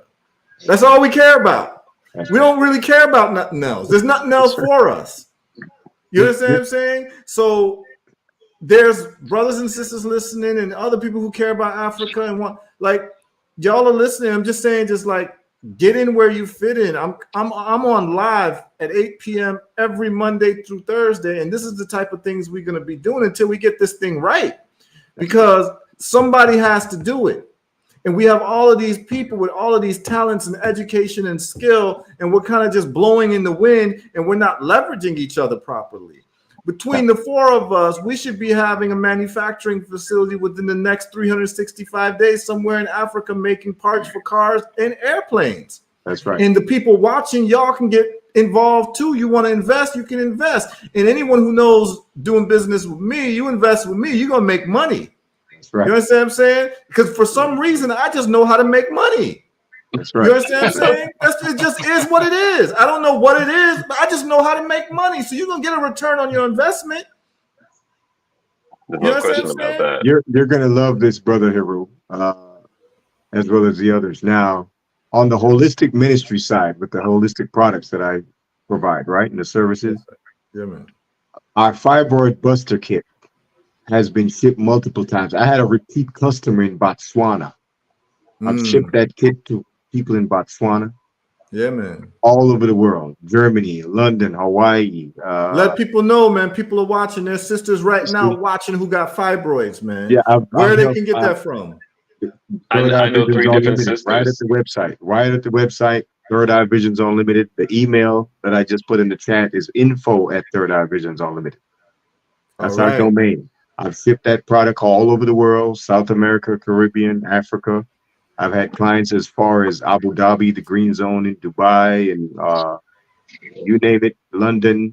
Tons of people in London with my product, Hawaii, Alaska, I've shipped that thing all over the place. Toronto, Canada, Alberta, Canada, Quebec, you name it. So we already have been servicing Africa kind of through, through the mailing system. Now it's time to eventually go there, like he says, in person. But we've already been assisting folks. One of my other partners, he's in Ghana, Dr. Sharita Goss, Dr. Goss's daughter, with New Body as well. So I'll be reaching out to them to see if they've already gone through a certain certification program based on the information Brother Heru gave me, mentioned earlier. Have they been through the FDA there in Ghana? And if they have, then guess what? My product has then technically already been approved in Ghana. I just need to know it's already been done. Exactly. You just find out if it's been approved by the FDA. You get a certificate, and it'll be approved as an herbal medicine. If you need any help, let me know. Just let me know, because the person you need to contact, I got his number. His name is Evans. You know what I'm saying? This is my phone right now. Evans, Ghana FDA. His name is Evans. Yeah. Big up to Evans everywhere you are. You know what I'm saying? Absolutely. Anybody listening right now, you need the product approved in Ghana, you're gonna call Evans at Ghana's FDA. And if you need Evans' number, he replies on WhatsApp and just say Heru from Herbal Results gave the number, and you got it. And he's gonna let you know the application process you need to fill out, and you get stamped, you get approved as a product that can be sold in Ghana. Now you're doing business in Ghana. Simple as that. And that's what it's about. That is the whole thing about like watching this video, is that being in the circle has privileges, you know what I'm saying? And the privileges are you get links to a man like Evans, you know what I'm saying? That's right. That's right. Facts. Yeah. Facts. I mean, real time. It's amazing. Since I've joined, we've been through several significant numbers. I would be remiss not to mention the numbers. Since we've been on I think it was 2 hours, 22 minutes and 22 seconds. And then we were on for the 11:11 portal with brand new ideas, putting things out. I think it was exactly when Brother Heru was talking about setting up a company and a business. He probably didn't realize it was like exactly 11:11, and the recording time was 2 hours, 22 minutes and 22 seconds. Divine alignment. The man talking numerology, type of thing. And we crossed over into. We started on the 9, which is humanitarian, planetary, and now we in the 1, which is brand new births. 410 now. All right. Enough respect for the numerology. Divine alignment. Yeah, man. Our ancestors had a way with numbers and words. So yeah. Yeah, we're gonna put this thing in motion, man. Like, listen, here's the thing. I got certain things in motion. We all need to get some things in motion, man.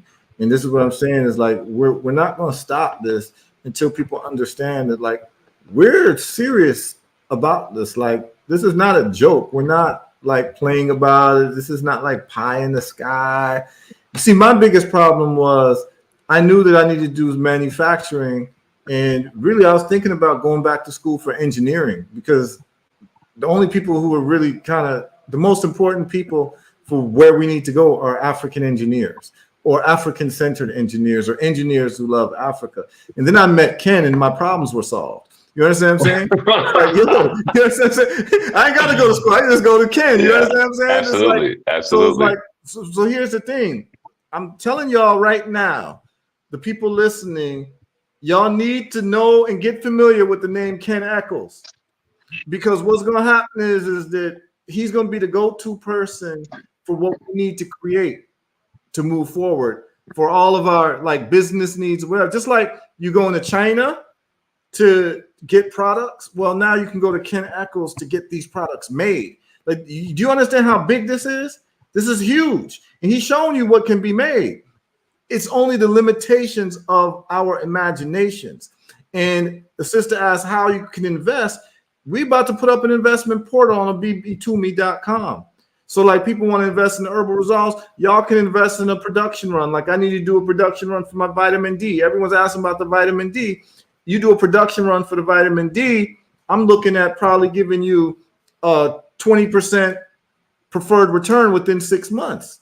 You don't get that in the stock market. You understand what I'm saying? And this is guaranteed. Like, you're going to get that money because my products sell, and I don't care what it is. In 6 months, if I say you're gonna get 20%, you're gonna get your 20%. I don't care if I gotta sell something to do it because it's my name that matters. You see what I'm saying? So we're gonna have that investment portal. There's gonna be full transparency when we're talking about 3D, etc. Going like there's gonna be full transparency. We have a lot of that framework together to put that together. But as we do more and more in these lives, we only talking about serious people. This is not, we're not here to talk about celebrities unless we're clowning them.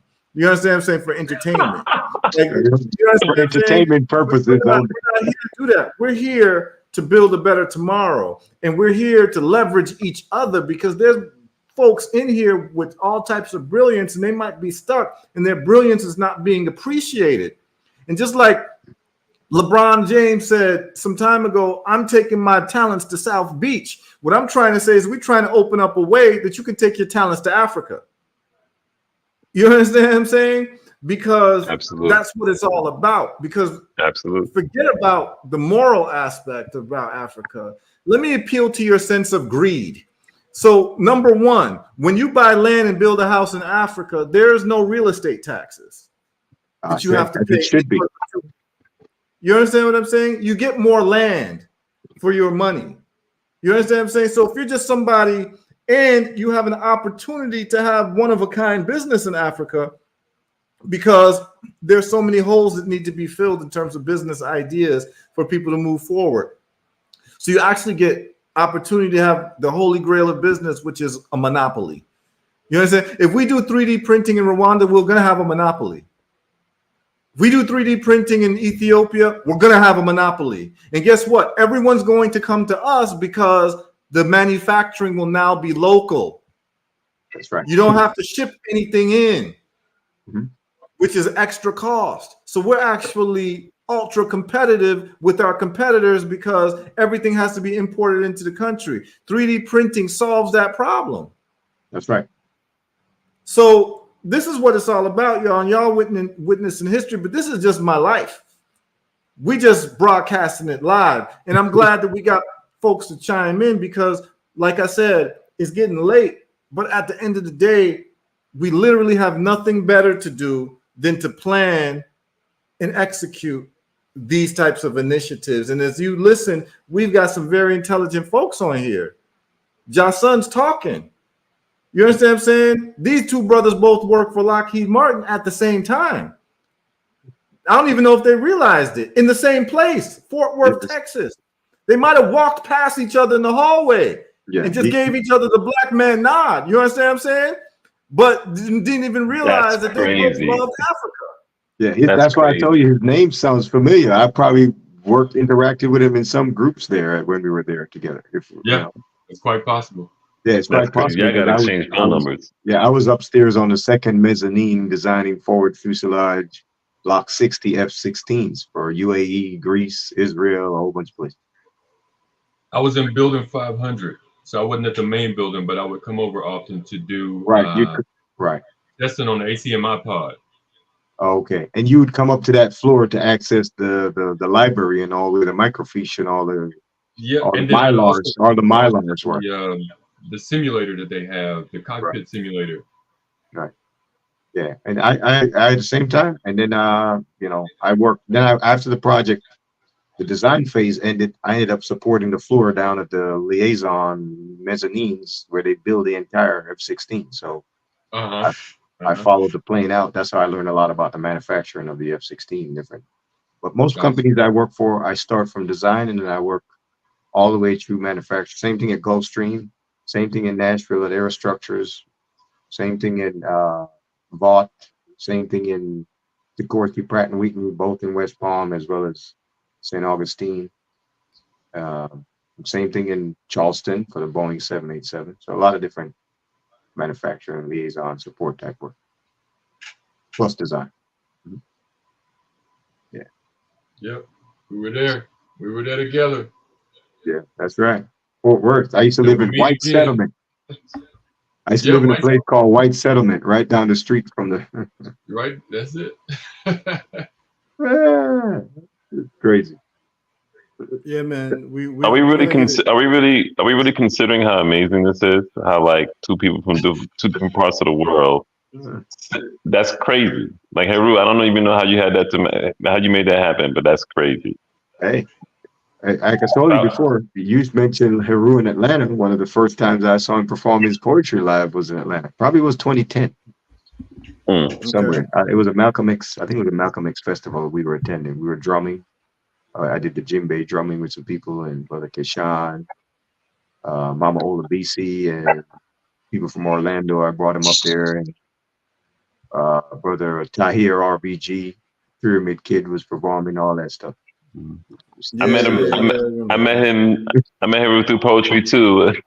And then I told myself, I swear to God, if I ever meet this guy again, I need to let him know. Then I saw him. I said, "Yo, you the guy who did Utu Tu." I remember that poem. Yo, that poem still stuck in my head till this day, man. I'm like, wow. Yeah. We don't look strange, no, you do. You got weapons, we got voodoo. Yeah, exactly. Yeah. Classic, classic, my G. Classic. It's still there, you know what I'm saying? Yeah.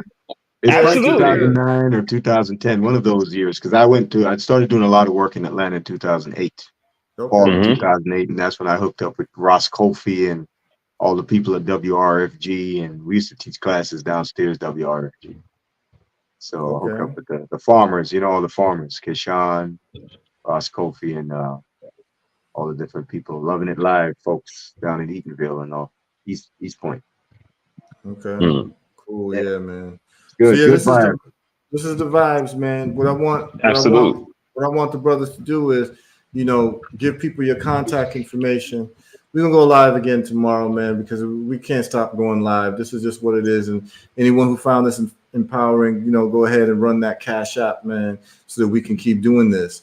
Because what you're gonna find out as you tune in, you're gonna find that there's a circle of outstanding people who've got a lot of contributions to make, and sometimes they just need that extra push for us to actually change the whole paradigm, man. And that's what this is all about. And there's a lot of things that you all could have watched tonight, but there's people who watched this from the beginning to the end and saw really what happened quite organically.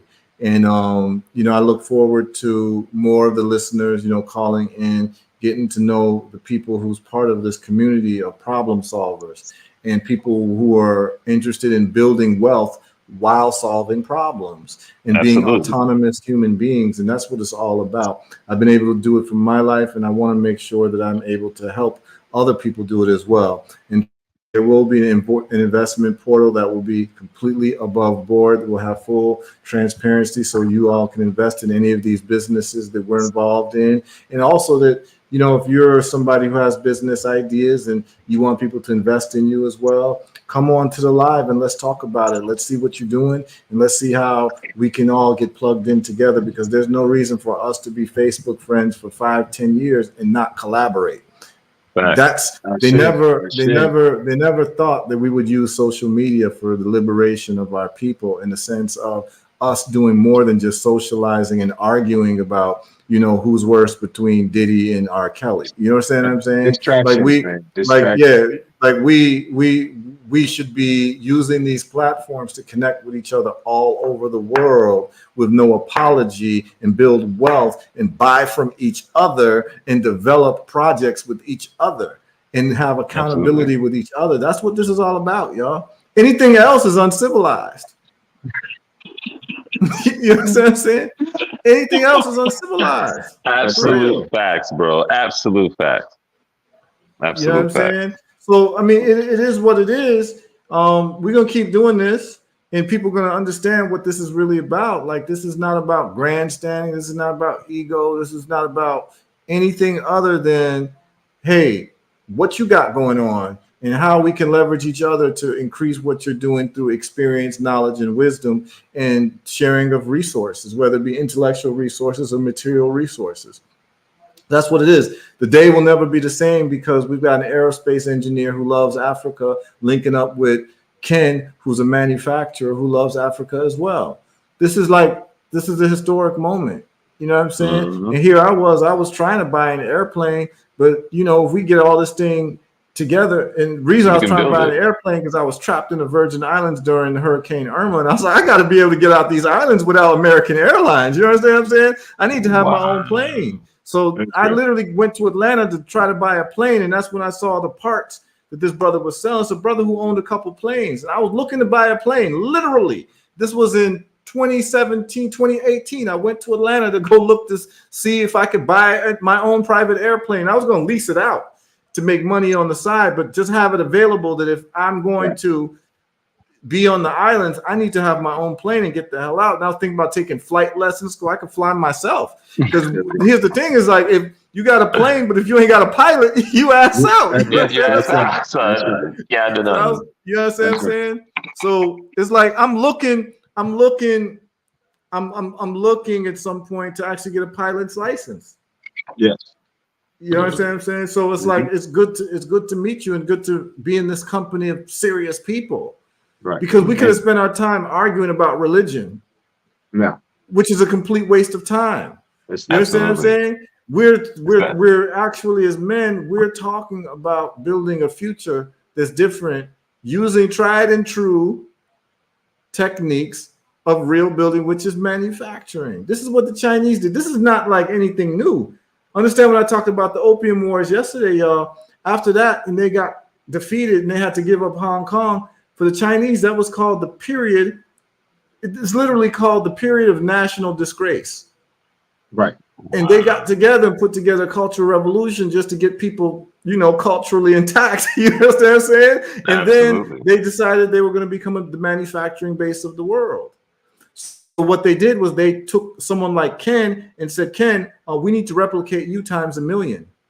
Yeah. So guess what we're going to do? We're going to have the Ken Eccles School of Engineering and 3D printing so that we can start replicating Africans to start doing these types of things. This is what's necessary. This is the only way that this is going to happen. It ain't going to happen from marching. It's not going to happen from praying. It's not going to happen from writing petitions. It's not going to happen from writing poetry. It's not going to happen from singing songs. It's not going to happen for like having a black president. Like that's not what's going to happen. It's going to happen from engineers getting funded to do what they do for the benefit of our people. That's right. What it's going to be. It has to be with the scientists and the technologists. And those are the only people, like really and truly, if you're serious, look, if you're running a country in Africa, you should have national holidays for your scientists and engineers. Absolutely. This is what it is. Hey, Heru, if you look at the Superman story, look at the Superman storyline, the leaders of the world were all scientists. Were not. All of them were scientists. And they were, like, people don't understand. Like, do you understand that the leaders of China, they're all engineers? Yes. In America, the leaders of America are all lawyers. And take it from me, lawyers can't do shit. You know what I'm saying? I went to school with them. You know what I'm saying? It's the engineers. All the politicians in America are lawyers. Same thing in India. Politicians in China are engineers. Same thing in India. That's why China's outpacing. What are you saying, Justin? Same thing in India. Most of the leaders in India are also engineers. They're engineers. And you go to Singapore, you go to these countries they're all engineers. Most of their leaders are engineers. I'm an honorary engineer. You understand what I'm saying?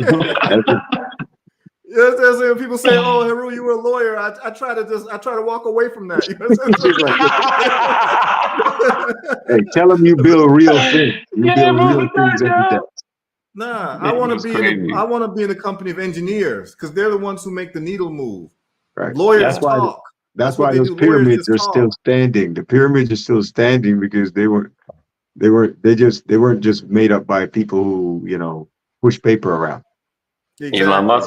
Elon Musk is an engineer. Exactly. Oh, yeah. Where he's at. Exactly. We need 1,000 Elon Musk. Like really, we need 1,000. Right. But guess what? We already got one. We got Ken Eccles. We just need to fund him. That's right. We just need to fund him. I'm sure Ken was talking to Elon Musk in a lot of ways. He'd be running circles around Elon Musk. Oh, yeah. You understand what I'm saying? But I mean, Elon Musk is a bad man. Though. I'm not trying to minimize him. Like he's a bad man. Yeah, we can hold a conversation real good. That's no Yeah, problem. But I mean, he landed But rockets. the only He difference landed rockets is backwards, so we got to get that to him. he had funding. Yeah. That's the only difference. Yeah, he had Set them funding. apart. He had Exactly. funding. That's the key. But we're gonna get the funding too. And that's what this is all about. We're gonna get it. Like we're gonna get it. That brother that figured out how to, the brother that figured out how in Zimbabwe how to run everything off of radio waves. That brother, right? He has a helicopter that runs off the radio waves. Yeah, I want to be able to see that, like, and see how real that is. Because I've seen the reports, but I'd like to be able, like, you see, that's the type of thing. See, but this is the thing. This is the type of thing where me, you, and Ken book a trip to Zimbabwe and go vet this thing out. Vet it out. You understand what I'm saying? And see what it is, and see what it really is. See what it really is, and see how we can build on it. Because this is like the world should be stopping with this type of news. Boom, that part. You see what I'm saying? Like, you've got open air energy. That's it. Like, do people understand like what that really means? Right. That's why Tesla, changes everything. Tesla was one of my favorites in school when I was coming up. I studied Tesla, and I would take people to Niagara Falls on trips when I lived in Canada from I was like 5. My dad had a store in Eglinton Avenue, and there's a statue of Tesla at Niagara pointing underneath the falls. Right. And I would ask them, what does he know? What's he pointing at? Because he tried to run New York with free energy from Niagara Falls. Right. Why is there a statue of the guy standing right here pointing towards the falls? What's happening under the falls that you're not aware of? This is real talk, man, but we're gonna make it happen. Like I said, y'all, that's all I care about. And we're gonna get this done. And those who know me, like, it's gonna get done. So this is a beautiful thing. Y'all tuned in. I want y'all to give y'all contact information one last time for the people who are listening. You know, I put it in the chat as well. Okay, you could you want to just kind of just say it right now for the people who weren't able to get it in the chat, and then Ken, you can say yours, and then Lowell, you can say yours as well. Oh, Justin, you froze up, so Lowell, you can go, and then Ken. For those of you who are serious about getting your vehicle serviced or need your vehicle serviced, can be reached at my email address is OC, letter O, letter C, M as in Mary, E, C as C as in cat, H as in Harry, MECHANICS @gmail.com, ocmechanics@gmail.com. I can be reached at 786-529-7188. We're located in Davie, Florida. If you have any questions, I can be reached on Instagram at On-Call Mechanics, Facebook at On-Call Mechanics. I do not have a TikTok. I do not have a Twitter. Or X, I should say. Okay, cool. Excellent. And I think also, Lowell, one of the things that you might be able to do for people who's online, particularly some of the sisters who's online, who get car services and don't know if they can trust their mechanic, there'd probably be a way that you can do consultations online where, you know, people say, you know, you can get second opinions on your mechanic by asking Lowell certain questions to be able to double check your mechanics. You know what I'm saying? Because I do that online with Lowell sometimes. I just send him pictures and he'll be like, nah, you need this. And no, you understand what I'm saying? So there's a lot of ways that we can do this thing online as well, that people will be able to get in touch with Lowell if you're not living in South Florida area, just to get advice on cars. If you're going to buy a car, he can tell you, well, this car has been recalled and this car is a better car. So there's a lot of ways that we can work with each other, even online, where you don't have to necessarily see Lowell physically. So also April is National Car Care Month. And I teach a women's car care clinic class, particularly this month. I was trying to do it once every 3 months or whenever the demand is high. But when you go to a dealership, 75% of the vehicles that are serviced come from this, 75% of the revenue that dealership generates comes from the service department. Out of that 75%, 90% of those customers are female or women. So women are taken advantage of on a major scale, and they're not even aware of it. They bring their car to a dealership, they just believe whatever the dealership tells them, and that's it. Whereas when they come to me and they say, well, this shit told me this or that, I'm like, you don't need any of that. So we covered that in our classes as well. All right. All right. Excellent. I'll share my information. So once again, Baba Johnson, Minister of Health and Wellness, operates through Third Eye Visions Unlimited. That's our website. Email is info at Third Eye Visions Unlimited. They can reach out to me for anything holistically as well as energetically with healing, herbal solutions, dietary regimen. We deal with people with a variety of issues. I also specialize in healing for women and couples. So I probably helped 100 couples get pregnant. I'm a mid-husband. I delivered my own daughter and my second daughter straight into my arms. So we can help with finding midwives, doulas, and all of that other information as well. So heal from a lot of issues. Excellent. Excellent. And Brother Ken Eccles. They can email me at 3detcetera@gmail.com. That's 3DETCETERA@gmail.com. Phone Excellent. number 832-275-9355. Excellent. Excellent. Thanks for coming in, Ken, on such short Wait, notice. hold on. I'm gonna need that phone number again. Hold up, man. I only got your email saved. Yeah, I got it. I'm gonna send it to you. Okay. Yeah, I'm gonna send it It's to in the you. chat also. He placed it in the chat as well. Yeah, I'm gonna send it to Okay. you. So yeah, give thanks, brothers. This has been a great conversation. I think it's been inspirational for the people listening. We'll be back tomorrow doing this, and we'll be talking about different topics. But we're always standing on business, and we're always talking about business. We're always talking about solutions. And tomorrow will be just as incredible as today was. So I'd like to thank the brothers for chiming in, tuning in, man, and just understand that we are going to get through this thing together.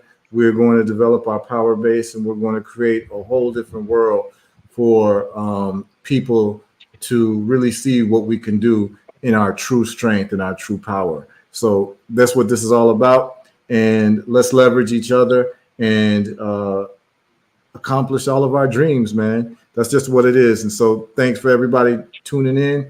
Just understand that literally we have nothing better to do than these types of things, so that we can actually create a whole new environment for our future generations and develop our continent the way that it needs to be developed. You know what I'm saying? So it is what it is. Thanks for tuning in, y'all. We've been in for about 4.5 hours. It felt like an hour and a half to me, because For real, these yo. are the type of conversations that I like to have. And so I like to salute everyone for tuning in.